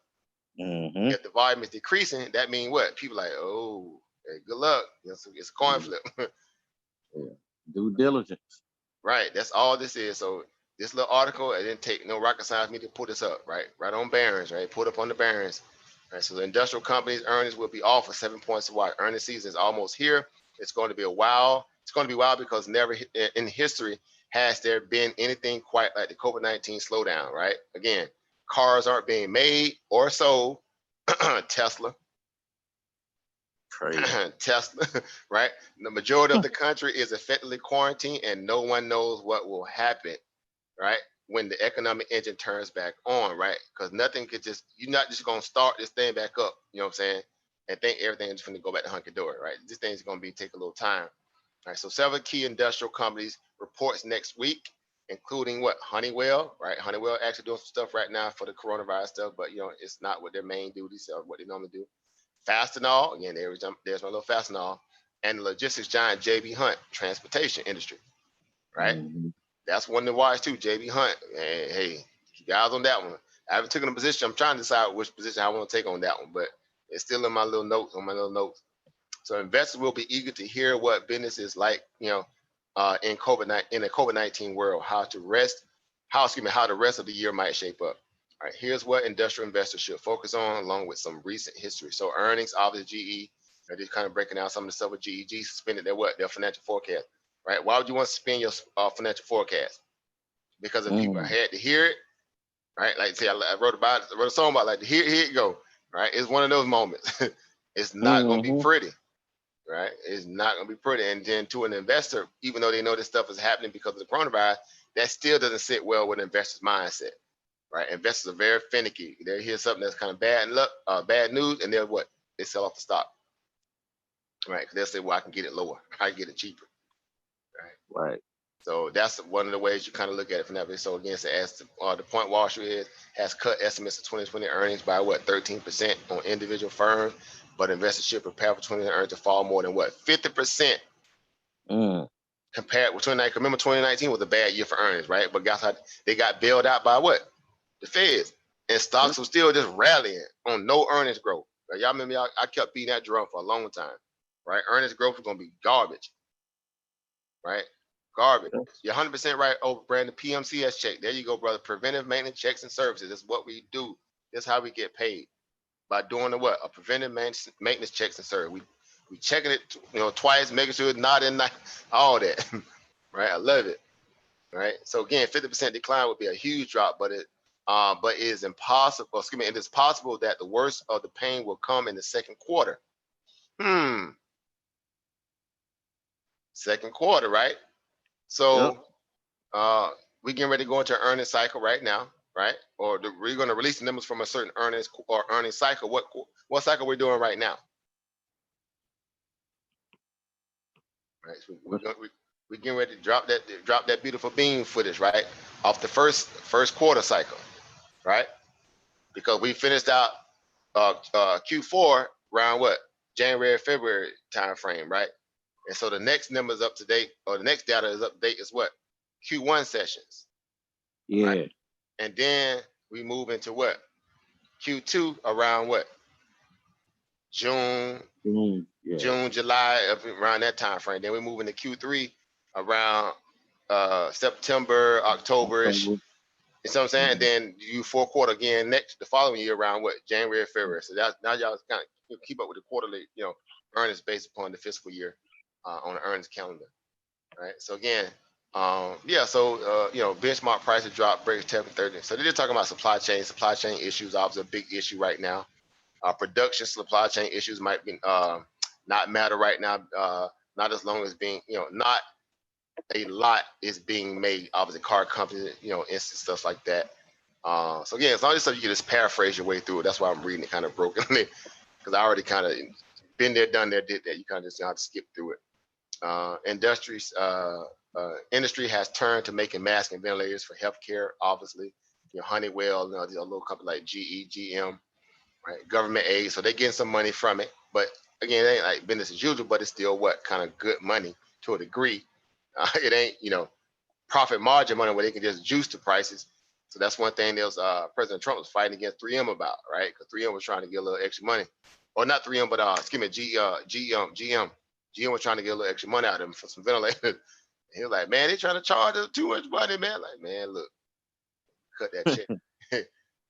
So debt and cash flow, which is very important. So Federal Reserve is buying a lot of debt. See, that's important right there too. So they buying a lot of these companies' debt up right now. Investment grade companies, their debt is being bought up under this CARE Act stimulus. So this is taxpayers' money they're using to buy. They bailing these companies out in secret, basically, without y'all knowing it. True story. They outright telling you Federal Reserve is buying debt, junk bonds, muni bonds. I spoke about that on one of the other bills. They buy all the type grade. I mean, garbage junk bonds too. The ticker symbol is HYG. Right up under our noses. But the new next Netflix movie come out, so ain't no way you gonna know it because distraction. Exactly. See what I'm saying? Exactly. So again, look at HYG. This is a junk bond ETF ticker. Junk bonds. Look at the low. Hit a low of 67, and again right back up. Look at Wall Street bought this junk bonds, guys. But we know who bought it. It's the Feds, more or less, right? All the way back up to $83. I mean, these are companies with bad debt, toxic debt. Who would buy somebody's toxic debt? You have to be really desperate, right? Of all the companies you could be buying their bonds, you buying toxic debt.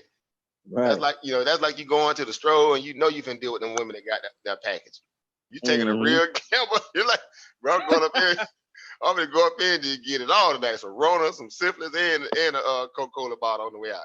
Everything. And a little fish sandwich too. Let me get a roll of fish sandwich on the way out the door. Right? Got the whole dang package, boy. Yeah. So this junk bond, this is the Federal Reserve using your tax dollars to buy junk bond debt. Wall Street has no chill. No chill. Right. So it goes to show you right there, so this is why, we study the way we study. We stay, sharp, in a lot of ways of being up to date. Right. So the first quarter will be an important test to see how flexible cost structures are in sectors. Obviously, investors expect distributors such as Fastenal to hold up better than machinery makers like Caterpillar. But the timing of the slowdown will make analysis difficult, right? Because it has less overhead than a Caterpillar, right? You're talking about an equipment machine, a Caterpillar, millions and millions of dollars for when they, have for some little rivets and stuff like that. That make up some of the components of Caterpillar. But that still hurt them too, because if they ain't making no money and moving, then this right here, right? They ain't nobody buying under stuff that Fastenal sell to kind of keep these machines up and running. But of course, they're gonna hold up better than the Caterpillar because it has a lower overhead. Right. But it's still gonna, their earnings still gonna be under pressure. Right? Yeah. They're not selling their product. So again, you just gotta learn how to read through all the, whatever, the sensationalism. Yeah. Right. So that makes the ability to borrow critical, right? Several companies have already tapped their debt facilities, right? Tapping into more debt, basically. Available debt and liquidity will be another critical topic. Investors are coming into earnings calls, right? So, when people go into the current, people can definitely ask those questions. Just put it in the context. So again, that's all it is. You just kind of reading through some of the stuff, paraphrase your way through it. But for some of you guys that are still learning, read it all the way through, right? Get used to doing that, right? Because it'll benefit you more than you probably think it will not, just by having to do that. It will benefit you a lot more. Right. So So Yeah. will slow in market demand hurt Fastenal earnings? That's one I clicked on before. As you can see, that's why it's highlighted purple. So Mm-hmm. last quarter, sales missed, right? Last earnings they missed. Sales missed consensus by 3.1% and respectively 1.3%. Right? Decline was mainly due to what? Continued slow activity levels. This slowdown was exacerbated in December 2019 by holiday timing and longer than the usual in what plant shutdowns. Now, y'all know what we're looking like now. Oh yeah. All right. If they were having those issues, Coronavirus. right, they were having issues then, and man, you know that Rona really came in and dismantled a lot of the stuff, even if they were trying to come back even a little bit. So again, you just gotta learn how to read through the fluff, right? Now that doesn't necessarily mean it can't catch a bid, like I said before, but again, you're just trying to do a comparative analysis of the news, right? On the contrary, excuse me, metrics grew by 3.3% and 3.7% from a year ago period, basically when they do what called YOY. During that period of last year, they still picked up about 3% value growth, right? From that 52-week chart perspective. And basically, we know again, a lot of that was because of what? Buybacks and the Federal Reserve pumping these stocks up. Yep. Right? So that growth is also calculated, not necessarily organic growth, but just what? Growth as a whole because the stock price is up or the earning per shares go up. Right? So for the quarter to be reported, Zacks consensus estimate for earnings per share has declined to 2.9% to 34 cents over the past 30 days. So that's pretty much earnings per share, right? So they're down, supposed to be, registering about 34 cents per share. In terms of the EPS value, so down roughly about 2.9%, right? The estimate figures indicates no change from the period a year ago. So they're about roughly breaking even from where they were again last year on that metric, which is not good because you still want growth. Right? And at a point where they got, a healthy sustainment from the Federal Reserve last year, they at some point they got to start making some money, right, to prove they worth the valuation that they had. Right? You just can't stay, breaking even year over year. That's not a growth perspective that people want to hear, especially investors. The consensus mark for revenue is pegged at 136 billion, suggesting a 4.2% increase from a year ago, reporting a figure about $131 billion. Excuse me, 131 billion. Excuse me. Right, so a small increase from 131 billion to 136. So again, that's going to be interesting. That's going to be a telling metric if they can beat that point of revenue. Good luck. Well, yeah, that's what it is because again, they're gonna have to really show improve. And even though the bar is set real low, right? Because a lot of times they try to set the bar so low that they just it's hard for them to miss, right? Yeah. But they still come in and blow it up, right? Right. That's when they really get ugly because the people like, man, we tried to set the bar so low and cheat for you, and you still miss. You what they call hard head hearing. You just hard head hearing, ain't you? You can't get it right. You tried to cheat and you still couldn't even win. Yeah. Yeah. That's right. That's Wall Street though. Wall Street, like I said, they maniacal. So again, the daily sales is peaked at 21.59 million, which indicates a 3.8% increase from year ago level. Right, the company had registered better than expected daily sales growth of about 12.2% in a comparable year ago. Right, then you go look at the 52-week chart, and when they had their last earnings report at that point, and see the numbers that they put up. Right, you just kind of gauging their metric of growth. That's what this is all about. That's what investing is all about. It's about, can you grow? Are you a growth company? Right? Do you have something that keeps people, investors, or buyers or whatever want to consume your products? Right. So that's how you really start looking at it from a long-term perspective. So that's about it. Then you got, you come down and look at some of their models of how they rate the stock based on, things that may hurt them. So margins are under pressure. See right here, growth is the core offerings, like on-site location, vending machines, managed inventory expected to have beneficial Fastenal in the reported quarter. Then right after that, it says what margins are under pressure. That means they had to do what? They had been lowering their prices and certain things, cut prices, which affects their margins, right? Margins obviously goes into what? Revenue, right? The revenue may not be bulky because you cutting deals, right? So that's not a good thing. Fastenal changes product and customer mix have been hurting gross margins from quite some time now. So guess what? Fastenal changes in products and customer mix. So they've been scrambling in some kind of way to kind of deal with this whole China tariff stuff. That's basically what that means. Finding other vendors and distributors like that, trying to get cheaper product, whatever here and there. And then they've been dropping customers and picking up other ones, and that's what that customer mix stuff is all about. it's been hurting, right, their gross margin for quite some time because they still shifting a lot of things around, trying to what stay relevant, right? Increased concentration of low margin non-fastener products, right? I mean, like I told you, they do a lot of rivets and stuff like that, right? Reduced daily sales, right? Low margin non-fastener products, right? Low margin, that means penny candy stuff. They ain't really making a lot of money off of it, and they have to sell a lot of it, for it to be relevant. Reduced daily sales. Well, obviously, they dealing with a lot of stuff like that. Price/cost deficit and higher freight expenses. So guess what? You paying a lot more in freight just to haul a lot of stuff that ain't worth the price that it's being really sold at. Bad business, right? That's not good because you need a higher margin for that to pay for all the other expenses, right? Logistics and all that are expected to have affected the first quarter margins, right? So that's what we're looking for tomorrow, right? We're looking for those margin prices, right? To offset tariffs placed on product sourced from China to date, Fastenal has been successfully raising prices. So they've been trying to raise their prices to try to offset some of these tariffs, right? But if people ain't really beating down the door to buy them, right, no matter what, then that's problematic, right? So it says, however, those increases were not sufficient, right? There we go. See, right after that, it says however, those increases were not sufficient to counter general inflation in the marketplace. Saturation. So inflation basically means what? Saturation. Right? Anytime you hear the word inflation, that means a lot of saturation. That means dilution, right? Not a lot of strength, not a lot of potency. I like somebody giving you some Viagra, right? Instead of supposed to give you the whole diamond pill, they gave you like an eighth of it. And they said, man, go get right. You like, bro, I can't do nothing with this. Right. Right. Or your sister got a cake recipe and you give her, a third of the sugar she need, right? Man, that thing gonna come out tasting like cornbread, right? It ain't gonna taste like a cake.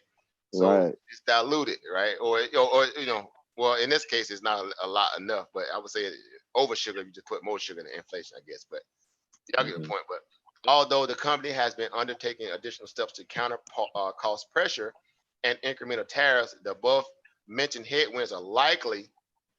They have mentioned that above mentioned headwinds. What is the headwind? Right. That means that's what? Slowing you down. That's problematic, right? When hitting your head, slowing you down. You running track, you running what? Against the wind. Yep. You know what that's like? That's supposed to running with the wind. That's Slow you down. Slow you down. Are likely to have put pressure on the what? Bottom line. So that's what I'm looking for. That bottom line. Right. That bottom line come in again weak. They don't have that rent money. Come through here 6 o'clock. You ain't got that rent money they didn't create. Y'all know what it is, right? So Got to go. Yeah, phone book time. All right. So Zach's Credit, you see again their model that they do. They run their metrics on it. They got a what? A sale rating on it. Yeah. Because they weigh all those headwinds. And on top of that, now you got the coronavirus and all other kind of stuff. So again, look where the stock was at a point when it's trading up here near $38 a share, rough around about February, right? It was up here near 38, banging up here near all-time highs. Imagine that. This stock was up here near all-time highs, no more than about $39 a share. Again, back in somewhere around end of January, February time span. And now it's back down near 30, it was down near 34, 35. Now it's back down near 30, 32 and some change going into earnings with this kind of level of headwinds. Yep. So I'm definitely watching the $30 handle. As you can see there, why would I want to watch that? Well, look right here on the chart. There's like this little micro chart here. Right, you see a level of support there when it bounced over here and had like a little double bottom here, dead cat bounce, you want to call it that. You see right here, it kind of pierced below it on the coronavirus news, then got back above that $30 handle, came slightly back to it here, didn't pierce it, didn't touch it, and then it bounced and went higher right off the pump and dump that came out of the Federal Reserve. So this earnings report could easily send this thing back down to test that $30 handle. Hence, that's why I got 3250 puts and also the $30 puts. The 3250 puts are already in the money. Right, even though I got money even in the $30 puts because I bought them last week when it was trading above like 34. It came down today. That stock fast now around about 31.80 something, somewhere around there 31.80 something at the low, and then it kind of bounced back and got back above like $32 and a little change. So I'm in the money on both those positions, going into earnings on those little puts. Nice. Right. So again, just kind of walking through how I look at this stuff, so if it breaks, $30 tomorrow, just for some odd reason, if they miss and they miss kind of more emphatically than we thought, and then the next level down will be obviously, around 29, 28, as you can see right here. There's little mountain peaks here, it's 28 point. It could easily come down to that point. Right? If it breaks through that, then what's the next level down? Now you start looking at around about 26. Yeah, Right. see what I'm saying? Right there, that Mhm. point there. So if it comes down there, that's about a 4 or 5 point handle off those puts. So you're talking about, one put being worth about $300-400, the other one probably around about $500-600. Nice little bag. Right. So quick little, $700-800, $900, possibly even $1,000. If it really, really act up. But again, Mhm. $700-800 spent about what 150, $160. You walk Yep. away with about around about $700-800, $900. That's a good risk versus reward ratio. Mhm. So that's the power of options. Right. That's why, again, you got, when you learn options, though, once you get it, you start finding, moments like that, because you have to be very forward thinking. That's what an option trade is. Right. But you can make some good little money just, on the side. Right. So that's my little, my little, throw around a little play, so to speak. Right. So make that little $700-800 and, get excited about it if it happens. So if it doesn't, if it goes the other way, because Wall Street says, not today, right? Not today. Then again, it can easily get back above 34. Right, 34, 35 would be the upside level of any kind of abnormal volume come back in and running it back high. If they come in close to numbers or even beat, who knows? It could easily get back above $35 handle, and then the next level would be testing this $36 handle. Right? Or it could just stay flat and go nowhere, which we've seen companies do that a lot too lately with these earning reports, right? Which is horrible, because that nobody benefits off of it unless you bought someone like a straddle, somewhere around there, the hedge top and the bottom side, or a condor or something like that. But that's it. So that's how I go about looking at some of this stuff. So that's just one little site I use. Tip ranks. I mean, there's others too. Again, I check the float. I check the short volume in it. Is it picking up again less going into earnings? So real quick, let's go over here and show you this here. Another quick question over. Mhm. Okay. Do you find Tasty Work is more accurate than Robinhood and Webull? Oh, definitely. They have a more robust server. They it's more incrementally proficient, Okay. because number one, it's a full-fledged desktop, so you're dealing with that processing power in it too, right? So real-time nominal value of price turnover ratios like that, right? Even though, and I would say it's odd too, because even though Robinhood been out longer than Webull, but Webull option trading aspect is actually, look, I mean, about running circles around Robinhood already, right? Yeah. They got an option ticker house already, kind of like bar chart, where you can go in there, do get some real real time turnover rates of the options. So I traded a few options on Webull so far, Okay. but definitely Webull, Tasteworks, I definitely use it for options, because they more geared for option trading, the way they have these metrics set up and all that. Right. And again, I trade 2 different accounts on Tastework. Okay. So again, y'all know how to still go.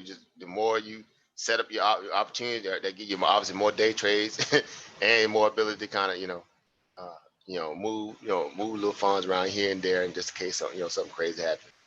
Right. So I got pretty much between all the stuff I have and some Roth accounts.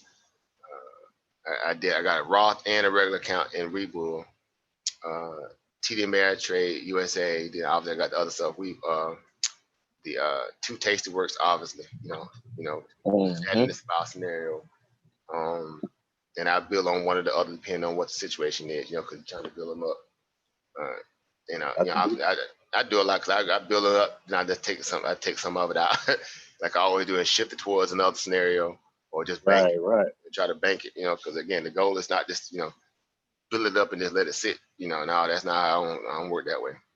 Right. I believe in banking, right? That's right. I believe in banking. So I pull a move out, run it up, good little bag, and then I'll bank it all the way down, to a fraction. But that just gives me incentive to build it back up, see if I can build it back up. So let's say if I take, 12, 13 out of it, right? Or two out of it, or two G's out of it, right? And I'll leave, a couple hundred and try to build it back up again so I can do it. And so, but that's how you got to think about it. You got to think about, it look good, but they say paper games look good, but you got to learn how to bank. You got to bank that stuff. Right. Because all Wall Street right now, a lot of these companies who, hedge funds, whatever, their profit value look good on paper, but they had to sell that position. They realized those gains, right? And turn around and pay the capital gain tax on it, right? So their goal is to try to stretch out as long as they can without having to have to pay that capital gain tax, because that's a lot of money when you're dealing with the kind of money they're dealing with, right? So of course their goal is to kind of keep it propped up, keep it pumped up, keep saying it's good by when it ain't, all that kind of mess, until they're forced to kind of cover some of that position off. For us, we got a better benefit because even some of the position that we're taking off, at a certain point, the capital gains tax is pretty much next to nothing, if anything, because we still come in under a certain threshold. So you can still, day trade here and there and capture some good little bags here and there, and not be kind of stricken to those kind of scenarios of capital gain tax, like, bigger accounts, million plus, billion plus counts, scenarios like that. Right. So we just play the game. We hustle the same way they hustle. Right. So yeah, as you can see here, this is a short volume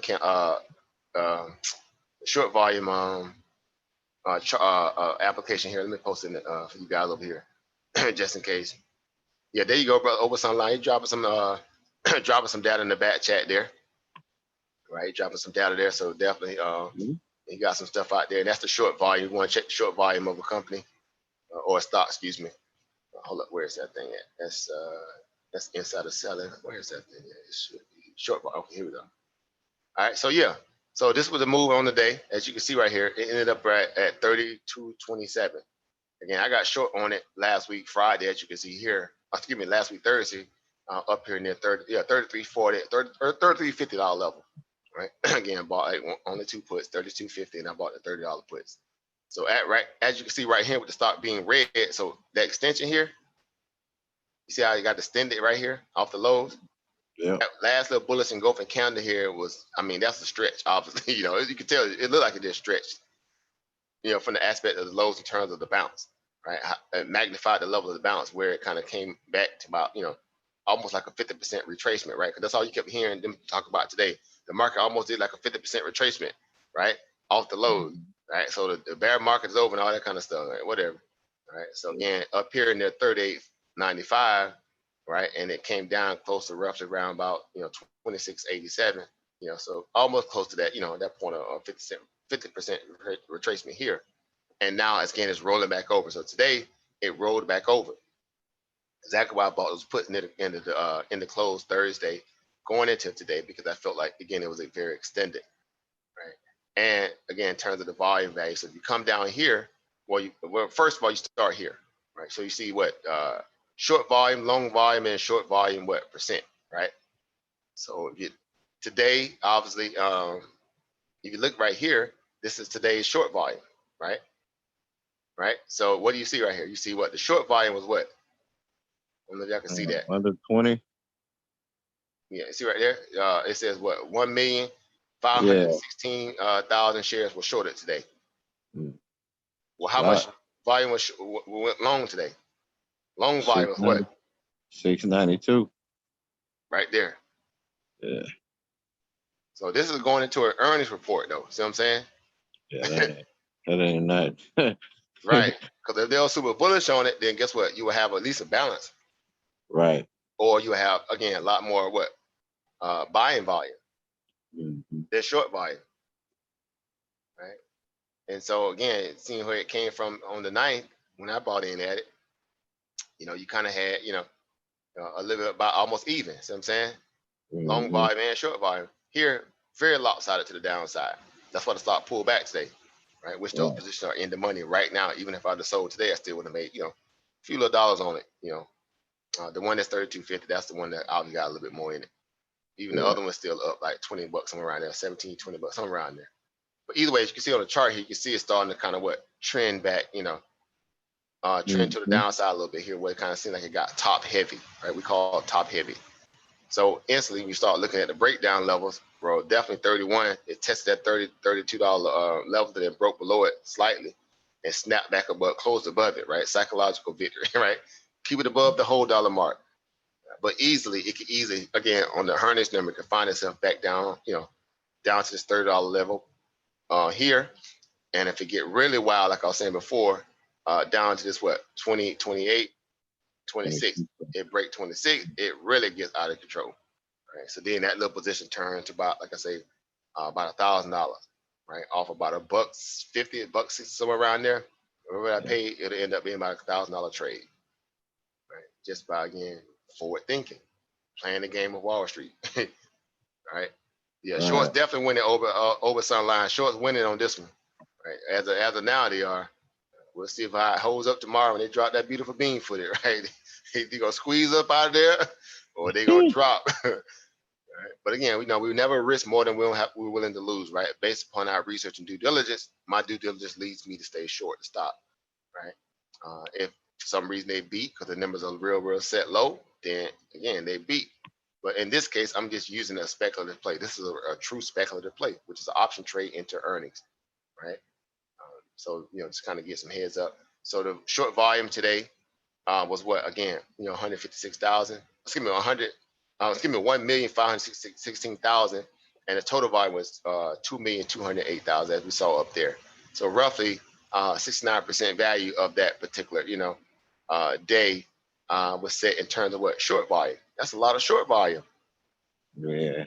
69% of the total volume today was short sellers shorting it, and Thursday was 49%. Now you see right here, I was saying earlier how I saw it increase. Mm-hmm. Look at this month, the whole month of April, you got short volume that came in. Actually, on April 1st, look at April Fool's Day, 68% out the gate, right? Then 30%, then look at it. The next following day, from 30% after these shorts here covered, that's basically, that's obviously some of these shorts here covered, and that's why you had less short percentage, short volume the next day. And then what did they do? They came right back. Right. Yep. They came right back. We This ain't how you, done yet. yeah, this how you follow this stuff, guys. This ain't rocket science, right? They came right back, 74% on the third, then 66%, right? Right. Then it tailed off a little bit, right? 47%. So they started covering slightly, whatever the case was, whether it be shorts or whatever, And then now going into earnings, it picked right back up to what? 69%. So again, you just weighing a lot of these different little options, so to speak, in terms of metric points or data points. Right. So that's the short volume. So after that, I go ahead and check where we at. Insider buying and selling. Right. Now I need to see if you sell if the CEOs and anybody selling stock on top of that. Right. See this, can y'all see my screen? Insider buying and selling. Mm-hmm. Yes, sir. All right. So you go right over here, put in that ticker symbol, roll that beautiful beam. All right, what's this all about? Oh boy, cutting up over here. Ever established database connection. Come on now. Come on now. I'm telling me y'all hurting from that coronavirus too, huh? Y'all can't even run them servers over there. They got the money over there, insider buying and selling. Let me click on that. Yeah, Rona tearing them up. Yep, look like it. Look at that. Error established database connection. Dang, they can't even pay their little internet bill over there, huh? God damn it. It just might be down. Who knows? Hit the home button, see if that works. Okay, went to the home button. All right, let me try it again. Okay, there we go. All right, yes, might need to recycle out. All right, so real quick, you come over here to the again, we talk about first Q1 earnings report, right? So anything that was lodged from the point of December the 29th to obviously up until December 29th to March 29th is when the first quarter numbers are allocated, right? So anything in between there will let you know whether or not owners were selling into the stock or doing anything like that, right? So guess what? You got March 16th, that's within the time frame. Let's see if there's a buy and a sell. You got to buy, right? You actually got to buy here. All right. Chief Financial Officer, he bought $47,000 worth, right? 1,500 shares, right? At 31.50, right? Then he bought another 205 shares, or no, the director bought 205 shares on the 10th, right? On the $6,398. Again, in the grand scheme of things, there ain't a whole lot. It's some, but it ain't a whole lot because you're talking about Wall Street. We saw that volume on. If you go back and look at the volume on that date, you'll see whether or not if that little money mattered or not. But again, they might just be trying to establish a little position to show that what shareholders they also invested in too, right? But on the 24th of February, again, well, we know what was a lot of stuff that happened during that point because the coronavirus news was real heavy. So you're gonna have a lot of while position for obviously changing over, selling the option exercise and all this stuff happening too. So here you had an option exercise actually from the director, and you had the actual sale of those options that they exercised, roughly about near close about near almost close to 4 million in this position here alone. Them selling them stocks out right here. Then again, CEO and the president, he sold again back on the 14th of February, 286,000 option exercise here, same way. So just kind of do that little math between the both. And yeah, so right here on February the 7th again, 19,000 value in that. And you got a couple buys because you got some buys sprinkled in there, so it's not a whole lot of bad, just selling. Even though they sold some stock, but it wasn't like a ton of buying either. And so that's just another data point. You see how much they selling and buying, right? Mm. That goes into the understanding, that ratio. If the sell pressure was a lot heavier than the buying volume, then again, that means again they're not necessarily invested into this quarter a lot. And obviously the sell volume still is more heavy than the buying volume in this quarter alone. But in relation to what the stock price is, that's a pretty decent amount.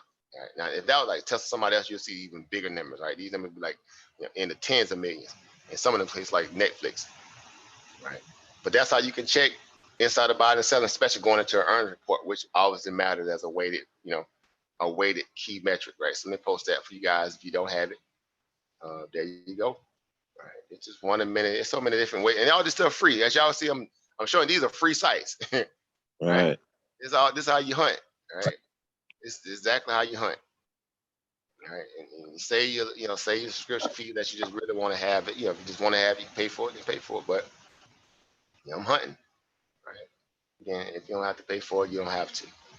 Right. So that's just 1 a minute. Just some of the different. I got a lot of stuff. Some of the stuff I got taken off at this moment. I'll pull them up when I'm grinding, but. Again, earnings chart. Earning whisper, just another little basic, but it's the best earnings thing out there when it comes to being able to kind of track these stocks, right? So definitely need them, right? So AMRN had earnings tonight. That was the numbers that they had to kind of come in at. They barely beat. I think it's up right now about 30 cents after hours on earnings beat. Right, so that was very weak, right? They couldn't even close above $7 a share, right? So that might be pressure on them tomorrow, right? Unless they catch a bid and take out, boy, that thing might sell off tomorrow and those are earning numbers. So apparently they kind of came in real close, or they still got a lot of headwinds because that stock dropped real bad from $23 all the way down to like $3. Right? I don't know if y'all saw that when it happened, but it dumped more just recently from 14 down to $3. Right, on some bad news, right? That they some kind of lawsuit that they lost for somebody that was trying to infringe on their generic brand of their product, and the CEO didn't even fight back. So guess what? The stock dumped in 1 day from $14 to $3. Let that marinate. Right? So that beat them up pretty bad, and it's barely fought back above $6. And they just dropped earnings tonight. Came in somewhat close to numbers. Maybe they beat a little bit, but it wasn't enough to push it over $7. Right. But yeah, you come right over to Earning Whisper, you just check the earnings reports, right? So after hours you had a few little stocks here.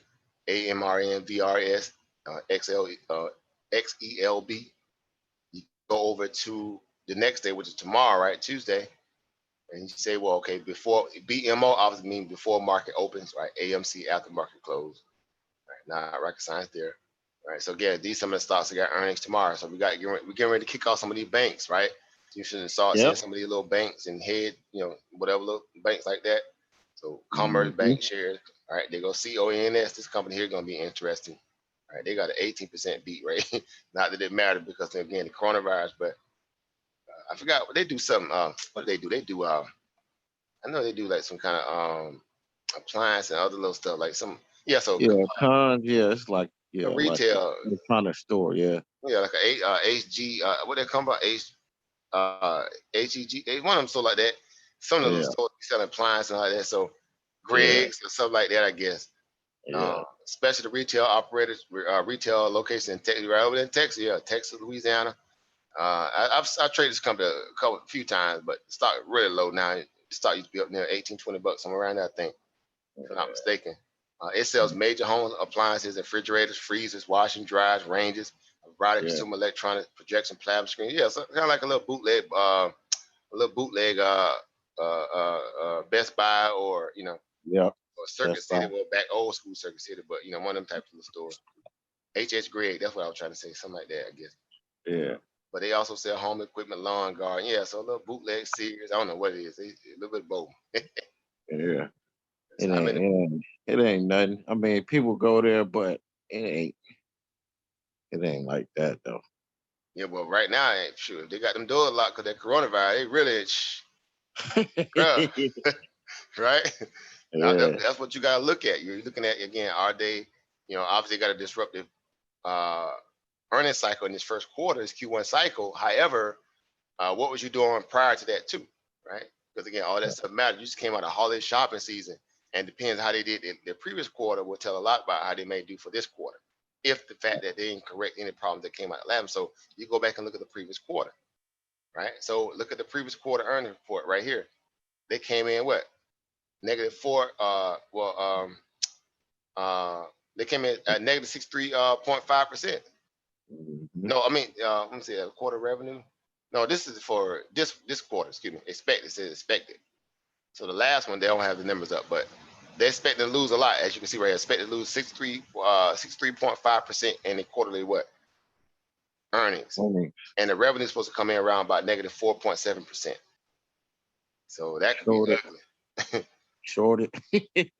Could get ugly. I mean, it's already dirt cheap. Again, like I told you, man, it came from around about 20 some bucks a share. So I remember trading a while back, up and down, shorting and whatever. So it was up here near 37, 40 some bucks, almost that. Again, back, middle 2019 into 2018, excuse me, 2018.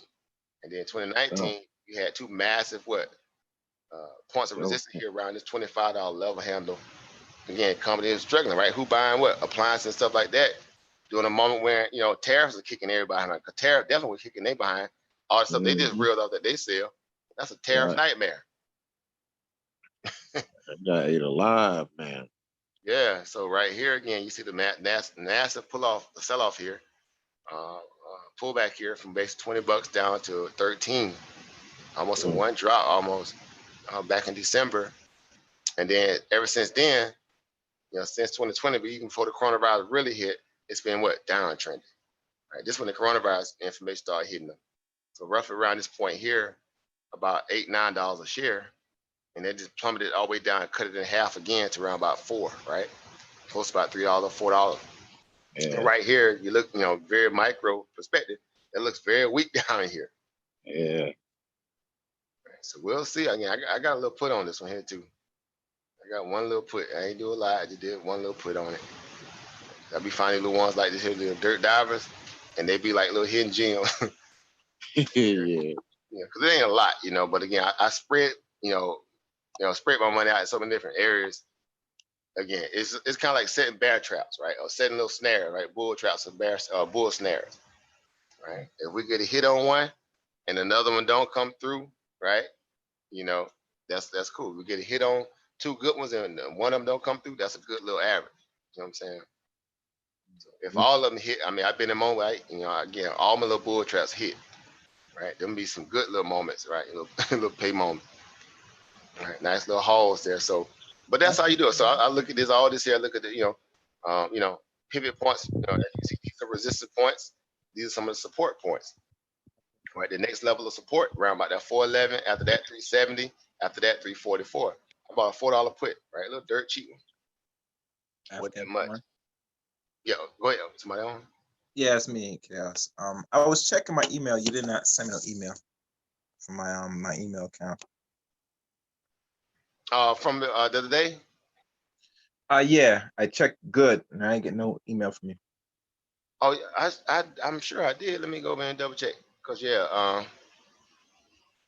let me see. Right here. Yeah, yeah. Well, it's showrod at Gmail. Well, I get in the. I was looking. Let me scroll up on the side. Yeah, I sent it. You know, 'cause, I'm an old businessman. I try to keep up when I can. Every now and then something might miss me, but let me see here. All right, resend back the email. Let me see. Yeah, can you see my screen right now? Yeah, but before you send, what was the email? My email, Chorod, right?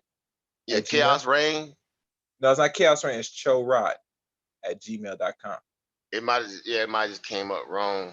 What? Cause I don't know. Can you see my screen now? See right here? It's hard to see, man. Let me put in the back check. Yeah. I mean, I just, I sent another one out to you, but yeah, I replied to. I don't know. It might be, email, Gmail be on that foolishness sometime too. But yeah, I replied to it. Like I said, I don't know. All right, I send you now. Send it for that. See if I get it from that. Yeah, it's showing the same. Mm. Yeah, showing that's the same. Yeah, same one. 'Cause I see what it says. Interesting. I still Interesting. haven't heard from you yet, and that's All the right, well, send me a new email. Let me see if they'll pick up, because that's why. Because I might be, if it's like reply. Well, it should show, but resend it. Let me see if I get anything. Okay, I just put like tests on it. Yes, that might be Gmail, man. Gmail janky too, man. All this stuff janky. Well, I hope Gmail's not doing that bullshit either, man. I sure sent it. Yeah. Definitely sent it. So yeah, dang on. The computers are. You can't trust none of this stuff. I mean, everybody computer. I know people been complaining about internet lately. There's definitely been a problem with that. Even that been big issue lately. With everybody being online and so forth. So who knows? Yeah. Yeah, but yeah, just let me know if it came through. I sent like a All little right. test. I'll wait. Keep talking. Until it came through. So again, just looking at cons, like I said, these little plays like this are just stuff to just kind of keep on on your hand. Not that you have to trade them, but again, you're just looking for opportunities to kind of benefit. And if there's any weakness, so again, cons was when I bought like a small little put on it. It wasn't that much. Again, so the same way you saw me run down some of those plays, or not plays, but those particular metrics, so to speak. You just looking for the same, some of the same things in them. Whether or not they have any kind of favorable data going into their earnings report. All right, so hold up. Let me go back. Okay, I was sharing the screen. My mistake. Excuse me. Let me go here. Okay, yeah, there we go. All right, yeah, so CONN. All right, and so it has again stock analysis about 5%. So it's about 5. It's a neutral, right? Give or take. They got a upside move about $10 potentially. Right, so you got 2 buy ratings and one hold, and this is not necessarily 100% intricate. You could go to more deeper schematics by using like Market Watch. Some of those you can see if who those actual analysts are, whatever the case, if it's accurate or not. But yeah, you got a lot of selling going into earnings. Look there, 18 days out. Not a ton of money because the stock dirt cheap, right? They can't sell a whole lot. They ain't got nothing in stock. That joker cheap. Yeah. That's a grip though. 33 racks in a little $4 stock, man. People like, bro, what y'all doing selling, man? Yeah. Stay in the fight with us. You want us to hold this stock? Stay in the fight. They're like, I'm out. The CFO and the CHRO, they out of there. It took them a nice little bag, 44 grand, 33,000, 88,000, right, from the COO, right, 316,000 from the president and director. Norm Miller, there you go. Go look him up over Chris. He down there in Texas, probably selling out. Norman Miller, the CEO and president of Con, that little retail store, Con. Oh, okay. Yeah, just I'm showing you, like instead of selling going on, they selling the stocks over there at the little retail store. So as you can see, the last 2 months they've been selling the mess out of this stock. They've been selling that stock. So you go over to the news, see if there's any kind of pressing news. So Precious metal electronic stores, right? Monday set the leader, so some of these stores did pretty well today, right? It's up after hours though. Yeah, like I said, it was up. It was up on the day. It was up like about 40, 50, 60%, 60 cents, excuse me, somewhere around there, excuse me, cents. Yeah. All right, so we'll see how it holds. Yeah, yeah, $4.53. Yep. So it put up about 40 cents today on average, about 8%, as you can see right there. So it led the market in some aspect. Again, wasn't a whole lot, but it was something. Right? Yeah. Well, some. Yeah. So provide update on liquidity, all this stuff, 27 days. So it's right here it says their earnings are expected to decline. Well, let's see how much they're gonna decline. Well, we saw earlier from what earnings calendar. So they accurate over here at least. It says what about 63.5% Mm-hmm. on earning per share and 4% on rev. So we'll see who buying freezers, screens, and all that stuff right now. I'm saying who got that kind of. Mm. Ain't nobody buying that.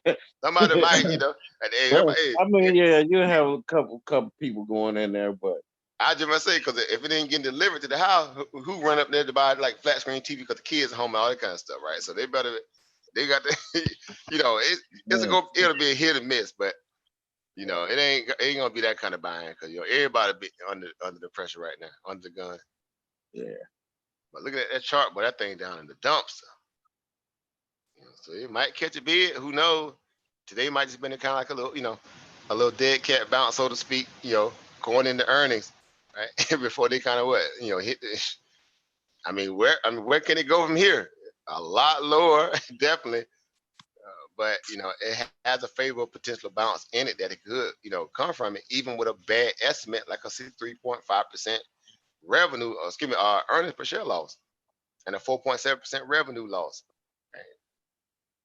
So, that could be a little bit, challenging. So, obviously, if you want to figure out how much revenue they should have been bringing in, just do that multiplication. 412 million times 4.7%. That difference is added back to that million value to see what they were supposed to actually be coming in at, since they coming in lighter. But so you can see here just kind of, they got a sell rating on them, a 4 on the Zach side. So we'll see. But that's it, guys. So, it's just a lot of ways you can, and it's just a raw value, how just doing some raw, research, right? Raw due diligence and kind of, scouting some of these stocks, looking at their earnings, looking at their, their,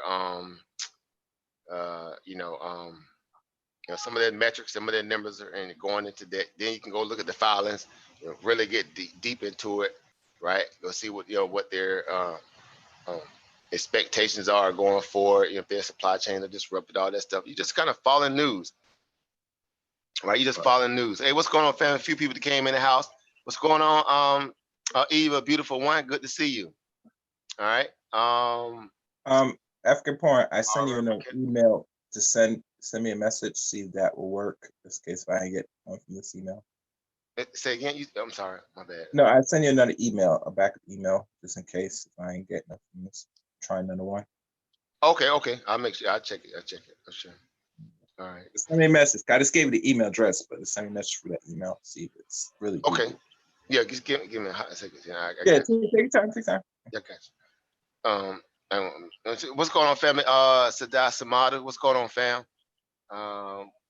See, Exxon Mobil, and then what's going on, brother? Beyond average or family beyond average?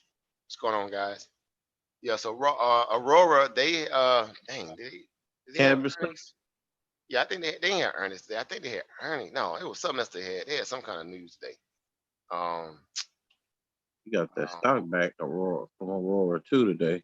Yeah, they had some kind of news. I think they had some news today, if I'm mistaken. They got earnings coming up on the 14th, right, next month. Again, it's in the dirt. It started all the way down to 76 cents back where at a point where it ain't back where anyway, because it just just stopped fresh IPO just in 2018. But again, it peaked up a little bit around a little $9-10, and then again you can see right here it's just been a downhill slalom race. Right, Jamaican bobsledding. Yep. And but we know why, and that's in relation to what we're dealing with number one, the cannabis industry being under pressure because of what? Federal regulation, right? That's the one thing holding them up, right? Yep. But they're getting little one up moments here with this coronavirus because people are obviously recreation smoking more than anybody right now because sheltered in. So some of these little places catching Oh, kids, right? they had a reverse stock split plan. Yeah, so I think I'm gonna say they're probably getting close to a reverse split. I was just instantly thinking that in my head. So they under a dollar at this point, so they in reverse split territory. So that, again, if they don't be back above a dollar and hold above a dollar within a 1 month time span, Yeah. you have to do a reverse split or you'll get kicked off the Nasdaq. You have to meet Yeah. that standard. So so they got what, 1 buy rating, 11 holds, and 3 sales on the stock. Average about $1.79. So you talk about roughly about another 120% increase from that point where it's at now, that it has to increase to get back up even to that even buy point, and that's about projected out by shucks, April election. Man, yeah, but that's just that's hypothetical, but they still make some things happen. But performance value, you got a 2 on it, right? You're in the red zone almost. Yeah. Right, and all that stuff can still be hyperbole because weed stocks are crazy, just like crypto stocks. Sometimes how they bounce and news come out of the blue. But the overall sector, right? The overall sector is definitely under fire. Literally, right? Yeah. Literally under fire. Because of the fact, again, they still have yet to get the level of the regulations that they really need to kick it to the next level, right? You still got shops up in there, here and there, but supply, and they're more of a supplier in terms of Aurora, but again, just a lot of different bureaucratic headwinds that they're still trying to get through to get back to a place of promise. Because again, the medical aspect of it is starting to really pick up a little bit, and that's fine. But you really need more states to come online, which some of them are doing.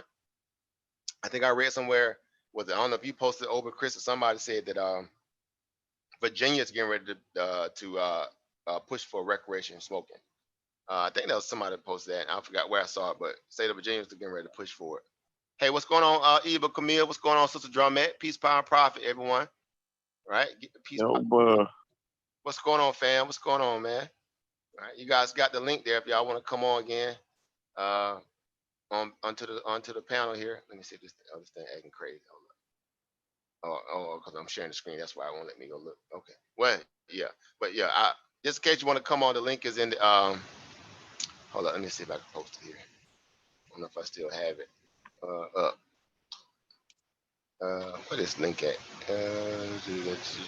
Keep go. Where we at? Okay, there it is. All right, there it is. All right, so yeah, so real quick, so Aurora, excuse me. Yeah, they, as you can see, the first headline about 4 hours ago. Shares fall, right? Yeah. Is now at what? It says what? Aurora Cannabis now what? It was sitting up above that dollar point. It tried to hold long as it could, but now it's a penny stock. Now, Yeah. technically, a penny stock is anything from what? Anything under $10, I believe. $5. $5. Oh, okay. Yeah, so it's a thousandth of a penny to $5 incremental value, right? That's what a technical value for the penny stock is. Now, Okay. but when we say it's a official penny stock, then you say anything under what, $1, right? Yeah. You definitely dealing in pennies at that point, right? Them pennies, right? 2 pennies, right? So Yeah, Aurora struggling. JC Penney's struggling. yeah, anything with a penny on attached to it, you're in trouble, right? Man, boy, you can go dig some real rocks.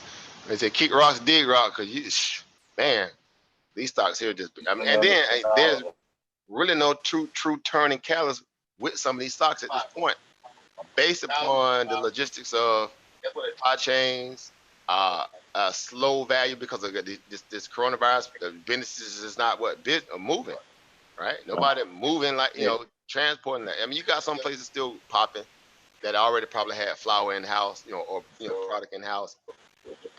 But for the most part, again, you can ship stuff also without it being more of a contact trace reality. But I mean, it's been disrupted like everything. So everything is disrupted, even for people that's still trying to buy marijuana. And some of these sales are picking up.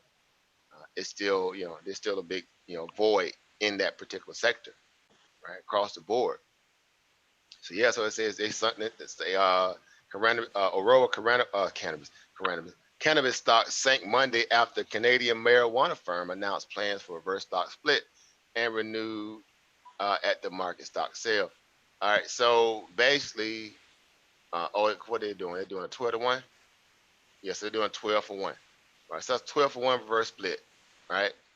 So basically, for every 12 stocks, 12 shares of Coronas, Aurora cannabis stock that you have, it's gonna be worth 1. Right. So Oh, that's an ugly reverse split there. I've seen some worse than that. I've seen one company. Oh, I forgot that company a while back. I think it was a Seadrill or somebody. They did like a 500 to 1. wow. It was ratchet. I was like, God, dog. I think they did that was a 4 split on that one. I forgot, but I remember like yesterday. But 12 to 1 is still kind of crazy. So basically, if you got 12 shares of Aurora cannabis stock at $1, right, which is roughly what, $12. Well, that's basically going to be reduced down to one share, right? So Uh, basically, that kind of give you indication what the price will be actually when they do the split too. I'm not sure. I think it's going to be around about, gosh, I want to say about 7, 8, $12, $12 somewhere around there. It's like $7 to $12 a share, I think, if they do the split, right? At that notional value, if it's based on the price of where it's at when they actually file the paperwork at that point, it'll be somewhere around there. All right, well, anyway, again, but yeah, so Sister Beautiful One, yeah, it's they're I mean, they're better play because they are a producer distributor more or less than a middleman. Kind of like Tilray. Tilray is a middleman, right? They ain't producing no product, right?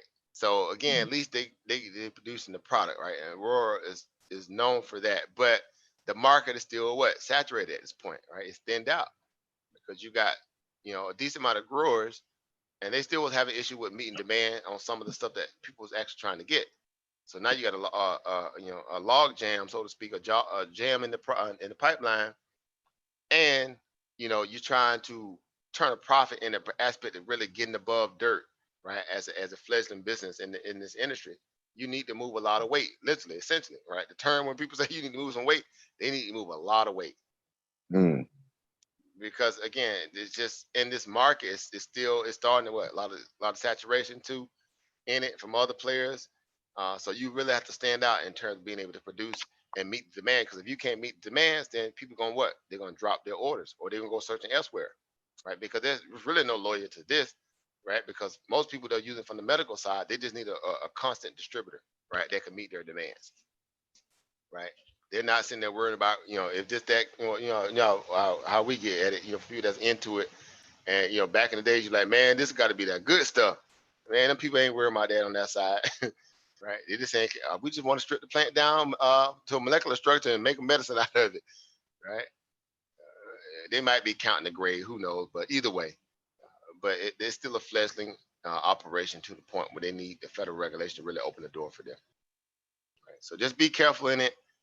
If you and so you got well, I have one. You got one share in it. mm. Yes, I think she said she got one share. Yeah, just be careful, right? Because right now it's just not. That whole industry is under fire. Right? That whole industry is under fire at this point. Right? I hate to even use that analogy, but they literally are somewhat in that position where it's one match to take the whole business down if they don't watch out. Because some of these stocks gonna go under like they always do during moments like this. This somewhat like a purge, right? The coronavirus is purging a lot of companies that were weak. And, that's how this stuff works, right? Yep. So let me see. Somebody say in back. So we got a couple stocks there. What are you thinking about? TMHO, THOMO, excuse me. Did I see that stock run? That stock ran. Gosh, I want to say it ran. Hold up. Did I got this thing on? Okay, yeah. Okay. Yeah, I think it ran about I want to say last week. I could be wrong. Let me see. Let me run over here real quick. So you say THOMO. All right. Let me see. 'Cause I don't know if that. I think that's a. Oh, I'm sorry. THMO. Yeah, I thought I saw that before. I did see this stock. Right. It's a holdings company. Thermogenesis. Yep. Yep. Remember this one here had one of those parabolic moves because it was on the black box scanner. I don't know if you saw over Chris too, but it was one of the ones that gapped up and had one of them breakout days. T Yeah, THMO. It's Thermogenesis Holding Company. It's a holding company. So it's like them, yeah. yeah. Anytime you see them holding companies, that means they're middleman. They're Yeah. middleman, but they catch bids too. Again, they catch bids. Don't matter what it is, but you know. So again, off the lows, as you can see here, roughly about $1.61. Again, this is the day I saw it here. Yep, like I said, last week, or not last week, a week before, somewhere around there. I remember seeing it though, a couple weeks possibly here, where it broke out. Went from rough again around about 260, 270 up here, and had a blowout top around about 780. Right, so that was a nice move there. Now it pulled back. Obviously on that, as you can see, the bearish engulfing candle right after that broke below the 50-day moving average, broke below 20. Which typically how these stocks do that. Again, they penny stocks. They fast they go wicked like that. The wicked they come back down just as hard. But in this case, it did pretty well in holding at the point of entry where it broke out from. Now you got some nasty wicks right here where it penetrated below and came down around about 250. Right, 252, but it wasn't bad coming from this point here around 260, 270. So we got about 20 cent differential. So, but it closed above that point of support, a rough around about 270 every time, even with this small little sliver green here, and definitely this green body candle here. So instantly you say to yourself, that's an instant level of what support. Be it short term or whatever, it held that level of support around 270. And after that, you can see it climbing back up a little bit here. Now, I mean, potentially could probably get back up at 7, but that was a one-off event, as you can tell, with that kind of level of wick and breakout. But it started to kind of slowly climb back up methodically. So again, roughly 270, because that was an instant buy here. I mean, that was a no-brainer buy, just knowing where it came back and held right here. And then here you see it kind of piercing by it, kind of standing back above it. And now you're trading at $4.26 a share. So roughly, again, you almost close to about $2. Yeah. Yeah. So you close about $2 here in a matter of. Let me move this down. I can't see it. I'm sorry. All right. So roughly about on the 25th of March here. Yeah, 25th of March to where we're at now. So less than a month, you up in there $2, and you're sitting above the 200-day moving average. Right, you close above 200-day moving average. That's a bullish signal, and the VWAP. Right, you close above both of those. Definitely, you left the 20 moving average down here, which is red line, and you close above the 200-day moving average, which is here. That's a very bullish signal. Right, that's a very bullish signal. So definitely, this one here definitely on watch and play. Depending on the volume, because you can tell that the volume is probably a little spotty. So let's go to the 5-minute chart. You'll see what, right? Very spotty volume, right? Again, but these little stocks like that, they just gap up throughout the day and just, spurts of volume come in and out, right? And you'll get those kind of those little plays. So, let me see if we can put on a better chart where you can see all that little tic tac looking stuff. Actually, a little bit better on the 30-minute chart. A little bit better here on the 30-minute chart. Right. So again, so definitely, just kind of watching it here. If you're in it, just today alone, you got some good upside move on this candle here, where it still got some continuation. You still got some good continuation here. So look at the pattern there. So look at that cup, sideways handle a little bit, kind of broke back down, built a higher low basically at the end of the day though. Because right here, you're low, right at the bottom of this linear regression band channel too. Look at that, almost at a T. Right on that, Joe. It looked like a W. Yeah, I mean, again, nice little fry pan bottoms, right? Just kind of Yeah. building and producing what we consider to be higher lows. These are right higher low, right higher low. Right? Even though you had to break down off this move here, but you still go back to the point before it broke out. That becomes your place to origin. So right here, Right. this point here, right? So again, here a little bit higher, a little higher low here, right? Came up here a Yeah. little higher, settled down, came back, settled out around this point here. That's your higher low, bottom support here. And now you got a nice little rounded bottom here, and it's taking back off again here. Yeah, cup and handle. Yeah, so it looks real good here. Little J hook pattern, Yeah. almost like fry pan bottom, cup and handle. Yeah. So yeah, that one there definitely on watch. I mean, you're a little overbought here on the 30-minute chart, but again, of course, you break it out, a little further out, it probably won't be so bad. Let's say if you go to the yeah, the hour chart's still a little oversold, but these little stocks like this, when they get to breaking out like that, if it's best if you got a callus behind it, then that little value of it ain't it won't really matter that much, right? It won't be to the point where it just be devastating. Right? They'll run it up another again, 30, 40, 60 cents, 70 cents, whatever. If the volume's solid, and then it might pull back. Because right now you're basically sitting right at this point here, at this candle here, this meat of it, then you had a gap up from that point. So it's sitting right at that gap up point here, back, in March 24. Mm. Right. So the next level of resistance, obviously, is going to be roughly around about $5. Now you may have some small incremental buying and selling resistance if you look at the level 2, but on the chart value, your next major level of resistance is going to be right at around about $5. Right, roughly about 70, 80 cents away from where it's at now. But yeah, that's some good adding opportunity right there. That's a good little adding opportunity space right there.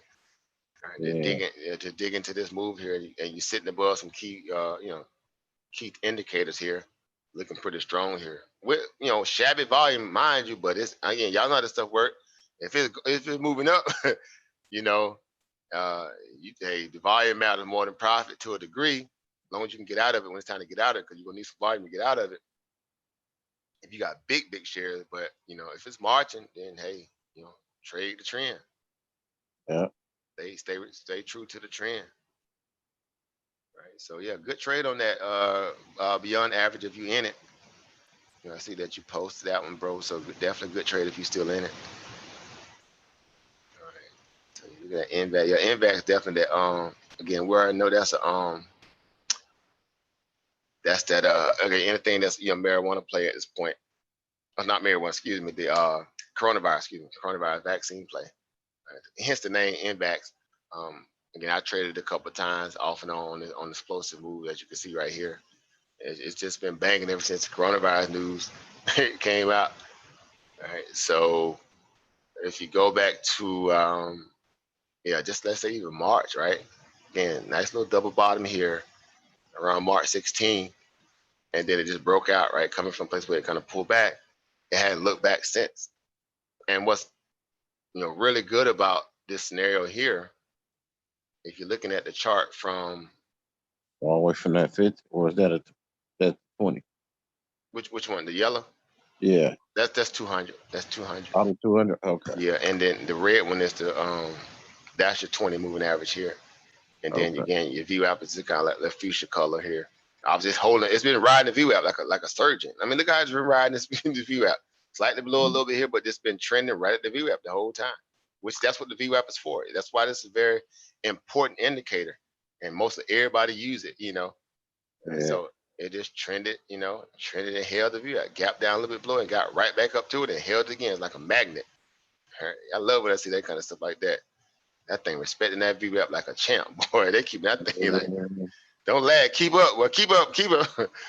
It's keeping up. And then you had a gap up, obviously. Wednesday, last week, Wednesday, and a nice little gap up. We went from $14 and some change, up here to around about 18. Nice little gap up. Yeah. So this one hit. I traded a couple times, back in March into the summer this. I forgot I had to go pull a trade up, but it's been doing good. I mean, it's again, you talking about a coronavirus play, and it's above the medium line on the linear regression band, which is this line right here, this long line. It's holding it. It touched it here, got up away from it, came back and touched on it right here a couple of times, and now it's kind of sitting above it here, still in the bullish stance. It's still in the bullish stance right now. So I mean, again, you can't. It's hard to bet against a play like this at this point because of what they're trying to do, accomplish in the vaccine or therapeutic for this coronavirus. So it's definitely going to get the the recognition.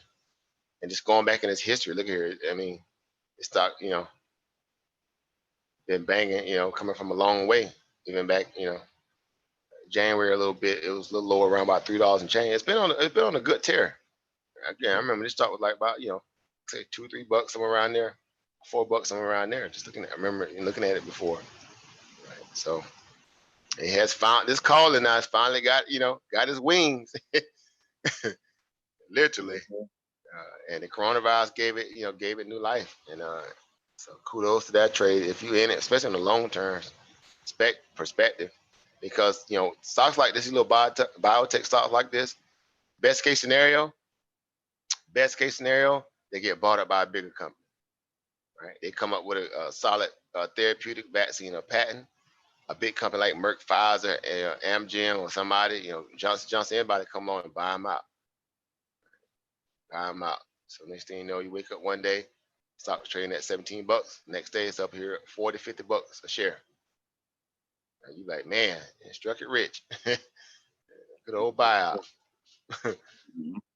Yeah, so yeah, nice play on that one if you're in that one too. All right, so let me see, make sure I didn't miss somebody if they had a question about stocks. Yeah, let's see, good old, yep. Yeah, so, but that's it, kind of in a nutshell. This kind of stuff we look for. What's going on, Sister Drummond? I know we were just talking. I want to overlook Sister breaking down a couple of trades here. Sister Drummond, you in the building? She's probably busy right now too. Yeah, so, but yeah, it's all love, guys. We learn and we're trying to set a precedence. Again, a lot of this stuff, a lot of people don't take take the time to really share it. And for us, it's a no-brainer. If we got time, we're gonna discuss it because you're building the type of building blocks or the mindset in people where they might have been skittish in the beginning. Now they're starting to realize that this stuff is not as I guess I would say complicated as they try to make it out to be. It really isn't. It comes with work. Don't get it twisted. It comes with work, right? This is not a get rich quick scheme kind of mentality, right? You can't come into this with that mentality. You can strike it rich and turn a strike lightning and catch a couple little trades and get lucky, but to do it consistently, that takes time. That takes again patience, right? It takes discipline. It takes having the methodology in place where you have to perform some tasks. Like I was just breaking down, it's like some of the stuff how I look at some of the earning plays, right? Just a small little synopsis of how I go through that level of rigorous research. Now I say rigorous, not that this seems like a lot of complication. It's just you just moving from sites to sites, and you're just reading over some key data points, and you're moving on, right? That's literally how I look at the earning plays. Some of them, and a lot of them I go into more detail. I go open up FinViz and open up all the other little sites too. But it's just information, right? It's information. You're making moves off of information, and you learn a lot about these companies along the way. That's how you end up being even more, you can go tell some people about companies that they hadn't even clue that you knew about. Yeah, man, I know that company because, so-and-so. They make this, they make that. They do this, they do that. Right? Because you have to read about it, in passing and being able to be forward thinking as a position that you may take, be it as a trader or an investor. You definitely gonna know about it if you're investing in it. So it's not outside of our wheelhouse and what we do. Hey, Sister Jumet, you there? Yeah, I think like I said, she's probably in and out a little bit. Hey, I'm here. Hey, what's going on? Oba. What's going on? PC Oba. Oba, Chris. See What y'all you in doing? here. I was working out, listening to the whole breakdown. Oh, okay. Getting it in. Yeah. I was doing a little rundown there. I was like, here we go. Doing the fundamentals, little fundamentals and technicals. Yeah, sharing a little bit. You know how we do it. And yeah. Pull all sites up, FinViz and market watch and Yeah, showing the methodology, and yeah. But this. today Okay. I didn't really take too many. I didn't take a trade today because the internet was acting crazy. No, I'm saying I didn't take a trade today because I'm waiting for 2 a.m. Hopefully, someone. I'm about to do some D&D now and see what sets up. If nothing don't set up tonight, then it'll definitely set up tomorrow, or maybe tomorrow night. But yeah, it's just a lot of stuff is going wrong. It's like so I got to go do some research on how these currencies are moving, or how these countries, different various countries, or they, you know, Man, GBP is on a bull flag right now. it is on their currencies. Hmm. Which GBP? USD. Oh yeah, USD. My bad. I was just GBP USD. Yeah. Yeah, it makes sense Yeah, because the futures they market banging right now too. So some of those USD currency pairs probably gonna be moving to the upside. Futures up right now about 200 points and 30 points on the S&P. So yeah. actually is that kind of like an area. Well, it went through my area of interest on the 1 hour. So let's see where it's kind of heading. Yeah, it might be heading all the way up to that 134, 131.40 or something like that. Yeah. I'll see if they have any like. Yeah, if you smashed the chart. Yeah, I Because see what I you're had talking about. I had an order block where right through that. I was like, oh goodness. Yeah, so it seemed like it's trying to go up here to this 131, 420 top here. Man, look at futures, man. Another area. I mean, it's almost at an order block here on the 4 hour. But I had to see how it acts here. But I'm really probably I like to take the trade at the top. So I'll probably wait. Yeah. And then even on the 4 hour, it's still got a little bit higher to go. Yeah. So I might just let it, I might let it run its course and then take the trade. Because what happens sometimes you get in the trade and reverse on you. Because it's still, because the higher time frame always wins out. So if you look at a higher time frame and there's more to there's more upside or downside. The higher time frame always wins out. If it don't go that day, it'll eventually get there. So Yeah, sometimes you gold be tearing it up right now. I mean, I know y'all can trade gold futures in the forex market too, yeah. I'm especially looking the metal. at gold. I was And gold banging right now, 16 bucks. Yeah, but I'm looking at that is like a perfect. I would have been in that trade, but I mean the spread is too much. The spread is like 200. Wait, hold on. I'll tell you what the spread is. It's The probably spread ugly, is especially Yeah, yeah, the in that's the spread market is crazy. 100. Crazy. Yeah, man. You get in Yeah. there, you be down. already. Yeah. What? Then Yeah, you I got think they been keeping it like that on purpose because they don't want you to trade it. One well, time it was 349. yeah, you got to go One come day in like it early on it. went They want down you to to get in like early. 15. And yeah, I ain't getting in there no 143 though. But this is at a perfect area Yeah, because I had just that shit too hard, man. Yeah, I was like, Get what? that. Yeah, ain't yeah, not trying to let you trade gold. silver And too. The damn it, silver up man. They nicely like, after nah, y'all hours. not. Yeah. Yeah, I was talking to Stock I God was about like, man, that. they ain't not trying to let you trade. I was like, bro, some of About these trades gold? are too hot. No, not gold. I think it was GBP USD one day. And he was like, oh man, look Yo, fine to some of them me. GBP, Yeah. Well, I was like, nah, because I don't like to be down that far. I don't like, I mean, I don't have to like having to draw down that far. Because just in case it do reverse on you a little bit, you could let it run for a minute. But if you get in the trade and you down $50 already, $60, I'm like, that don't make no sense. Not to me. And you going in there one lot, almost two lots, something like that. I They're pass. 10 cents. You got to ask him what lot size he's using. You go in there 50 cents, something like that. Okay. And if the I think spread is he might have caught the spread when it was cheaper than when I was looking at it. That's okay. what I think happened. Yeah. Yeah, because sometimes it'll briefly go down, in the teens or whatever. Especially ever since the virus, like GBP odd is spread is 48. Yeah. I mean they gotta be in the 20. I mean, I don't really love GBP that much to be. I mean, if it sets up, but I'm not taking it at when the spread is like 40 something cent. No. Hell no. Excuse my language. You gotta come down. I take it at 25 cent. If it's like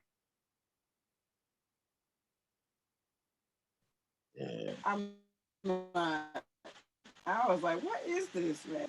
Not all the spreads, but sometimes some of the setups that you want to take, the spread be kind of crazy. But like now they're starting to come down.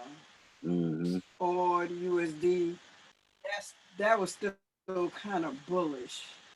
I don't like to take it right in the middle. Like if it's I want to get it like right when it's at either it's exhausted and it's planning on reversing, because then your probability of the trade working out is a lot higher. And sometimes you jump in there, we like in that. I don't like that mid range. Sometimes it's cool, but lately with the coronavirus, mid trading ain't been cool. You got to get in there and get out for it. Turn around on you. Turn it to the beast on you. You be like, hey! Yeah, I'm Yeah, I'm looking at all USD. I'm gonna let it go. I said that mug can turn around on you quick too. Sure. What? Hey. You running for the hills. Yeah, I have mastered the get out button. Get out. Remember back in the day? Yeah, but I don't like how some hold on to them things too long. None of that deer in the headlight. I got beyond that. Yeah, I got beyond that. I be having to stop loss and shoot. I got my limit. I can make this back. I know that's right. Some days is long over with. Well, I be like, quick, click. That's it. Well, you be staring at the screen, the money be going up 340. Be like, it's gonna reverse. Yeah. Dang. Oh man, those days. But I swear. that's what it distance from. When you start to get more calmer as a trader, not so emotional. Yeah. I swear that happened to me with Tilray. Come back. I was up $150, and the next thing you know, hit 700. Old trash Ray. Yeah. Trash Ray. That's a hard one. 700. Oh man, you be messed up in the head. I was like, man, let me tell you what my biggest loss was. $2,000. Oh wow. I could not believe it. $2,000. I was like straight newbie, Man, I was holding like it's gonna reverse. It can't keep going. Yeah. That's good right there. Kept going, man. I think it was tears in my eyes. I was like, a few of those you get. I go back to that post. Oba like to talk about. Put up, stock market is strict teacher. It will humble you. Yeah, it you will pay that tuition. Yeah. will get it together. That tuition hurt.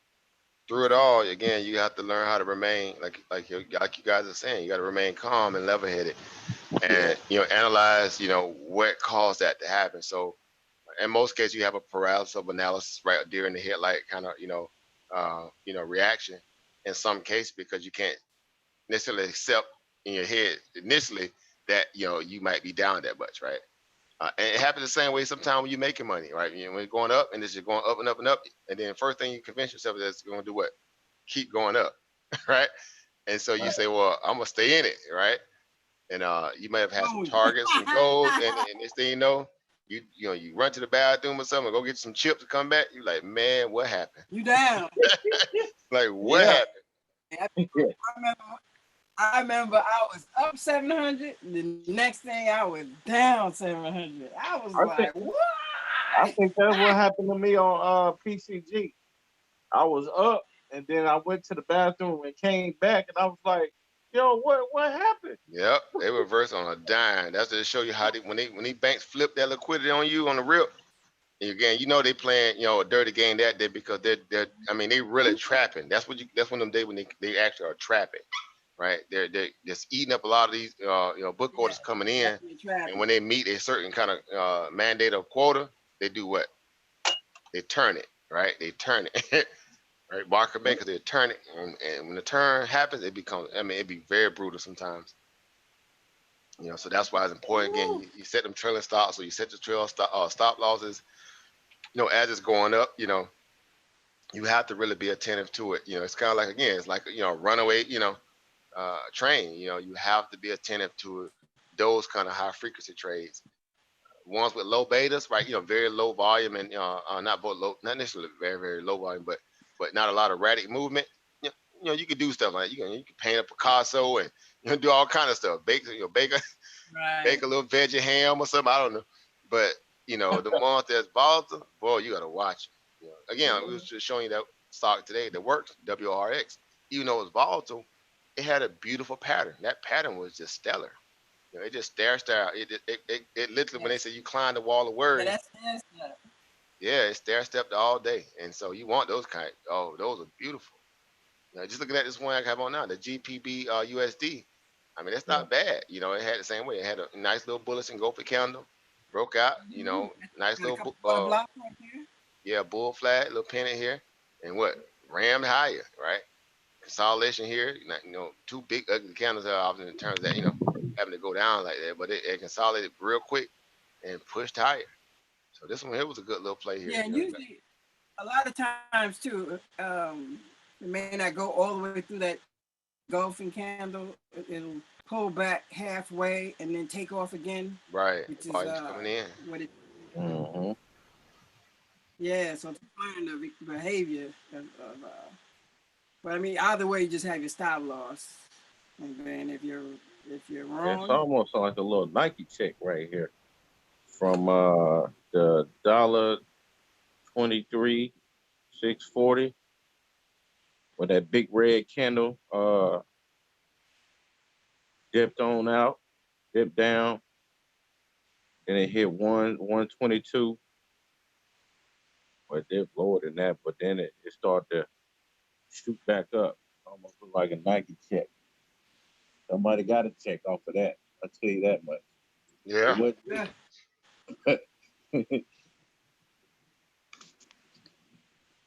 So it definitely here been since it came out the lows. This one here just been banging. You're going back again, like you say, about 123, back on the 8th of April, and this GPB USD trade on this forex pair here, this thing looks real strong to the upside. Thinking about where it came from, again, just on the 8th, it's just been collecting, pushing higher, collecting, pushing higher, excuse me. So definitely that pair there is definitely worth watching collectively, where it came from off its lows back on the 8th of May. Excuse me, 8th of April, excuse me. So USD GPY, GPB. I'd be messing there. GBP, excuse me, USD. That pair, excuse me. I do that too. Sometimes. Be like GDP. Like yeah, GDP. right? You be thinking about gross domestic product, right? We think about Yeah. it real same way. It happens. Right. Right. Correct that. Bunch of tongue twisters going on. There they are, these old currency pairs. Mm-hmm. So yeah, so that's it, guys. So just a lot of different little neat little tidbits and nuggets of information to kind of ingest. So some of you guys are still learning. Some of you guys are a little bit more further advanced along, right? And you're in that level of progression and churning out knowledge, churning out different vantage points and viewpoints. So as I'm always saying again, find your own niche, your own niche, but still from everybody, right? Well, again, hearing perspective from Oprah Chris, hearing perspective from Camille, hearing Brother Chaos Rain, he came on and was able to kind of give a little surmise about what he's seen, right? Just learning how to follow news. It's a learning process. It really is. It takes you having to poke and prod at it to really get it to reveal, what's exactly it is, right? And it's always gonna be dead to you until you really actually be able to kind of identify it, right? Once you identify it, okay, it started to make sense, right? Charts started to make sense. Candles started to make sense. Indicators began to what? Make sense. Literally to the point where it started began to make what? Real what? Sense. Dollars and cents. Right. And so you're starting to look at it for those key moments, right? You're looking for moment, what they call money moments, right? Again, green means go, red means stop. Basic, right? That's the caveman aspect of trading, right? Now you need to figure out, what those levels entail in terms of when, it's getting ready to what to go green, when it's getting ready to get what kind of stop and kind of pull back or consolidate, right? And so there's a lot of different factors within that you can be able to address those curiosities by, right? Checking the news on the stock, checking again the previous chart history where it came from once you start, learning how to read candles, indicators, right? Oscillators, MACD, statistics, it's so TTM squeeze. It's so many of them out there. RSI, it's so many of them out there, right? But again, it's just about personalizing this game or this craft to your liking. Once you establish a criteria or a blueprint to a degree, you just go from there. Right? But then there's still a very basic algorithm, which is what? Buy low, sell high. Find profit and value in trying to get the best bang you can for your buck. Any value and breakout that happens through the value of other people seeing value in that stock and you as well, that's when your volume comes in. Right? That's when the opportunity, really gets ramped up to that next level, right? And so the worst thing you can have in that moment when the stock gets to breaking out is a paralysis of analysis, or during the headlight, even in terms of a profit value, right? You think it's gonna keep going up, up, up, up, up, right? If you're trading it, then understand it's a trade, right? Don't fall in love with it, right? That's the hard part to do sometimes too. You're like, oh, this thing is nice. This is nice. You don't even want to sell it. And then the next day or so, it comes back to earth. It's like, man, I know I should have sold that thing. Yeah. Yeah. You like, God, dog, man. Yeah, and then knowing how to have keep. Right. So that's the name of the game. The name of the game is discipline. Discipline equals dollars. Discipline equals dollars. It's simple. Right. You have to have that level of discipline. Right. So having a goal in mind, having some levels in mind, if it hits those targets, don't be ashamed to take that money, right? Ain't no such thing as a failed trade when you're making profit. I repeat, ain't no such thing as a failed trade and you make a profit. So what if it goes a little higher after you get out, right? But you locked in what? Right. A profit, a bag. You got to learn how to let go of what you don't have or what you perceive to be, that it might be, because we always say what? A bird in hand is better than what? There's two in the bush. One in the bush, right? So again, case in point, that little stock I had today. Again, I took some out at 12.66, right, and left only like 8 shares in it, left in it to keep running, right? Let it keep running, So, but again, lock in some of that profit, lock in that alpha, lock in that yield, right? Lock in that bag, and so that way, at least you can go into the next trade, again up, or if you want to take some out, just send it to your bank, again, go and lock it all the way in. That's what the game is. Pull from Wall Street. Pull from Wall Street, because they are definitely going to pull from you, whether you in it or not. They're going to pull from your 401k. They're going to pull from your mortgage. They're going to pull from your car note. They're going to pull from your cell phone bill. They're going to pull from your job.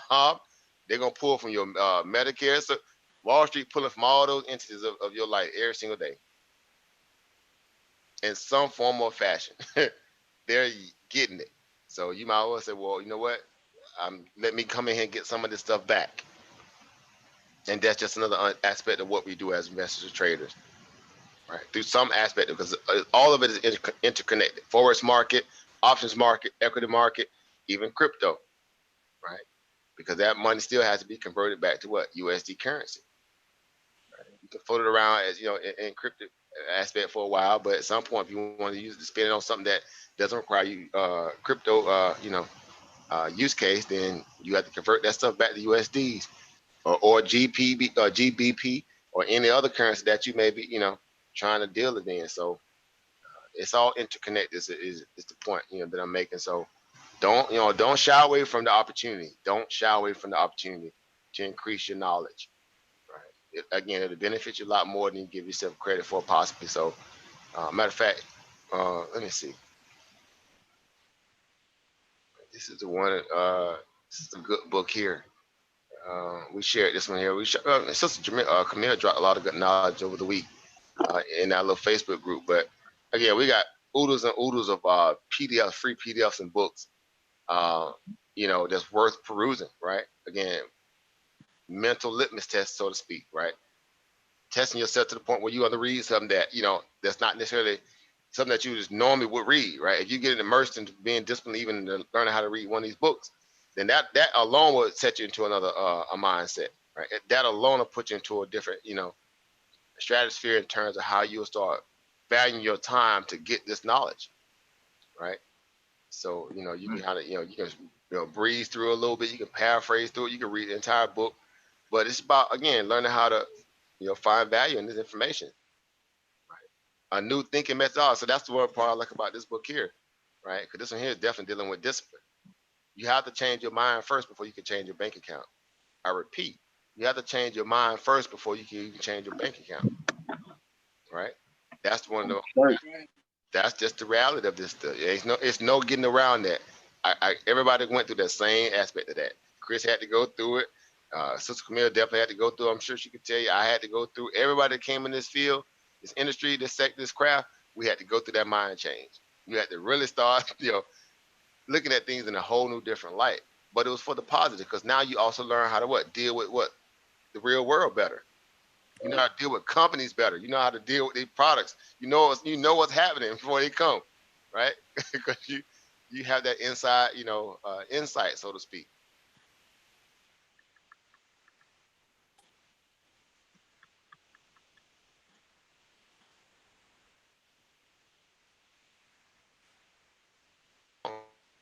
Yes, let me see if I can post this for you guys. Some of you guys probably got this one here, but I don't know if YouTube will let it get all in there. Let's see. It fit. Let me see. Let me click on it, see if it worked. Yeah, it worked. There you go. Boom, right in there. All right. So that's that's one of my one of my more favorable authors is Mark Douglas, right?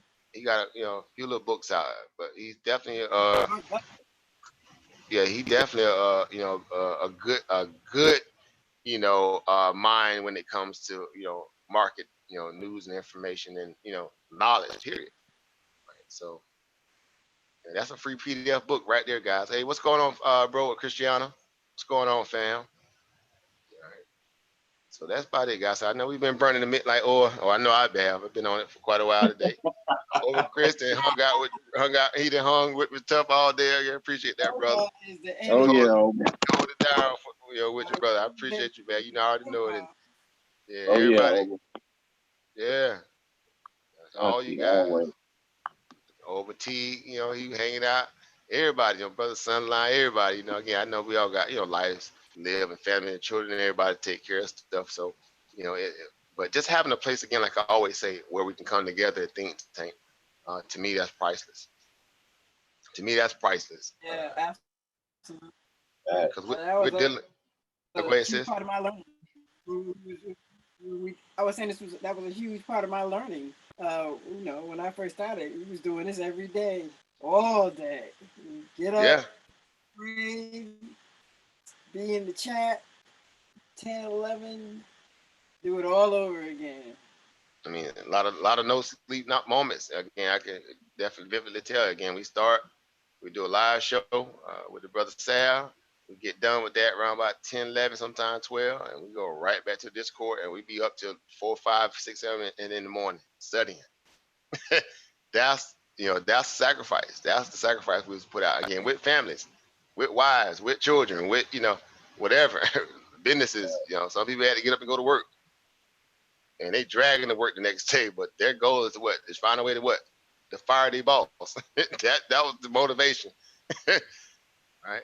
And we just going over charts. We're going over trades. We're going over strategies. We're just going over different outlooks, and it was again trial by fire. That kind of mentality. That's a sacrifice though, but initially, if you think about it from the place where we're doing this now, for a lot of you guys who are new to this and still just starting to get, starting to take it serious, actually now where you start to seeing value in it, and it's not something that you're just kind of looking at in passing. Well, that level of sacrifice that you are willing to put forth in it now will benefit you. I guarantee you, it'll benefit you about 3, 4, 5 months from now, and that even short period of time, because you'll start digging like most people. You want to see how deep this rabbit hole goes. So you'll keep prodding here, querying here, asking questions here, researching this. When you start finding yourself doing it like that, just involuntary, that's when you know you're ready, right? Until then, you're kind of like, yeah, I just kind of peek in every now and then. I'm kind of almost there, but not really there. But, it's like anything, it's habitual, right? You still got to purge some stuff out of your life to make more time for this, right? So if it's giving up a game that you probably would have watched, if a sports game, you're like, oh man, I want to miss my team tonight. Let me go get the study in there. That's when you know you're there, right? Because that's the sacrifice when you give up a lot of the trivial stuff. And I say trivial because again, it's just entertainment. Let's be honest, it's trivial, right? But it's something, again, we find value in those kind of levels of things, right? The Coliseum, right? Chris spoke about that. Roman Coliseum games. Right? It's all what it is. But mostly, the knowledge again definitely comes from what are you doing when nobody's watching or telling you to do it, right? Right. That's when you know you at that next level. When that happens, all I'm gonna say is get ready, right? Get ready, right? For that level of explosion, right? So because you'll come right in, you'll get excited, you start building, you start digging. And then again, like Sister Camille, I always use her and many other, even Oprah Chris, some of his moment he hit, out the gate, and it's like, man, it messed your thinking up a little bit. But along the way, you find a way to fine tune and adjust exactly where you fit in the scheme of this reality, this trade, this craft, the industry, and then you'll take off the way you're supposed to, respectively, right?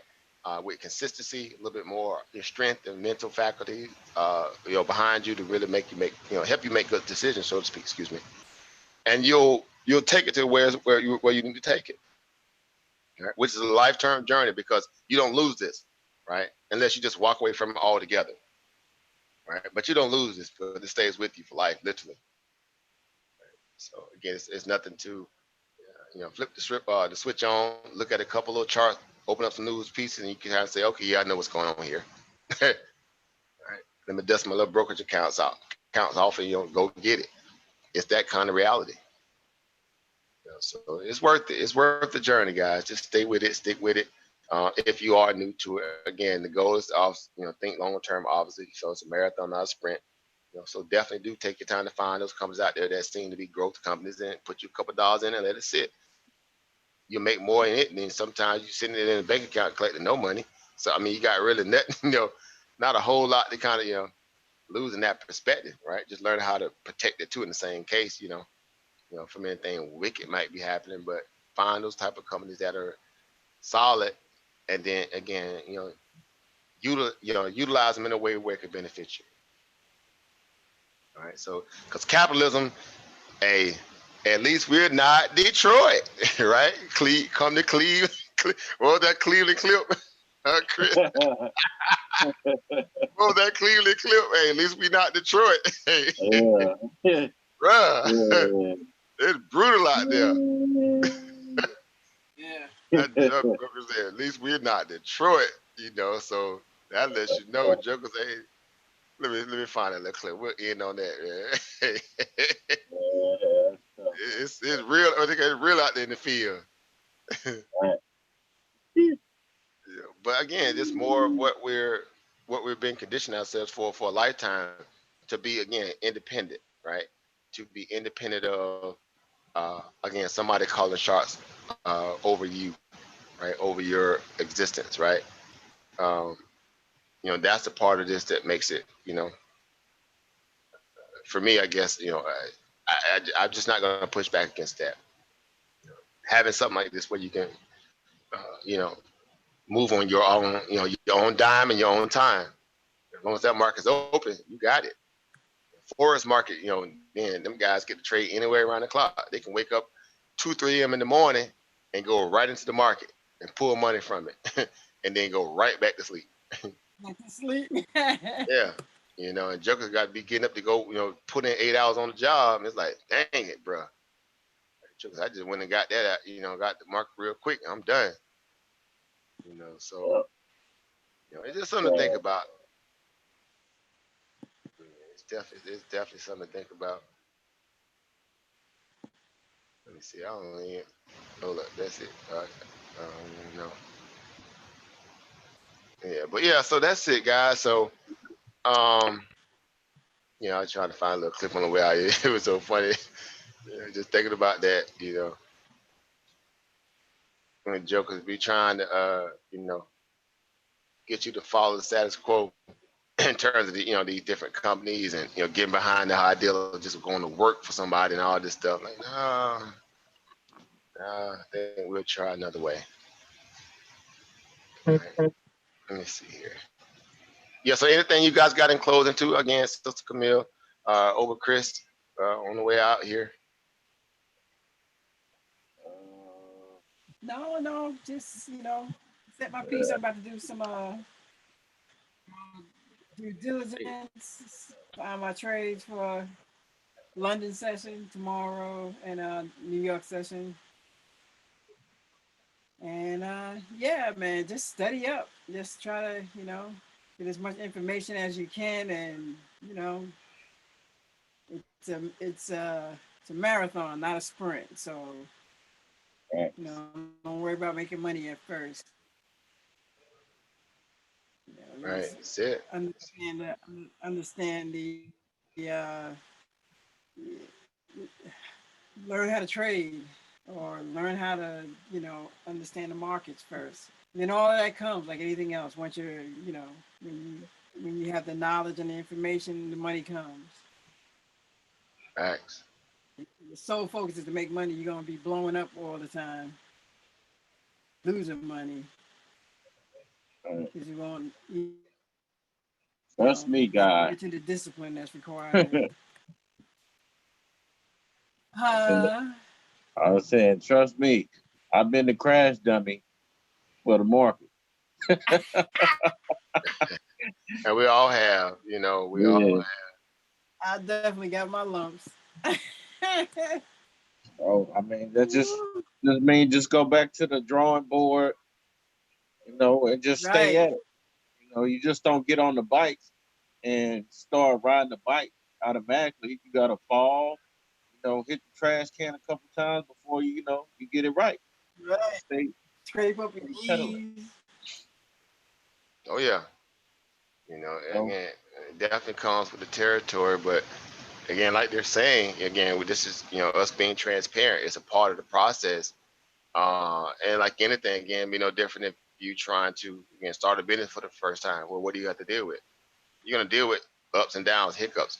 You're trying to fine tune that reality, right? You're gonna lose money starting a business, right? You're gonna go through those natural progressions. That's what a part of what they call price discovery or discovery is all about, right? Especially if it's your first time doing something of that nature, you're gonna have those moments where you have to reflect, and then you say, okay, well, I'm not gonna do that again, or I'm not gonna, or I do this when this happens because this worked out fine. So it's about fine tuning the process, right? But at least again, the first and foremost, having the interest, that puts you in the game, right? Have the interest, right? And Shoot you're a couple now. say again, sis. No, I was laughing at one of the comments in the chat. T or Ty Evans said, "I should have doubled down." Oh yeah, yeah, yeah. I guess a part is you guys That's again, what you be thinking. That's what you be thinking. yeah. It's all love. But yeah, again, that's it. So you guys are a lot better off than a lot of people because again, you guys are patient. You guys, again, hanging out. Not you have to just hang out on my channel, not. But again, I like to get my channel is y'all channel, is our channel. But we're doing something that most people are not doing in terms of being able to challenge themselves in a sector or industry that can really change someone's life in a lot of ways because we see people come in and it happens, right? We see it happen. Again, we see people in terms of our peers who've been able to do just that. Again, I always like to highlight other people. I remember because I'm just your brother, but I do what I do, but I like to highlight other people because that's what it's all about. And just seeing that growth is just phenomenal, right? Matter of fact, Bullet, right? Bullet Bear, right? Bullet Bear, you met him, Chris. Even Camille met him first, but just Yeah. Bullet Bear had one of those 3 or 4 month runs, and that joke was up near over $100,000. Was he not, Sister Camille? Yeah. He had about 3 or 4 month No. run. He was up over about near 100 racks. Average brother. Man, they big over there. Yeah, average brother. They put us out the company. Yeah. Grew up trading that over there. You know what I'm saying? Like 3 or 4 months.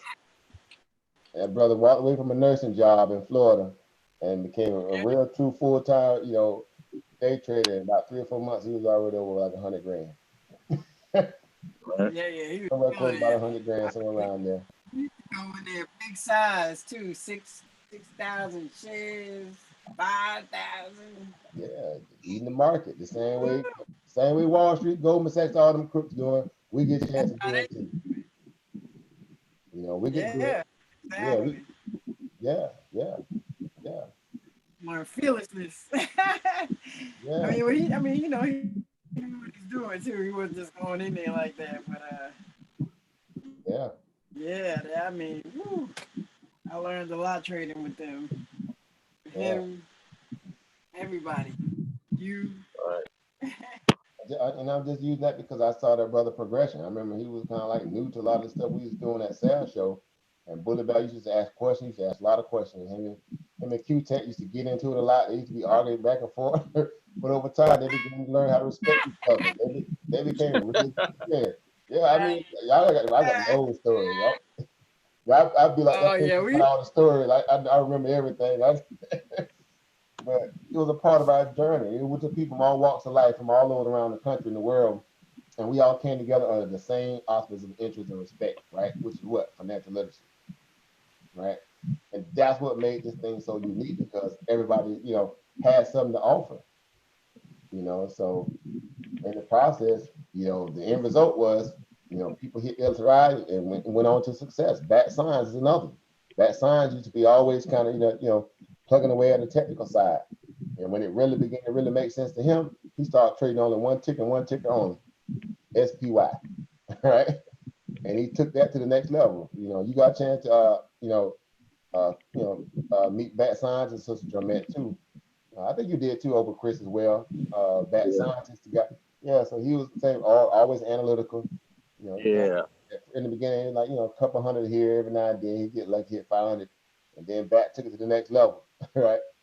He was pulling out, 4 digits, sometime on a daily basis. So again, that was just all a part of that process. Guys come in the market and make $2,000 or $3,000 a day, $4,000 a day, $6,000-7,000 a day. That changed your whole life, literally. So that stuff ain't far fetched. We ain't just talking. It's a part of the process. Yes. Yeah, but it's again for us, it's just a part of plugging away, staying disciplined, staying true to the opportunity that's afforded. So I'm excited. So, but yeah, guys. So And we're gonna put an all day scenario. Man, I appreciate you guys. Real. I saw it. Yeah, it was well worth it, though. I tell you that much. Yeah, it was, man. That like I said, that capital. If you guys didn't Oh see yeah, capitalism, that video, that documentary. yeah, capitalism. If you Yeah. guys hadn't seen it, Yeah, I checked that out. I mean, I was. yeah, that's the link right there. So if you Is guys, that Michael Moore? yeah, that was Michael Moore. Michael Moore. Yep. I think I know I got one or two of his Yeah. documents. He's funny, man. Yeah, he stayed getting them jokes with the devil, boy. He always be on their backs. Yeah. They don't like that, but you need that though sometimes, because sometimes a lot of people who are somewhat powerless don't have that ability to kind of get after the people that they know that's ratchet and crooked, So sometimes it takes people that's in that that feel to do that. Whether you got 30 mothers or not, it's still funny watching that all go down and seeing people get exposed to it. You know what I'm saying? He definitely did that on this capitalism documentary. Very, really good eye opener. Really good eye opener. So more reason for why we go hard and do what we do. Because I don't want to be subjected to nobody's. Look here. All right, I'm not going to be nobody's dead peasant, right? Ain't happening. No dead peasants over here. So we'll kind of keep plugging away until we take it to the next level. All right. So just kind of if not, then you can always go to where that clip at, where that Cleveland clip at. Y'all want to go to Cleveland, right? Cleveland. Cleveland. They don't want to go to Cleveland, dog. They ain't ready over, Chris. They don't want to go to They don't want to go to Cleveland. No, I ain't trying to go there. They ain't ready to go to Cleveland. Come on down to Cleveland town, everyone. Come and look at both of our buildings. Here's the place where there used to be industry. This train is carrying jobs out of Cleveland. We see the sun almost 3 times a year. This guy has at least 2 DUIs. Our economy based on LeBron James. Buy a house for the price of a VCR. Our main export is crippling depression. We're so retarded that we think this is art. It could be worse, though at least we're not Detroit. That about sum it up right there. Yeah, that's it right there. Just about sum it up. That's basically how this country going. Thanks. They selling it out. They selling this country away little bit by little bit. Every day it's been outsourced. It's been thinned out. Jobs are going overseas. People sitting there crying about making America great again. And you're like, with what? With what? They've been sold it out, right? So it's kind of a little too late at this point. You got entire businesses, this entire supply chain is overseas. What it take for them to get back in America, the logistics alone, the money it will take, bro, you have to have some real serious incentives for these companies to do that, because they've already figured out how they can make what? Maximize profits, right? What would Jesus say? Maximize profits. Right? I saw the documentary. Again, go back and watch the documentary. You go, hey, right? Because that's how we see it. That's how Americans say this is not no. Again, we just made that simple synopsis the other day, where again, it's not about, on the dollar bill it says what? In God we trust, right? It don't say in the word of God. So they don't believe in the word, they believe in the idea of it. Right. You know what I'm saying? And what it can produce, right? That dollar bill, what it can produce. Obviously, in this case, we say gold, oil, and diamonds, right? Because that's what moves products, right? Commodities, right? That's what they trust. And they need what? They need buyers. They need buyers. Right? So that's why we're always, using the mindset of a producer, distributor, or seller, right? That's what we need to become more of: producers, distributors, and sellers. You think with a whole new different swagger when you on that side of the table. And that's what investing in trading gives you. It gives you that kind of liberty, that freedom of being able to make your own decisions under your own dime, right? That's the part about it. That's the part, right? It's like when they say that part, right? You know, again, just going back to Sister Kelly, you know, just when she was thinking about her testimony, her client going into the market and being able to pull money away from it. You know, we're not just showing stocks just because they, you know, they look good from the idea that they ran. Again, everything looks good in hindsight, but no, we're actually engaging these stocks. We're engaging this market. We're engaging this opportunity, right? So, because again, a lot of this stuff is built around you having to demonstrate, right? Because you have to demonstrate. Because the numbers in this perspective, they're finite. Meaning, when that ticker, you know, hits that, you know, stop moment, or you know, that's it. Right? When it hits that, you know, that shutdown for the day mark, that's where it's at. And whatever it happened in between throughout the day, you know, all that, you know, is air and opportunity. Right. It's all air and opportunity. So just something to think about again, guys, as we get ready to close out here. Um, you know, go back and watch the documentary if you haven't. Uh, the other one we did before that again is called Paratourism, um, which is a really good one too. Uh, I don't know if I have it up right now, but you can go to my, you just go over to my page, you'll see it. But again, every week, like I said before, I'm gonna try to do at least about one or two a week, right? Of these different, documentaries that's dealing, you know, surrounding financial literacy, right? Surrounding economics, surrounding, you know, how this monetary system, this global, you know, I call it a global jihad. That's basically what it is because they're taking over. Right? They're trying to run all these sovereign nations out of what? Off the planet so they can really implement, you know, their real plan of, trying to take over everything. And now we just starting to see that, you know, that there's a deep state that's obviously utilized through the financial markets to try to what? Let's get people, you know, take over their people, these people's existence, right? Their businesses, their homes, right? Running more into debt, you know, all that stuff. Right? And they're doing it with a straight face, looking straight at you while robbing you at the same time. So again, I ask you every day, when you see them trying to take this little so-called high road mentality, well, the real world doesn't work that way, right? You know, they would sell again. If you are a religious person like that, they'll sell your Jesus the same way they'll sell Muhammad on the stock exchange. They could, they will put a bid right on them, and they run that price up, or they'll run it down.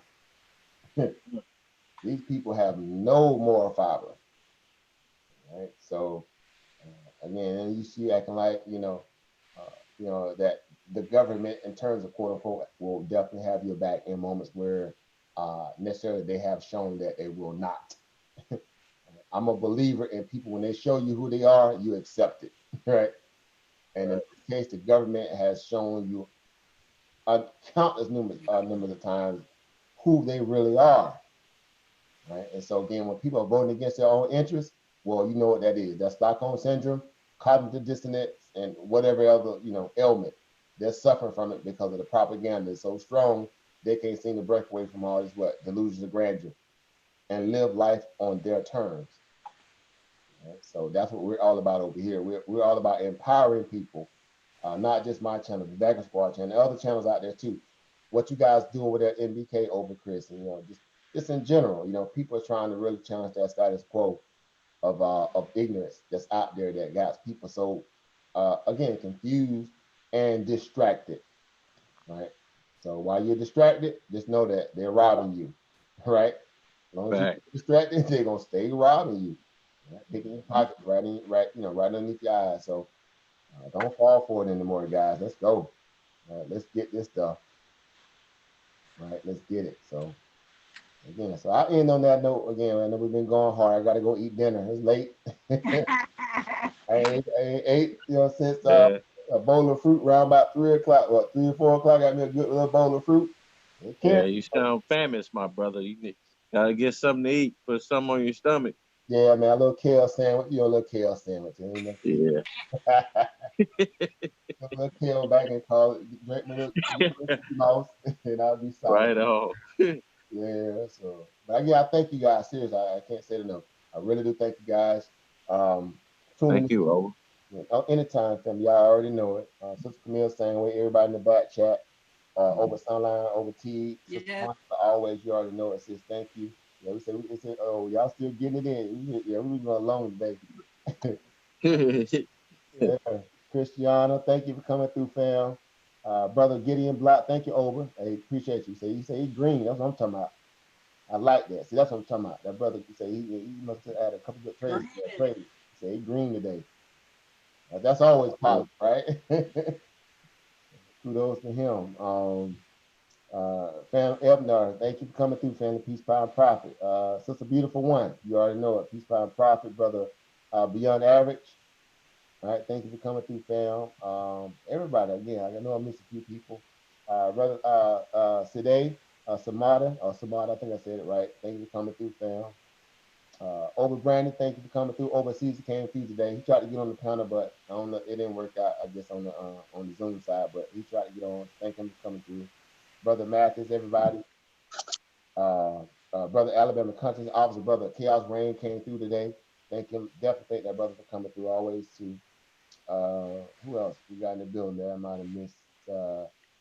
Family. Oh, I believe in self. Thank you as well, family, for coming through today. Appreciate the questions too. Right. Yeah, everybody. Again, I think I got everybody. Brother G Deb, thank you for coming through. First time for him coming through, I think. Thank you for coming through today, fam. We appreciate it. You know, you're welcome here anytime. Over Zane came through today. Thank you, fam. Right. As always, peace, power, profit. Him and Over Marquise. Thank them. Definitely thank those brothers for coming through. A good little amount of people came through today. Brother Brian Schwartz, he came through today. Right. He's coming from the Discord rooms. So on that side, some We Trade and all the other ones. So thank that. Right. It's funny.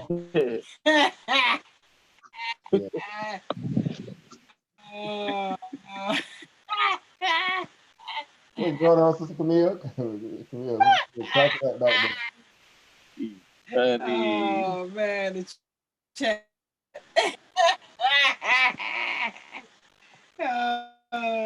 So you say, what oh, y'all read the chat chat? Oh, okay. Yeah. Hang up. Oh, hang up. Yeah. Yeah, man. Just do a little roll call on the way out the door. So again, y'all already know it.